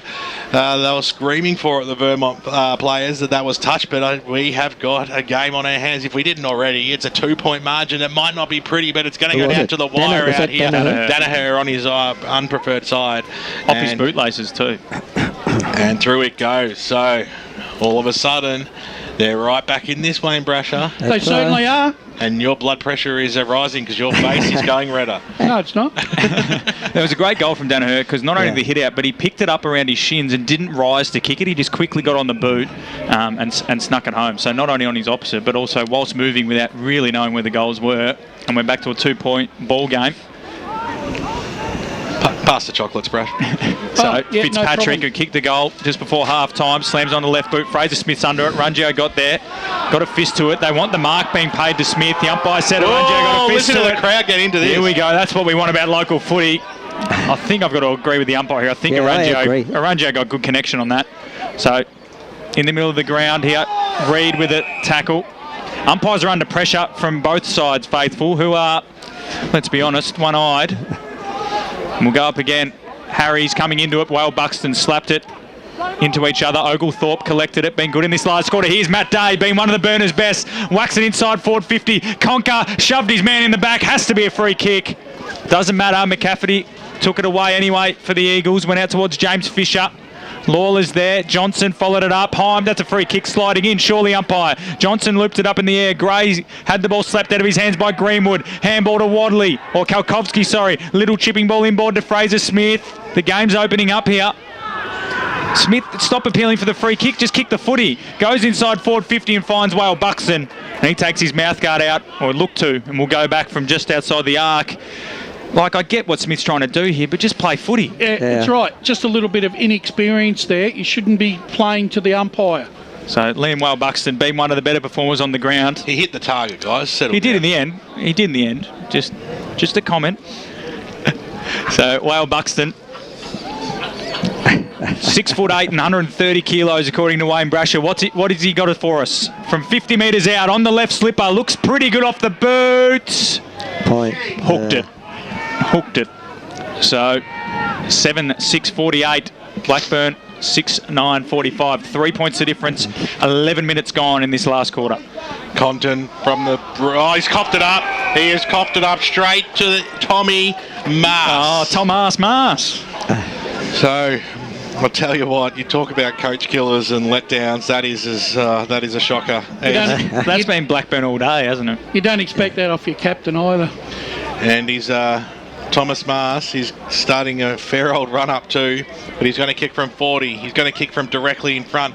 The most telling kick of this contest today. Mars goes for it. Mars does not miss. Gun barrel straight over the goal umpire's head. That's the one they're after, and aren't they getting around each other as well? A little bit of argy-bargy in the centre, but breathing space nonetheless for the home side today. 8-6-54, the Vermont Eagles. Blackburn 6-9-45. Almost 12 minutes gone last term. Yeah. They really have owned the opening 12 minutes here, Blackburn, but really, once again, Ray, they just can't put enough scoreboard pressure on, can they? No, look, they've missed some goals that maybe they should have got and everything, and they've been outmarked all day. That's the main thing, I think, around the ground. I think that goal came probably just because of a turnover. Yeah. Whale Buxton up in the middle. Danaher, handball. Murphy, handball. Gray missed it. Himes came through. His handball. Gray got it this time. Loops it over the top. Bartlett around the body. Got the belly of the ball right across the face. They've got the numbers. Oh, well a great done. mark. Great mark. Is it Tyson? Tyson. Oh, yeah, for the across the face. I'm just winding him up now. To Tyson. Tyson Himes this time. Down the line. They're out. Kalkovsky. Handball over the top to a one-on-one contest. Interesting decision, but I'll back him in. And then it's going to be a ball up on centre wing. It was a great mark by Zach Tyson, wasn't it? 2-on-1. Conker probably didn't impact the contest enough as the extra man there for the Burners. And is that David Banfield? It is. Yeah, have a look at him. In the Hawks kit by the looks of it, taking photos. Banners. What do you reckon he'd be saying? This is what I'd be doing. The deep voice of David Banfield. Agriculture teacher or horticulture, whatever you call it. There he is. Looking fit as a fiddle as always, Isn't he Banners? just? Short ball up the line from the Burners. Compton. Centre half forward. Intercept mark taken by Tyson Himes, surely. He's not paid. Must have been touched off the boot because he's definitely caught that on the full, hasn't he? And it's going to be a ball up at centre half forward for the Burners. They need the next one. 9 points down in a scrappy affair today. There's Whale Buxton. Harry has done so well rucking against these two giants of the division by himself. Handballs are just flicking around in there. Won by Tyson, been in everything. Bartlett off to Reed. Right foot snaps a goal. We've got a contest here, boys. And he's loving it. He's giving it to his own faithful. Nice handball from Bartlett here. Could have blazed away and just slammed it on the boot. But saw Reed coming through the corridor, turned inside. Great little handball, opened up the space. And Blackburn get another one. 7-9-51, Vermont 8-6-54. Gee, back to 3 points. Look, the main thing that's kept Blackburn in this contest is just persistence. You know, there's been nothing about they've missed targets, but they just persisted, and they're still a big chance here. And they look as though they got a sniff, Brash. They have, but they've taken ownership of that corridor, which is what Brendan Allen wanted them to do. Might need to get a recliner for Brucey here in the caravan. He's lying down basically as the game takes off as in through the middle of the ground they go. Blackburn going up towards a Hammond direction, fisted away from him for the ball. Nicely done and picked up there by Mars, who got the last goal for Vermont. The kick goes out towards the wing position. Jimmy Fisher takes it and he goes back and he's going to waste no time and he's going to kick it out of bounds on the full. Now, well done by Wilcox. Just okay. Just the boundary riders were right there, and Tiggy Touchwood. You weren't going to get a noise from the Vermont faithful about that being out of bounds on the full, right in front of them, right in front of us here in the broadcast position now. The umpire to bring the ball back into play. It's intense football now. 3 points the margin. Vermont hold it. That's just forward to centre for them. Taken by Whale Buxton out of the ruck contest. He got it to Ross, who got down low. Slips catch. The umpire said play on. He hasn't paid the mark. I thought he made it. Tommy Schneider's just in front of us. He's not happy with the umpires. Luckily, he hasn't got a microphone on because we'd be off air. Oh, he took the mark. It's definitely a mark. We've seen it on the replay. He's been robbed, Robbie Ross. And we'll have a ball up. So, that's a let off there. I've defended him all day, the umps, but that was a shocker. No, yeah, what you call that defending all day. Ross takes it out of the ruck contest. Good on you. As it goes. I'm completely dumbfounded. The umpire was in good spot too. Yeah, well. Ross just took that ball back thinking I'll just have a free kick. He takes it out of the ruck contest. Ross bouncing football wrong and no. Through for a behind. Bit of a career reference from you, Ben. For blasphemy, as 4 points is down the margin out here. 16 minutes tick over. Otten says we'll have nothing like last time. I reckon he's kicking it long. Control. Winds up now on the left. He keeps it low, a spearing kick, and he has coughed it up straight down the throat of Whale Buxton, who was a little slow to turn around. He's going to pop it in. He wanted to kick it long, but he'd gone short, and there was a shank off the boot. But Dario as Shank, or giving him the benefit of the doubt? No, he absolutely was winding up. If you look at it on the replay, he wanted to kick it every bit of 60 metres. It comes straight off the side. But when you play in front, that's sometimes luck's a fortune, bro. It was a shank, but it's come off. So, Durayo. A man of many moments, Yes, said. he is. Calvin Dureo, this is your moment. Comes in now. They lead by 4. Measured approach. They lead by 10. Vermont get the goal that they were after, and a sloppy play once again from Blackburn coming out from the defensive zone has seen another goal, another unforced error gone bad, and Vermont just had that breathing space that they were after. 10 points, Brash. Yeah, it was, and once again, this game is really turning out to be like the North Ringwood clash.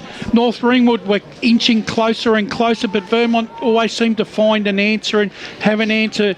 Is the game going to pan out that way again, or have Blackburn still got something left to give? Well, considering all the quarters have gone about 30 minutes with 3 goals, this one might go for an hour. Yeah.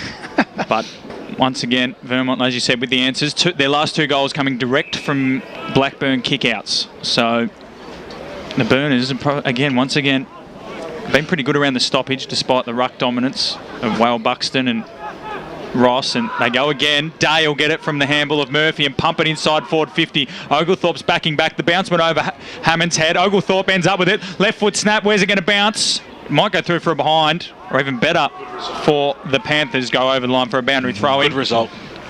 Tyson was just watching that go over to the boundary line. Not only has Matthew Day been a great goal kicker, but in this last quarter, I reckon he's had 3 or 4 clearances out of the centre. He's been the Burners' best. So Bathy, Whale Buxton. Bathy will probably want to take it out of the ruck, but there's no way he's moving that man. Whale Buxton down. Mars slapped it on the boot. Foot race now. Should be all Burners, and it is. Good mark taken by Patterson, who won his left foot, and that's what he's got. Good. Whacks it to the top of the square. Conker is giving away a metre. Hammond came in with no eyes for the footy. Umpire said play on. Conker did well, got his hands back on it. Should force a stoppage at the top of the goal square, and he does. And this is where Blackburn got a goal recently. Ben Danaher. So let's see where they've got the Burners. Oh, Bathy tried to take it out of the ruck, then drop kicked it straight up in the air. Hammond came through, took the mark. It travelled half a metre. Drop kicked it out of the air. Could you imagine the uproar of if the umpire paid that? Tom Schneider had run on the field. He's injured. So up again, well, Buxton out of the ruck, kicks towards the boundary line, but they might find a target. Good spoil in the end there from Faulkner, but it's 2 Eagles against 1 Panther. And doing well was Calder, and then James Fisher. Whale Buxton is comfortably the best on ground, I believe. I'd have a healthy debate with you. I reckon James Ross. He's kept Jake Hammond pretty much. He had 1 goal from the top of the goal square. Other than that, James Ross has been good for mine. But look, this is an argument we can have after game as well. Buxton goes up, wins the hit out straight into the path of the Blackburn players. Kick to the hot spot or the muddy spot, and Joey Fisher took on the tackler. That's ball, isn't it, umpire? Play on. Murphy. Chipping ball out wide. He's got Sam Hart and acres of space. And he does mark that. Have a shot. He's about 40 out. Have a shot. He's going to have to. He's going to play on, run around, give himself some room. Set sail for home. Samuel Hart. Yes! He's got it. Back to 4 points. What a good goal that was. The Red Jackets are up and about. 9-7-61 Vermont. Blackburn 8-9-57. Boundary. And great poise by Xavier Murphy as we go down to Brett Besson on the boundary. Yeah, the atmosphere down here is electric, boys, and the Burners supporters are really getting up and about. Just on another note, too, it's getting a little on the dark side and those lights have come on, but we're going to be finished, I think, just in time. Doncaster lead Doncaster East by 15 points. That game's done and dusted. 3 in a row for the Sharks. It'll be a victory to Doncaster today. But a few expletives not mentioned in the text message just received. That's the last 2 goals from Blackburn have come from great poise. First, Bartlett's handball to Reid, and then Murphy there to have the poise to look across goal to see the wingman in space. Well, now it's a chance for the Eagles to get the answer, and they've done it so well each time this quarter.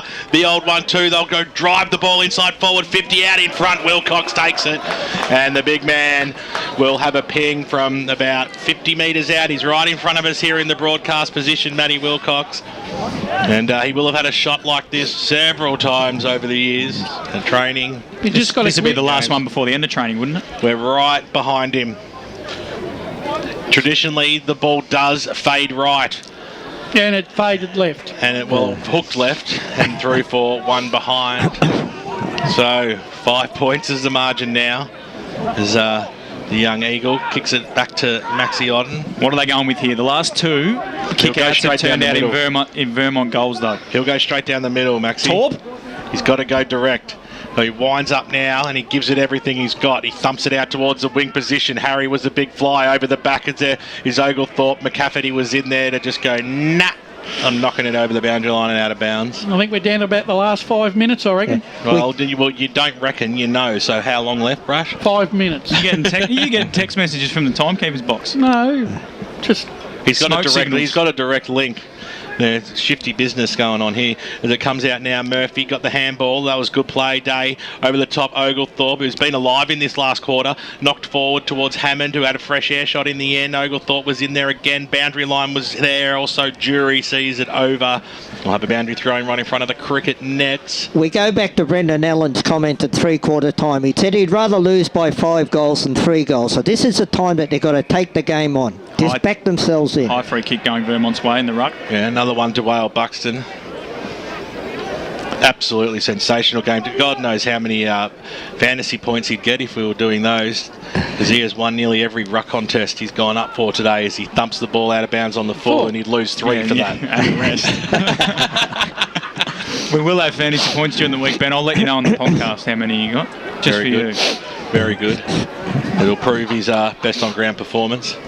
Is that how you do it, by Supercoach points? No, I'd just like to Patterson will bring it back into play and he'll kick it back to where Wale Buxton was. Won't get to him though, Tyson Holmes. I didn't realise you were taking back over. So, short ball out wide.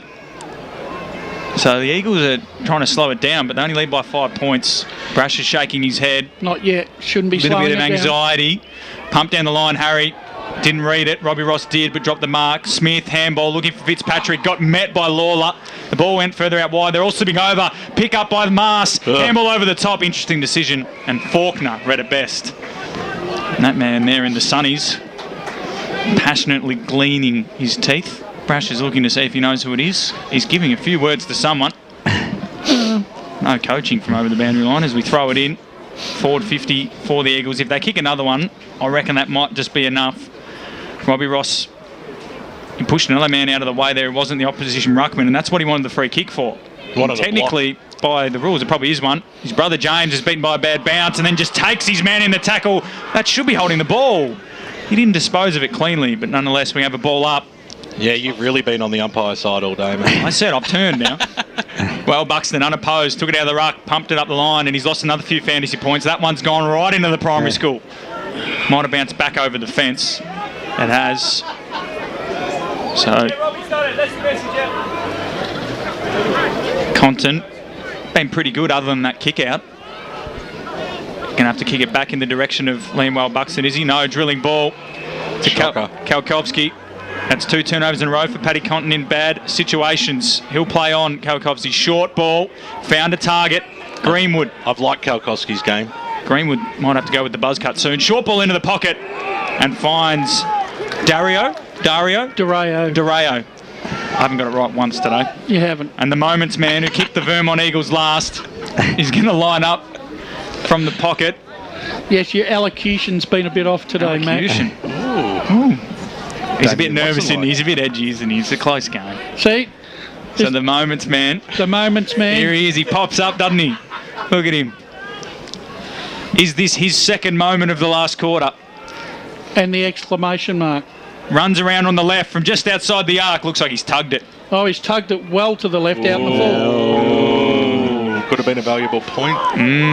So 9-8-62 Vermont. Blackburn 8-9-57. 25 and a half minutes gone last quarter. Short passes on. They've got to go for it. You've got to go direct. Arangio just kicks it out to space. Now it's Oglethorpe. Oh, no. Drop what he should have taken. Handball over the top to Otten, who's going to wind up and drive it down the wing. That was a beautiful kick there by Maxi. Straight down the throat of Murphy. Of the Xavier variety.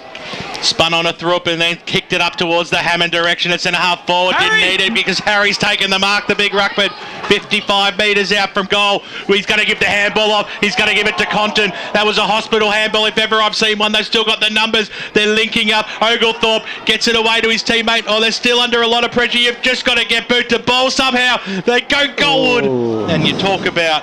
Was Matt Day. I'll tell you what, the excitement build there. And he could have almost said, well, with 4 goals, I'll take the player of the day. Thank you very much.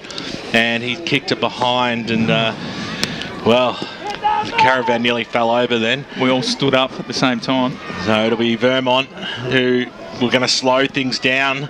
2 minutes to go. That was a good transition of play there by Blackburn, end to end. And they're going for the boundary line as Ross with the big fly over the top sees it over and out. Still just forward of centre for Blackburn. Next score wins this game. Not if it's a point to Blackburn. Next goal, maybe? Or next score? Next score, really. Either side. If it's a goal. Right, so next goal. We got there. As the umpire throws it in now, Harry, he's getting your back brush.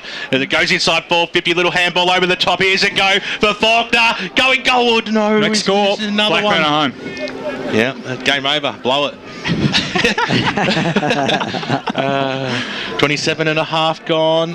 Just going to just suck Adam Parker's moved to the boundary line. Every bit. Have a look, yeah. Is he allowed that far down the wing? He's trying. He'd love to be out there, wouldn't he? He would take this kick out, wouldn't he? Loved watching him run around in the number 5. As it'll be.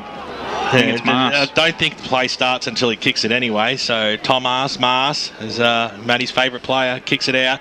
Or timely little toe poke there by Greenwood. Is that deliberate?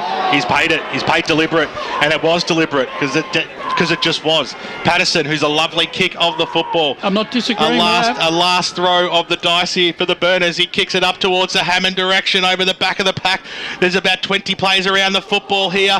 They're screaming for holding the ball there on James Ross, who's been so good. Adam Parker's just telling every Vermont player to get down. Wilcox I think there's only 1 or 2 forward of the ball for the Eagles now. Wilcox is going down to play goalkeeper. It's like a rugby scrum up there at the moment. There's a big knock there by Harry.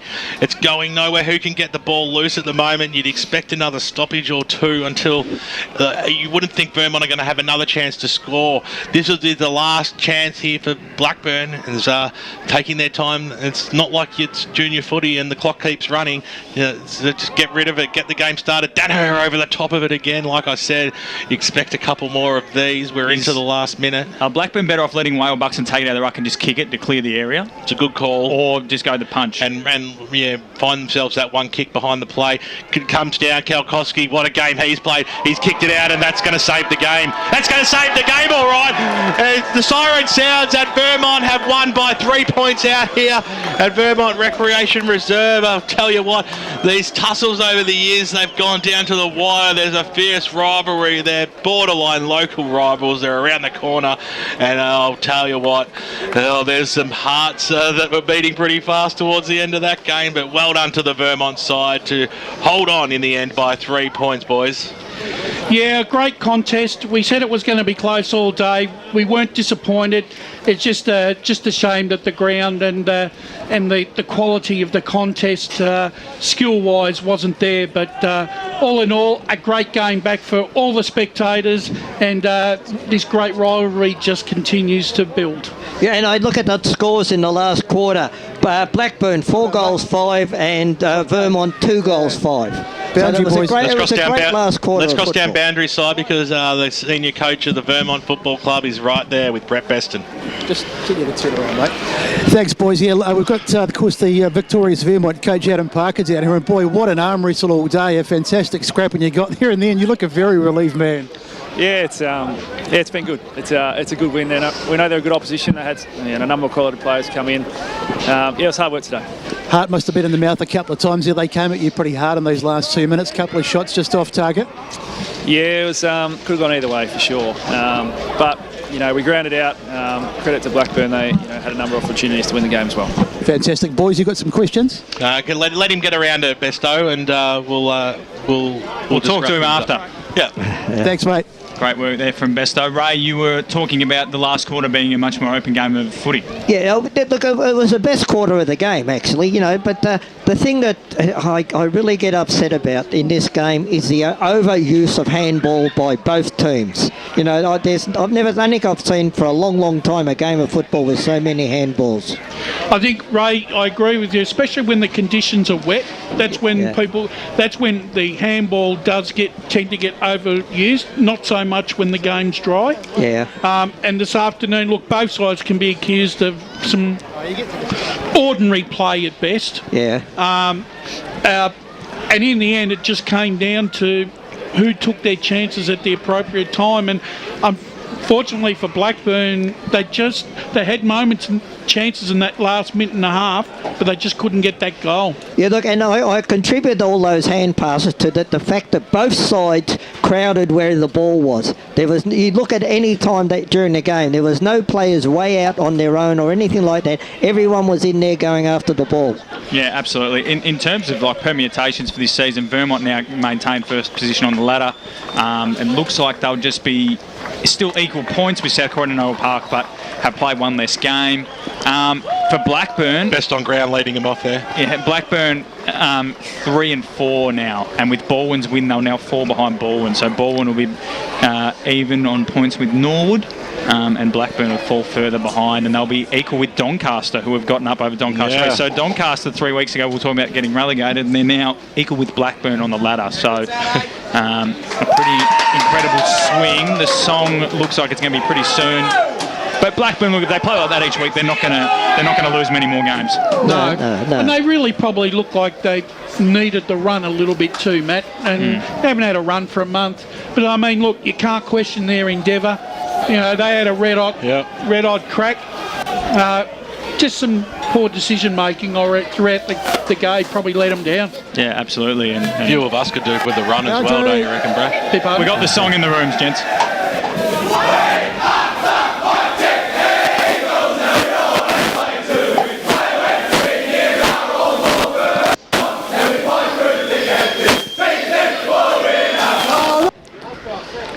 Come on, Brash, finish it off.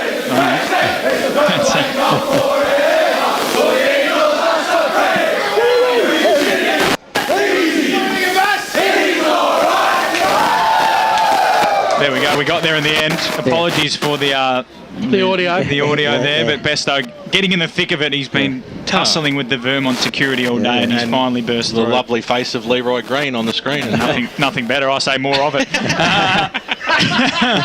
In terms of player of the day, gents, we've still got about 15-20 minutes. I'm sure Besto and Ryan will drum up some interviews, but in the meantime, players of the day, a few floaters. Obviously, Ben's leaning towards Liam Whale Buxton for the Nina and Pasadena Neverland Store player of the day. Yeah, I'd agree with that.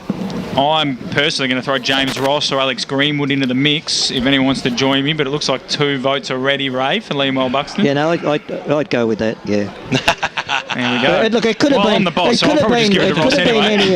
could have been any of 3 players, really. Yeah. You know, that's right.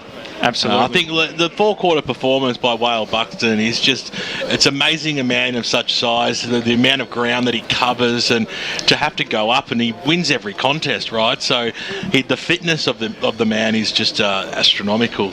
And his skill set as well, whether it's by hand or by foot, is bang on point as well for a big man. And they work so well in tandem, those two ruckmen, Ross and Whale Buxton. It's a duo that is just mouth-watering, and the jealousy from other clubs would just be ginormous as well. But when you've got those two in the middle, it just shows how important big men are in a contest, especially when we're talking local football.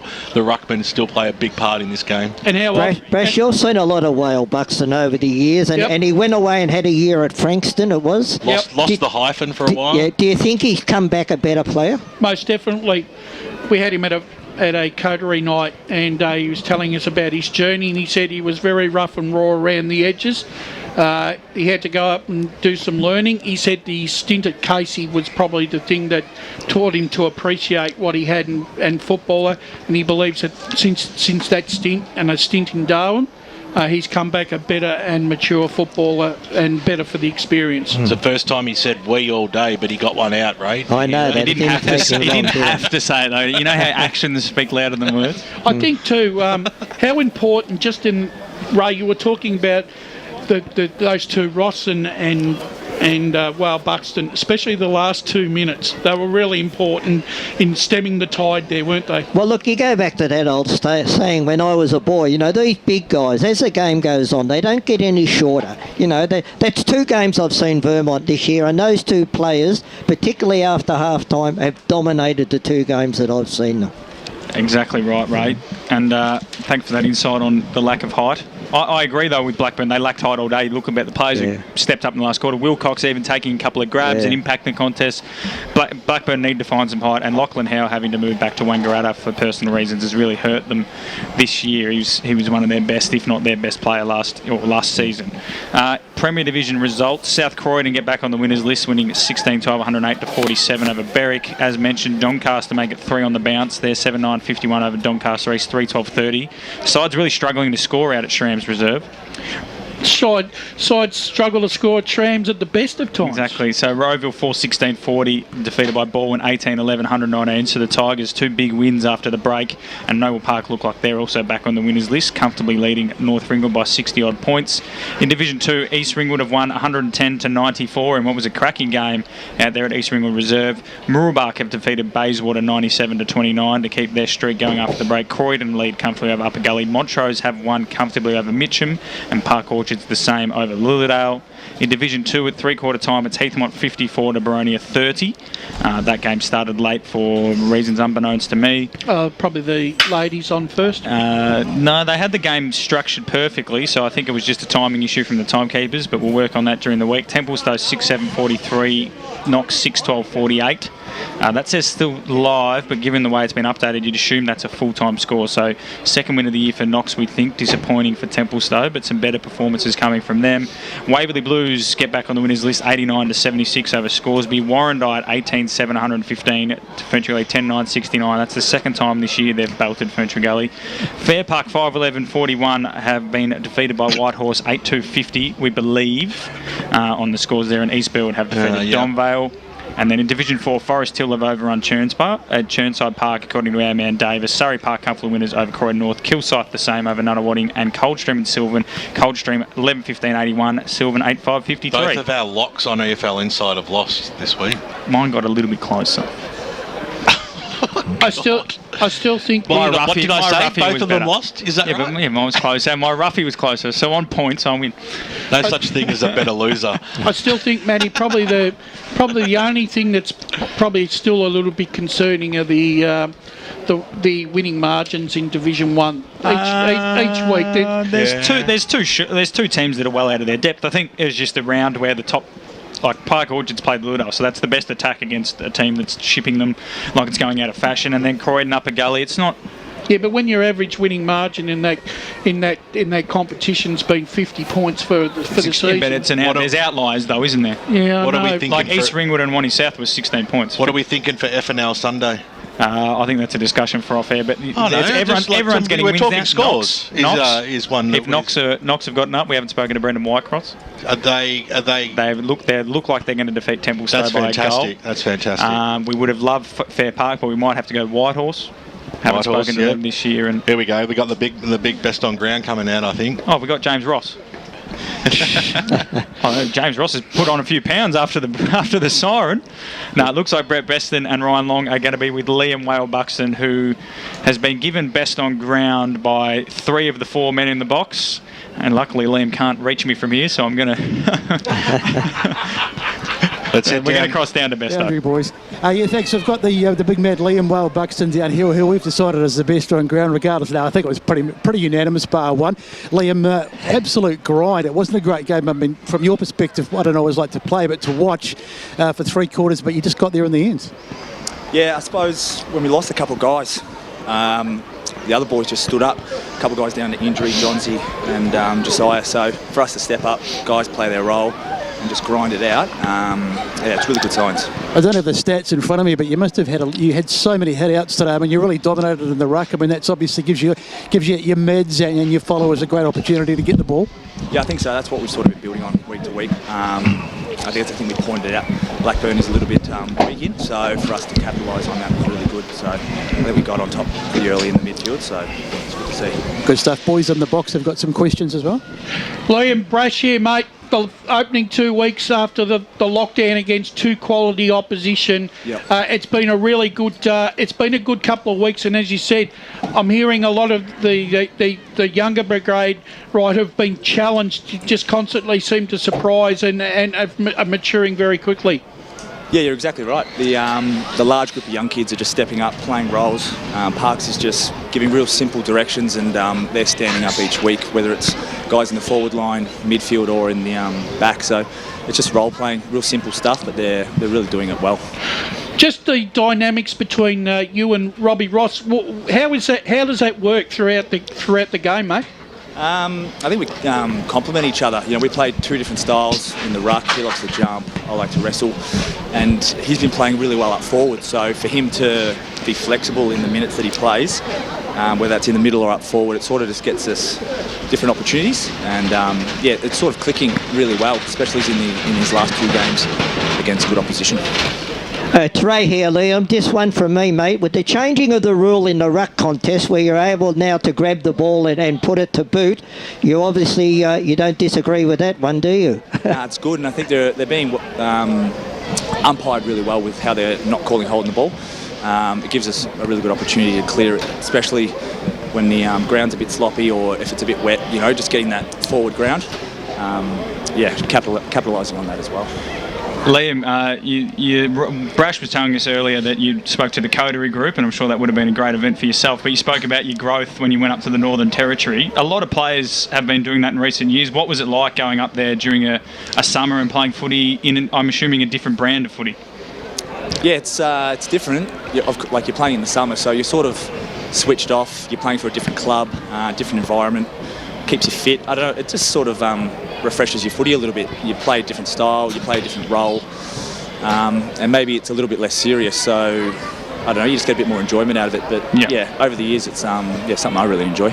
Final one from me, Liam. It's BWS here, mate. That big kick that you were winding up for in the dying minutes that didn't go to plan, but did it go to plan? Straight down the throat of Durao, who was able to put just saw him at the last second. Put the sealer on the board. Yeah, that was just the textbook ruckman kick. Opposition didn't know where it was going, either did I. Fantastic stuff, very mate. Lucky with that. There's a feeling in the rooms by the boys after a big win like that. They're a local rival. It's important, these wins.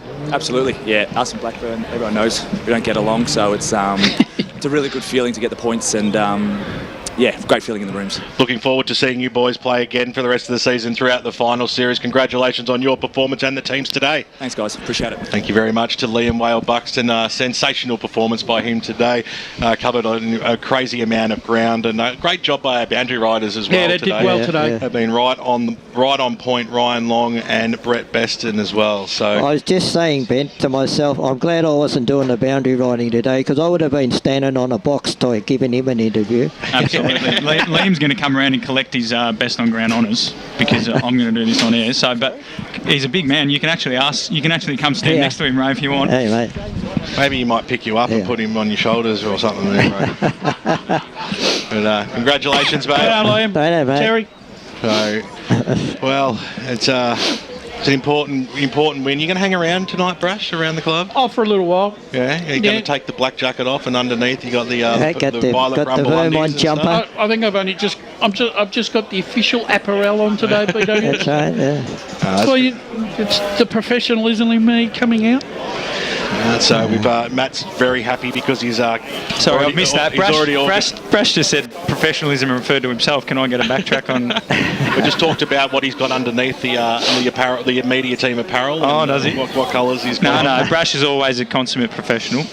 Liam Whale-Buxton, very, very well spoken, which unfortunately you probably look at him and you wouldn't think that, but he seems an academic. I'm just saying, it's just the thing that ingrained. You look at the big ruckman and you've been taught over the years to think they've got nothing between the head, but he was fantastic. He's like fast bowlers in cricket, but then he spoke really well then, and even just talking to him then, he was a very good chap. So you can see why he plays such good footy. Does that refer to fast bowlers as well? Yeah. No, I was saying it's a comparison. Ruckman and fast bowlers are the same thing. You're not mentioning that other game, are you, Bresh? No, well, he mentioned it more than us on the air today.